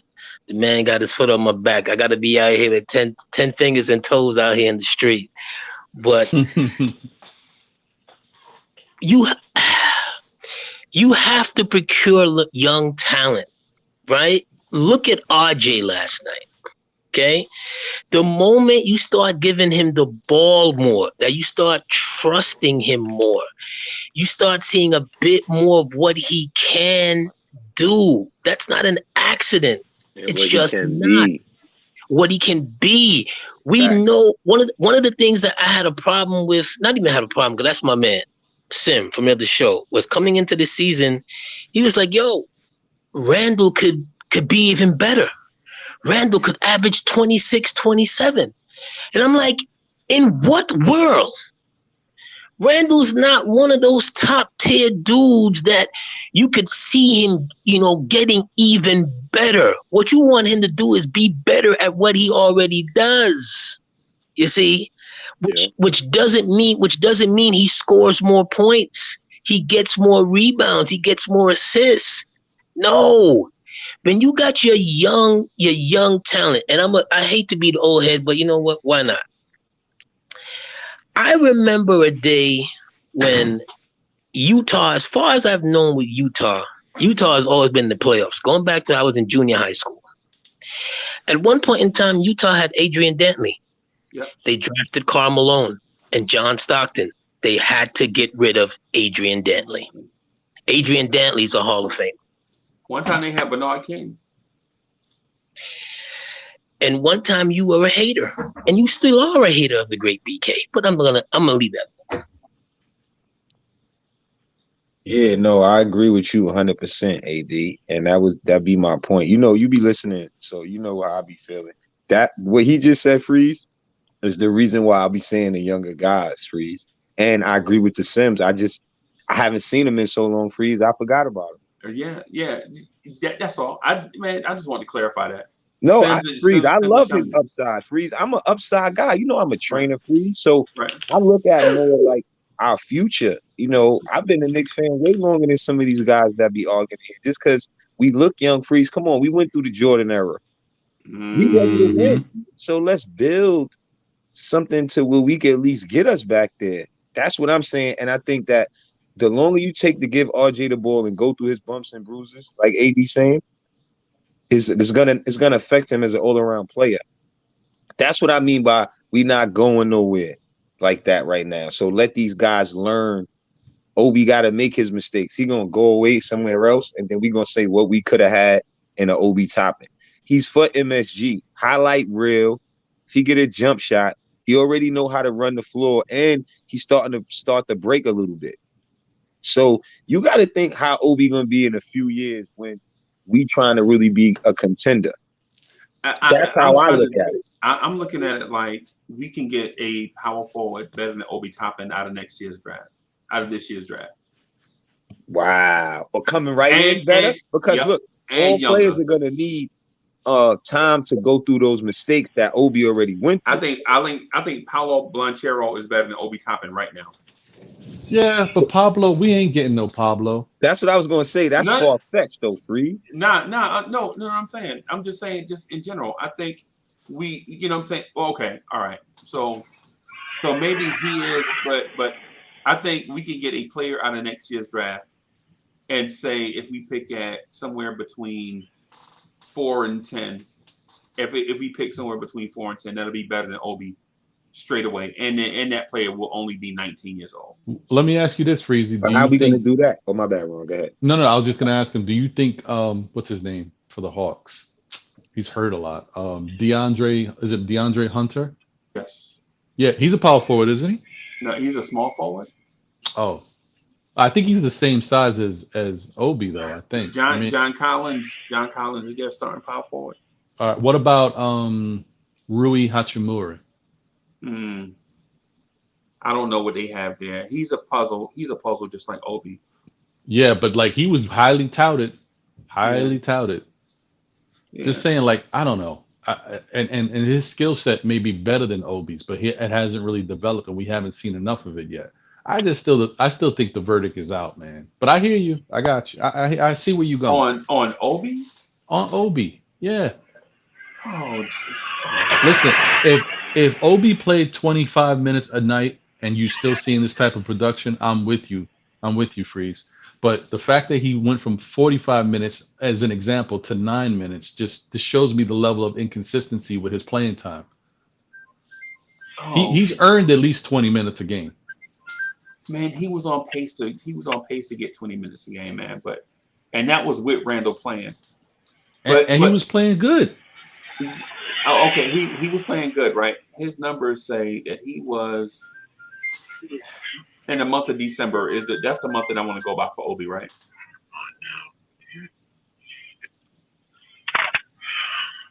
Where is it? And keep in mind, Freezy, he was playing very well. If you don't want to give him the credit because of his numbers don't dictate it individually, those bench minutes that we were getting when the bench was going crazy, Obi was a part of that bench. Yeah. Obi averaged 9 points a game in December, and he averaged 18 minutes. Salute, everyone. What's up, boss? I just want to say something real quick. I mean, with the limited minutes that he gets, it's really unfair to say that, he is freezing. I mean, he just needs the game, the minutes to play to see what he truly is. And I think it's unfair to say that 9 minutes he plays or, when he comes in a game. But you see something different. You see that he's just a limited player, basically. So, I don't know. And you see how RJ, pardon me, Freeze, you see how RJ kind of looked like the game slowed down for him last night, kind of, sort of like, because it's just he getting more comfortable, I think, to like knowing like he going to be able to just play. I think that's something that with you and your coach, you got to have that comfortability knowing that, you know what I'm saying? I don't really see him snatch RJ out like he do some of the other players for a small mistake. Yeah. So I think he used to do it last year. He used to do it last year, man. We used to be mad at Tibbs. Right? Remember, like RJ would miss a couple of assignments in a row, and RJ would sit for like an hour and a half of real time, like an hour and a half. Wow. Like, how you gonna take him out for an hour and a half, Tibbs? What's going on? The game ain't nothing but like 2 hours and some change. You gonna sit him for an hour and a half? But I mean, you know, that's Tibbs. Yeah, man, he did it, and he set RJ in the Celtics game. Man, he set the starters this year. There was a game that the bench closed out when the bench beat somebody I can't remember, but Tibbs is Atlanta? just right. Was it Atlanta? Yeah. No, it wasn't Atlanta. Was I it? think it was The first time we Detroit? played him. I Was think it it was the first Detroit? time we played Atlanta because Seems he like played all the rooks. it seems like Detroit That because was it seems against recent. Detroit, I think. Yeah, I think it Yeah, was Detroit. I don't know. Oh, was it Detroit? All right. yeah, yeah, It was. yeah. So and listen, I'm not knocking the Knicks drafting of Obi, right? I'm knocking Obi because I think Jericho Sims deserves minutes, right? Quentin Grimes deserves minutes, right? The kid, the killing in the G League, Shamanich, with us having a shortage of bigs that can move and score, he should be getting minutes with the club. Yeah, but You know the what I'm saying? development aspect, I mean, you know, is it always the show me now with Tibbs? And if they don't produce, boom, he's going to bench him? The show me, I mean, that's the Oh, Yeah, problem I that's have not with fair. That's not fair. But you know what, Freezy? All players are not built the same way, and I agree with you. I want to see more from Yeah. Obi as well, and I also think Obi needs to be more aggressive when it comes to his own shot making and shot when he capabilities. gets the playing time. Yeah. Well, not Yeah, only that's that the too, thing. Ron. Ron, you Yeah. got to think about this, Ron. Look at the players that Tibbs did well with. They was tough guys. D Rose, Noah, Taj Gibson, Yeah. Dang. Mm-hmm.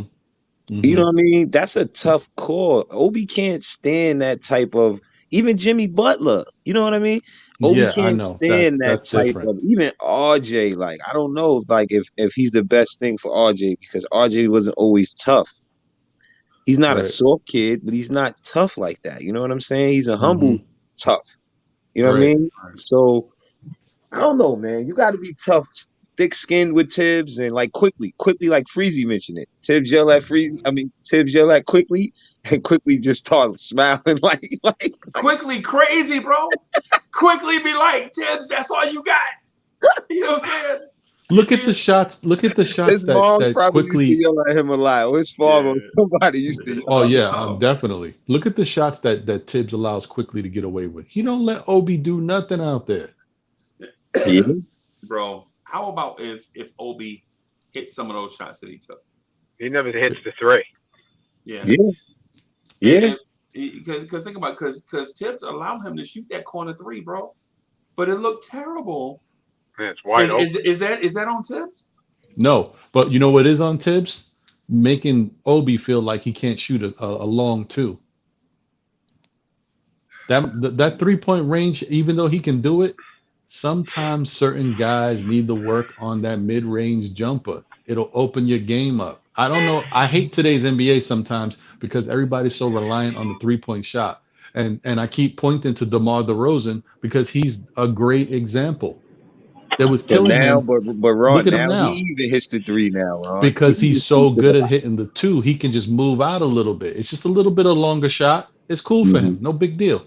But he Yeah. already focused on one thing and he got that down. Right. Yeah, but like Freezy said earlier, though, he put up the chart. Like even on Julius Randle, it's more analytic. It's more that we don't know if they telling him to shoot more threes. Right.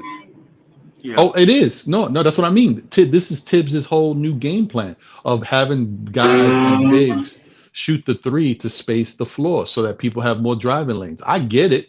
I'm just saying for Obi, sometimes you gotta. This is what I remember why I said this. I've been saying it. I said it a couple weeks ago too. Tibbs needs to sometimes tweak certain aspects of his game plan on the defensive end, maybe because he sees so many guys are shooting and making 3-point shots, maybe don't allow them to get so many open looks and force your players to just close out quickly. Maybe set up some schemes where you actually at the 3-point line and pushing them into the paint. But he doesn't do that because he's so used to, he has his defensive style. Sometimes you got to make some alterations. That's all I'm saying. But even with that, though, Ron, Obi should still thrive because if teams shoot the three, Mm-hmm. and so say if a team say if a team gets scorching hot and shoot 40% from 3 against us, right? Mhm. That leaves 60% of the shots that they shoot are misses, right? So say they get 10% of them are offensive rebounds, right? That means 50% of those shots are misses rebounded by us, long rebounds that we can go the other way and we can get in transition. But we don't see Obi Toppin thrive in transition. So a team shot 43s against us.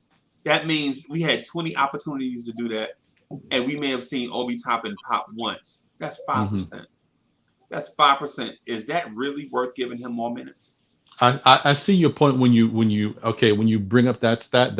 Okay, I see that. But my reason or my rationale would be, okay, one of the big issues for Obi we know is he's not a good perimeter shooter, right? However, if you look at his free throw percentage, last year it was pretty bad.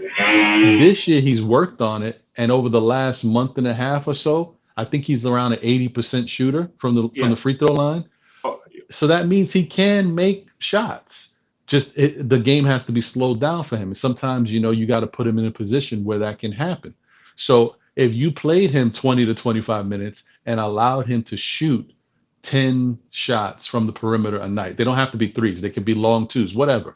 Allow him to shoot 10 shots per night. I bet you Obi's shooting percentage will get better. He just doesn't get the reps. In game. In practice is one thing. In game it's different. But where do you play him at? That's That is the problem. That is the problem. But I said, listen, we getting killed because of lack of defense with Fournier and Kemba. Kemba's not playing right now, so that means that's an upgrade at one position on the defensive end. So our only main liability is Fournier. Give RJ some more run at the 2 and let Obi play the 3 a little bit. He can't be worse than Fournier on defense. Bro, I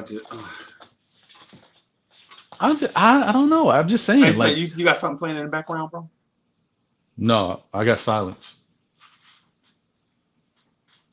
You hear something? I don't hear anything. And I was muted, Freeze. It's not coming from me. I don't know what you hear. Miss Mocha playing the best of R&B? No, she out of town.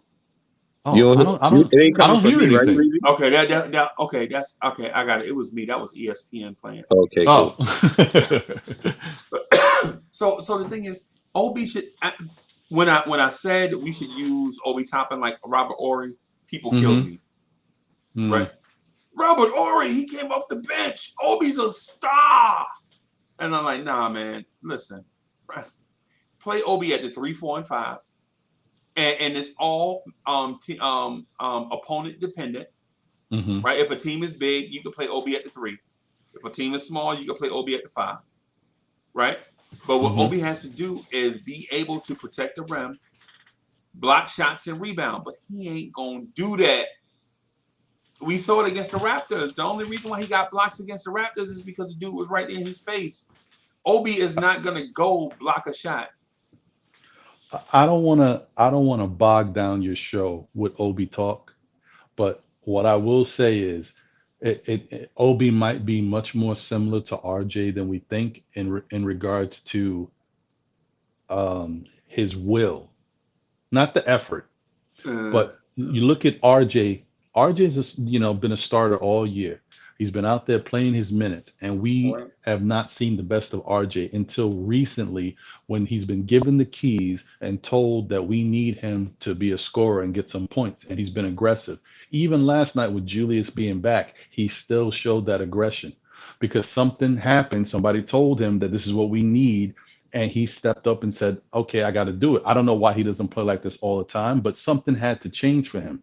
I think the same thing for Obi. You give Obi the minutes and tell Obi, look, this is what I want you to do, and I want you to get into the paint, make layups, and do all that stuff. I think you'll see Obi, a light switch will go off. He'll do more, but he's not even given the opportunity to get minutes. 9 minutes is atrocious, Freezy. I agree.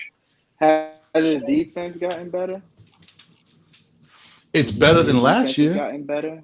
Is it enough? No, it's better than last year. Because Tibbs wants defense on the court. That's the first thing. So you got to look at his defense. Yeah, that's what Freezy said. Tip said he said he's not being as aggressive. But I just was going on what he did last game So there's the because answer. it's true. I agree. He want to see more tenacity from him, and I think even with Mitch though, you see more tenacity from Mitch when you get him involved a little bit more. Yeah, that's true. I'm just going on what I see, bro. Honestly, and He's getting in better game shape though now, too, Mitch. And we also don't have like a dog defender at his position that can help teach him. You know what I mean? Taj is washed, as Freezy likes to point to. Randall's not a great. Mitch I don't is know. a He's baby okay. dog. He's okay. He like a He's baby not the, dog, Ron. Yeah, well, you know. On defense because he moving his feet and he's stepping out. Now, you just got to go on what he's doing. Now, if he don't continue to do it, then that's on him. Then we got to go back to the point like what Freezy's saying. If these dudes don't continue to do certain things, then we can't give them excuses to be better than what they showing. But to my point, when I be saying that we developing them for future to be good players down the line, that's more to what I'm going with because I don't think the current roster that they constructed can get us further than where we went last season because now the NBA is more, the competition is better.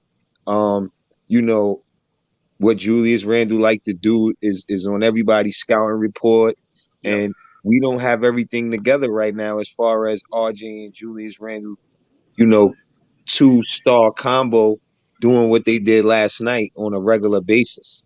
And I think the problem with that is because if I think it would be perfect to let RJ do it to defer Julius because we know Julius could get his, and at the same time we building RJ. Right. Yeah. Well, you know what? Let me. I don't want to keep harping on it, but another reason why I have a little bit of an issue with Tibbs coming down so hard on Obi because of whatever defense or lack thereof that he's seeing from him is where was all that talk when our bench was one of the top benches in the league, outscoring some starting units when Obi was out there with the bench shooting, they were killing. He wasn't a defensive liability during that time. Now that you put him in different lineups and depending on him in a different fashion because you got guys out, now you feel like he's a little bit more of a liability on defense. But when he was in his unit that you had him rocking with all year, he was doing well. Yeah, in the second unit because he's guarding second team power forwards. Ooh, that really hurt my argument. That hurt. That No, was that was what I was thinking too. And not only that, it's easier for his role in that situation. And then you have people saying, "Oh, he need more minutes. Oh, he did," but we know he can't give us what Randall giving us right now. So let's be real about that. You know what I'm saying, and clear about that. At the same time, he needs to get handled with care because it's a lot of upside there. Well, I see a lot when you in the, take him out for a travel and how he responds to it, it's not like he just running off, he walking off, putting his head down. You know what I'm saying? Right. It's nobody saying, I'm in for you, giving each other daps. You know what I mean?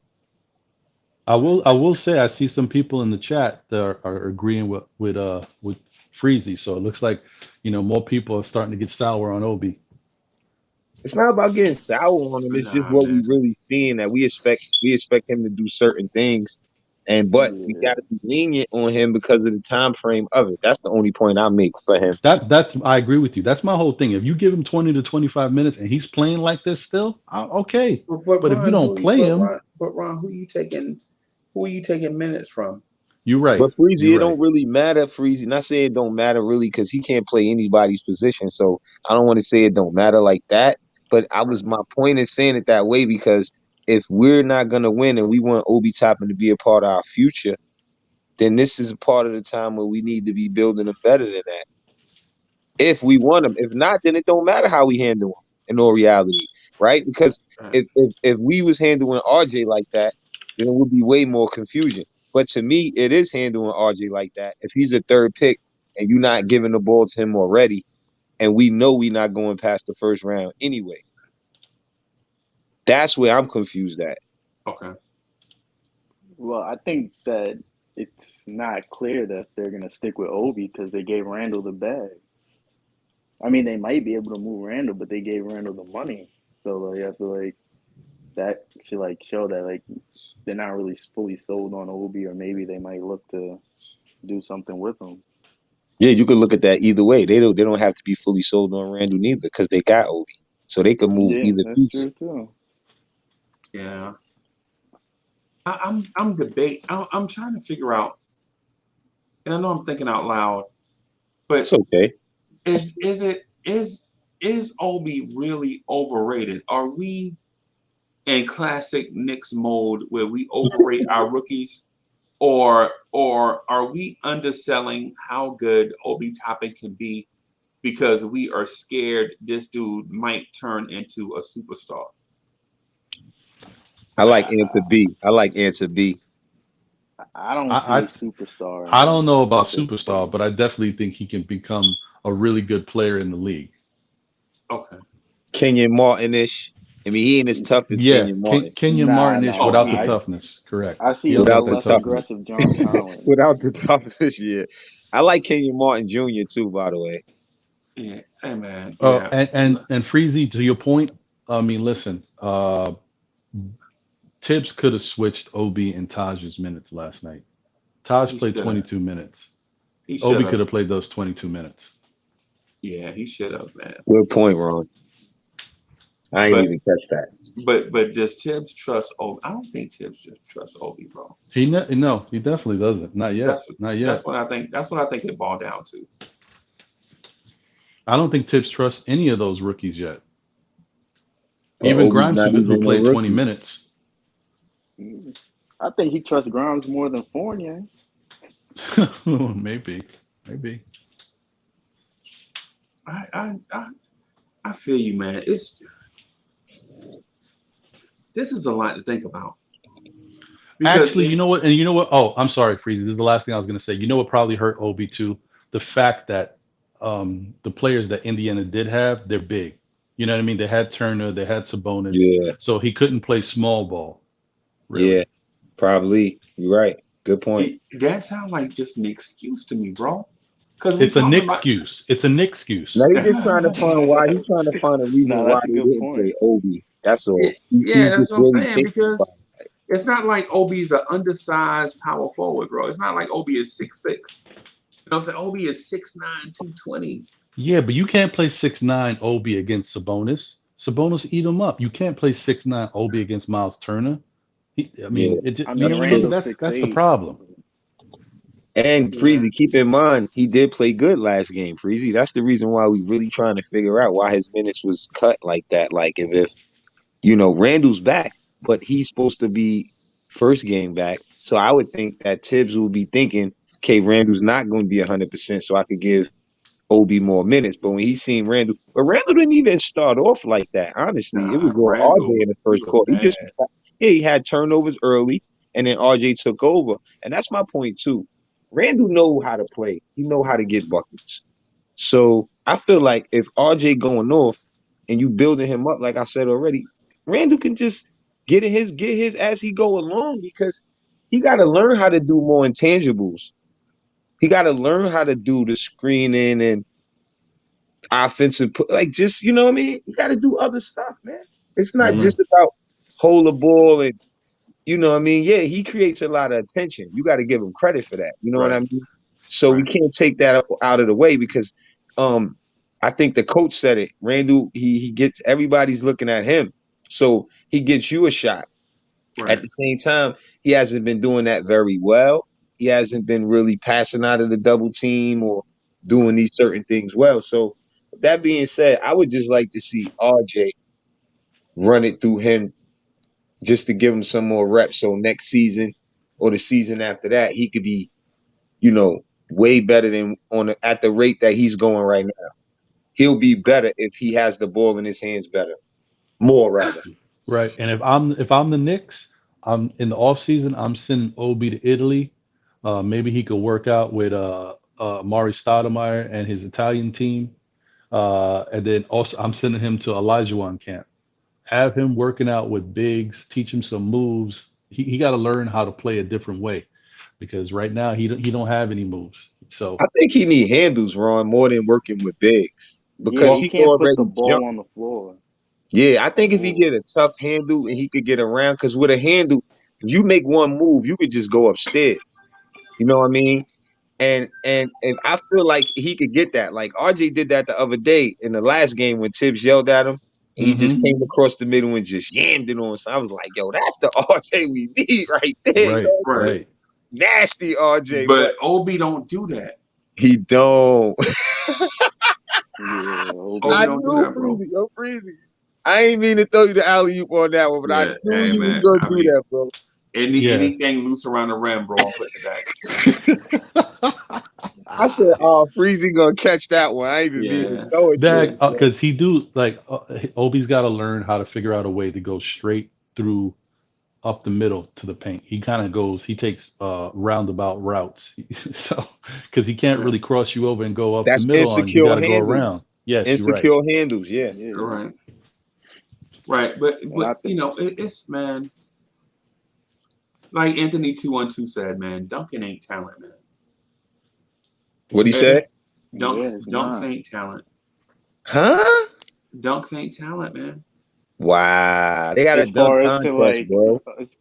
get That's a break. probably somebody who could just clap boards, Freezy. That's not, I don't agree with that. Duncan is a talent, bro. Most of the people come to the Garden to see Obi dunk, bro. Everybody don't know basketball like us, bro. Come on. Right. My I deal still is take Hami Diallo though. I know I'll that. take him over Obi right now. Wow. Right now, And today. let Hami wear #1 when he get here. Oh wow. Yeah. Right. I'm telling you, bro. Wow. Listen, I Put take over no. I would #1. listen. I would do it too, if you keep in Julius Randle and you get a decent backup. But what if Julius wasn't here? You taking Hami and getting rid of Obi? No, man. But Oh, no. okay. No, I'm All saying right. as the team is right now, we did a straight up trade. I would do it. Yeah, Yeah. for this team right now, yeah, Wow. it would be a better look. And Hami, listen, y'all don't know, man. There's a lot of victims of homicide. That boy can play, and he plays He good can defense. definitely play. Yeah. Him and RJ together, I think that'll be a good combo. Yeah, man. And Wow. the thing I be getting at, man, with I just want Obi to be able to bring something else to the table. That's all. Bring something else to the table, man. Bring shot block, rebounding, man. Something. Well, Steals, better passing lanes. you know what helps players sometimes, Freezy, but we don't see it in today's NBA when they get in a little mix up, when things get a little testy down low. Somebody gives you an elbow you don't like. That changes you. We don't see that anymore. Like that, Right. we don't see that fire. So Right, like in '88 when Charles Barkley grabbed Scottie Pippen out the air and threw him 7 rows up in the crowd. mhm, You remember mhm. that? You remember that? Yeah. That was crazy. Or when Dennis Rodman grabbed Scottie Pippen and wrestled him to the floor on a dunk and wouldn't allow him to get up to shoot free throws. Y'all remember that? And the See Bulls wouldn't even come help him. those examples. Yeah, and that's why the Bulls had to go get Charles Oakley because they had him pinned to the floor and no Bull would come help him because they were soft. Crazy. They had to get an Oakley, bro. I mean, not a. I think I said that backwards. Let me say it. The Knicks right had to way. get an Oakley or the Bulls had to get a Rodman? No. The Bulls had to get. Let me say it right because the Pistons did something to the Bulls, and I forget I say it backwards, so I might have messed it up. But anyways, my man got to. But Ron, to your point, if I got to kick you in your rump for you to get motivated, bro, we don't need you. Because how many times do I have to kick you in your rump before every game, or is it just when you get down? Well, I don't think it's just when you get down. I just think once in a blue, here and there, sometimes that edginess creates players that don't necessarily bring that out naturally. Just like we were talking about guys who exude toughness. Some guys just have natural toughness, and some guys can be tough at certain points. Right. But something's got to get you there. Just like Blake Griffin. I keep talking about Blake Griffin because he's my best example. I don't think he's a soft player, not anymore. But when he came in the league, he was soft, and everybody called him baby soft. Right. So something changed, and then He Blake would just dunk started on your big man terrorizing. though. Yeah. But Blake, see, if Obi played like Blake, would you be upset with him? Because you know Blake gave you points and rebounds. That's what you got from him. Yeah. I mean, I just want Blake Blake had a had the post heart. game. He had the heart too coming in the league. He was. Blake, yeah. Yeah, And that's guys, all Freezy asking for. More. don't forget, Blake wasn't a good shooter when he came into the league either. He's a no. better He was shooter now. terrible. Yeah. Yeah, he was terrible. No, yeah. That's why I say nobody remembers when players had their rough years. You know what I mean? But at the Right. end of the day, I understand what Freezy mean about the toughness. Like he's smiling when we ain't got nothing to smile about. It's a lot of stuff I see with him that I don't like, but I just like to give him credit for what he's doing in that small window because I know for a fact playing under a coach like that is the hardest thing to do ever, bro. Right. So Right. I know that personally. And at the end of the day, I do see what Freezy mean about. But that's why I go back and forth with Freezy about it because these are the reasons that could make me lack my toughness. Not really caring because this is how you treat me anyway. So why should I go out here and fight these guys and go crazy? Even though he probably That punching should get you air by upset himself though. because Hey, he Will, upset. Huh? You should I be got able a to question put for you, that Will. You aggression think if on the we had court. a nasty point guard, Obi would be much better, right? Yeah, without a doubt. If we Because had like Steve Nash with Obi, forget it. yeah, I mean, it's a lot of point guards that could get OB right. You know what I'm saying? Right. Because it's like a point guard is somebody on the floor that's gonna see the play that he see the next play, even if the play don't go through that Tibbs call. You know what I mean? If it's a Right. broken play, the point guard is gonna figure it out off of a simple like just from playing in the park so much and getting big guys shots. You know what I mean? Right. That gets players involved, and we don't have that. You know what I mean? Yeah. Even quickly it gets you a shot, but he worried about his own shot. You know what I mean? Yes, he is. You can't have a point guard that's worried about his own shot. When a real true point guard, he feels good to get you a bucket. He's Right. cool with having 7 points and 10 dimes, 12 Right. dimes. That's a true point guard. You know what I mean? Because he feel like setting Yes, somebody sir. up for alley-oop or a bucket is like a bucket for himself. You know what I mean? That's when you know you got a true point guard. When he don't have to score, but he's celebrating off of you scoring All right, I'll because see he you with created this. that All right. play for you. Thank you. Right. Hey, so Rob Exactly. and Nick, thank you for the generous contribution. He said they played against first team because the starters was always down. Okay, all right. And we can agree with that because the starters used to come out flat. You know what I'm saying? But the thing with Obi man is I don't want to say that Obi is a bad player or pick. All we want him to do is step his game up. And so that's the same, but I find myself having the same thoughts like I had with Kevin Knox and Frank Ntilikina. All Kevin Knox needs is minutes, man. If Kevin Knox can just get a little bit tougher, if he just dedicated himself, and with Frank, we like all Frank needed is experience, man. He need to tighten up his handle. All Obi Toppin need to do is such and such. And I see what you're saying. Yeah, but It sounds Freezy, like a broken record to you, right, Freeze? I I see where you're know, coming I from now, agree, Freeze. but I don't see it that way. You know why? Because the difference with Kevin Knox, first off, if Kevin Knox is a humble, cool dude. Because if I was Kevin Knox, I'd be out of here. You'd be seeing me and talking to Berman every night, trying to get myself up out of here. Right. If Kevin Knox gets on the court, Kevin Knox should be going nut. I mean, Kevin Knox should be trying to do everything out there on that court to either get more playing time or get me up out of here. This is year 4 for him. So for me, there's still something wrong with Kevin Knox. He just don't. I know you said your little joke about him having more heart than Obi. I don't see it, man. Yeah, he got more heart than Obi. Nah, B. And Danny. Danny's Yo. gone. Oh, No, maybe I'm Danny's here. back. What I was going to tell you when you said the whole thing about getting a point guard to open Obi up, yeah, that would definitely help. But you know what would help as well? A coach. Because if we had, I don't like him, but if D'Antoni was here, Obi would be doing some things. Believe me. It's just the And type of playing coach that can no use you. defense. Exactly. And his defense will never ever get better as long as he's under D'Antoni. True, but he might be averaging 15 to 20 points. Easy. I think so. Yeah, but we need two-way players. So it's like what, if you bring, I mean, like they say, Tibbs, Tibbs was a defensive-minded coach. He got us playing better defense. Now last season he had us playing better defense. Now we exposed because we don't have no wing defenders. So it's like, do we make an excuse for Tibbs because he didn't get the players that he want? Or like I don't see that, the fact of making an excuse because what they gave him, blah, blah, blah.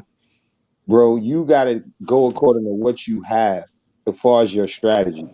If I'm a coach and I'm bringing in an old strategy that I know got me somewhere and I don't have the same players that fit that strategy, then that's my bad.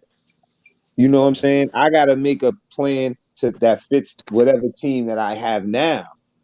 You can't, you know what I'm saying? And that's the biggest problem I have with Tibbs, bro. I feel like he trying to steal, and I hear people do it today, comparing it to the Bulls team. I even did it. Don't get me wrong, because I'm trying to figure out what is he trying to do? Like, really, like, what is he trying to do? Salute to everybody in the chat. Maybe D'Antoni and Salute, Tibbs Chuck. together is the perfect team, perfect coaches. What's good, Chuck? What up, Chuck? I just want to say one thing in reference to the coaching. Yeah. And everyone's saying that, if D'Antoni was the coach, it's his system. So Obi would be a system player. Like he can only play in this particular system. So how good is that player really? You understand what I'm saying? Exactly. Like a star will play regardless, no matter what system. Exactly. Obi. Earlier, y'all was saying Obi's dunking was dynamic. That's what we came to see. But Obi's not a dominant dunker. Like Sean Kemp was a dominant dunker. Dominique Wilkins was a dominant dunker. Yeah. Darryl Dawkins. Tremendous dunker. Yeah. Almost break you and the rim. Shaquille O'Neal didn't have a whole bunch of moves, but when he got in the paint to dunk, the power forward and the center was trying to block him, and he still dunked the ball. Yeah. Obi don't have that. No, Obi don't have that, and he's not gonna get it no time soon either. Not yet. Like he's not even But Kenyan. those guys you named, Chuck, they had a chance to grow too, though, Chuck. I'm not saying that. Like, even Sean Kemp, right? As fast as I've seen Obi do certain things that he could do from when I first seen Obi, comparison to now, I do see an upside. And I always say that guys always talk about a player when we know them to be at their best of their career, or when we know they was training to be a top player. What about at the beginning of those players' careers? They went through the same similar trials as Obi, depending on their opportunity, though. You know what I mean? I don't even got to look at the numbers. I just know that's how it is for a fact. Oh, of course. I mean, but with all those players, you saw something from day one that says, "Yo, this guy is going to be elite." Yeah, because they put a stamp. Yo, I got to get out of here, man, so I can get some sleep. Because I got to do the Knicks freestyle in a few hours, and I got an appointment, man. I got to make freestyle with Free Keith. Yeah, we're gonna be rock and rolling at 7:30. Nice. Yeah, so I got an appointment. Nice, Freeze. Get some sleep. Great show today. Yeah, we on man. tonight, Freeze. So I ain't gonna be able to catch it because I go to work at 10. Okay. Yeah, and I worked last night, so I ain't even been asleep yet. So, but yeah, get some rest, bro. Yeah, but I'm gonna do Friday. Great show though. Yeah, man. Appreciate you. All right, guys. Thank you, everybody, for coming through. Hard will, peace, Chuck.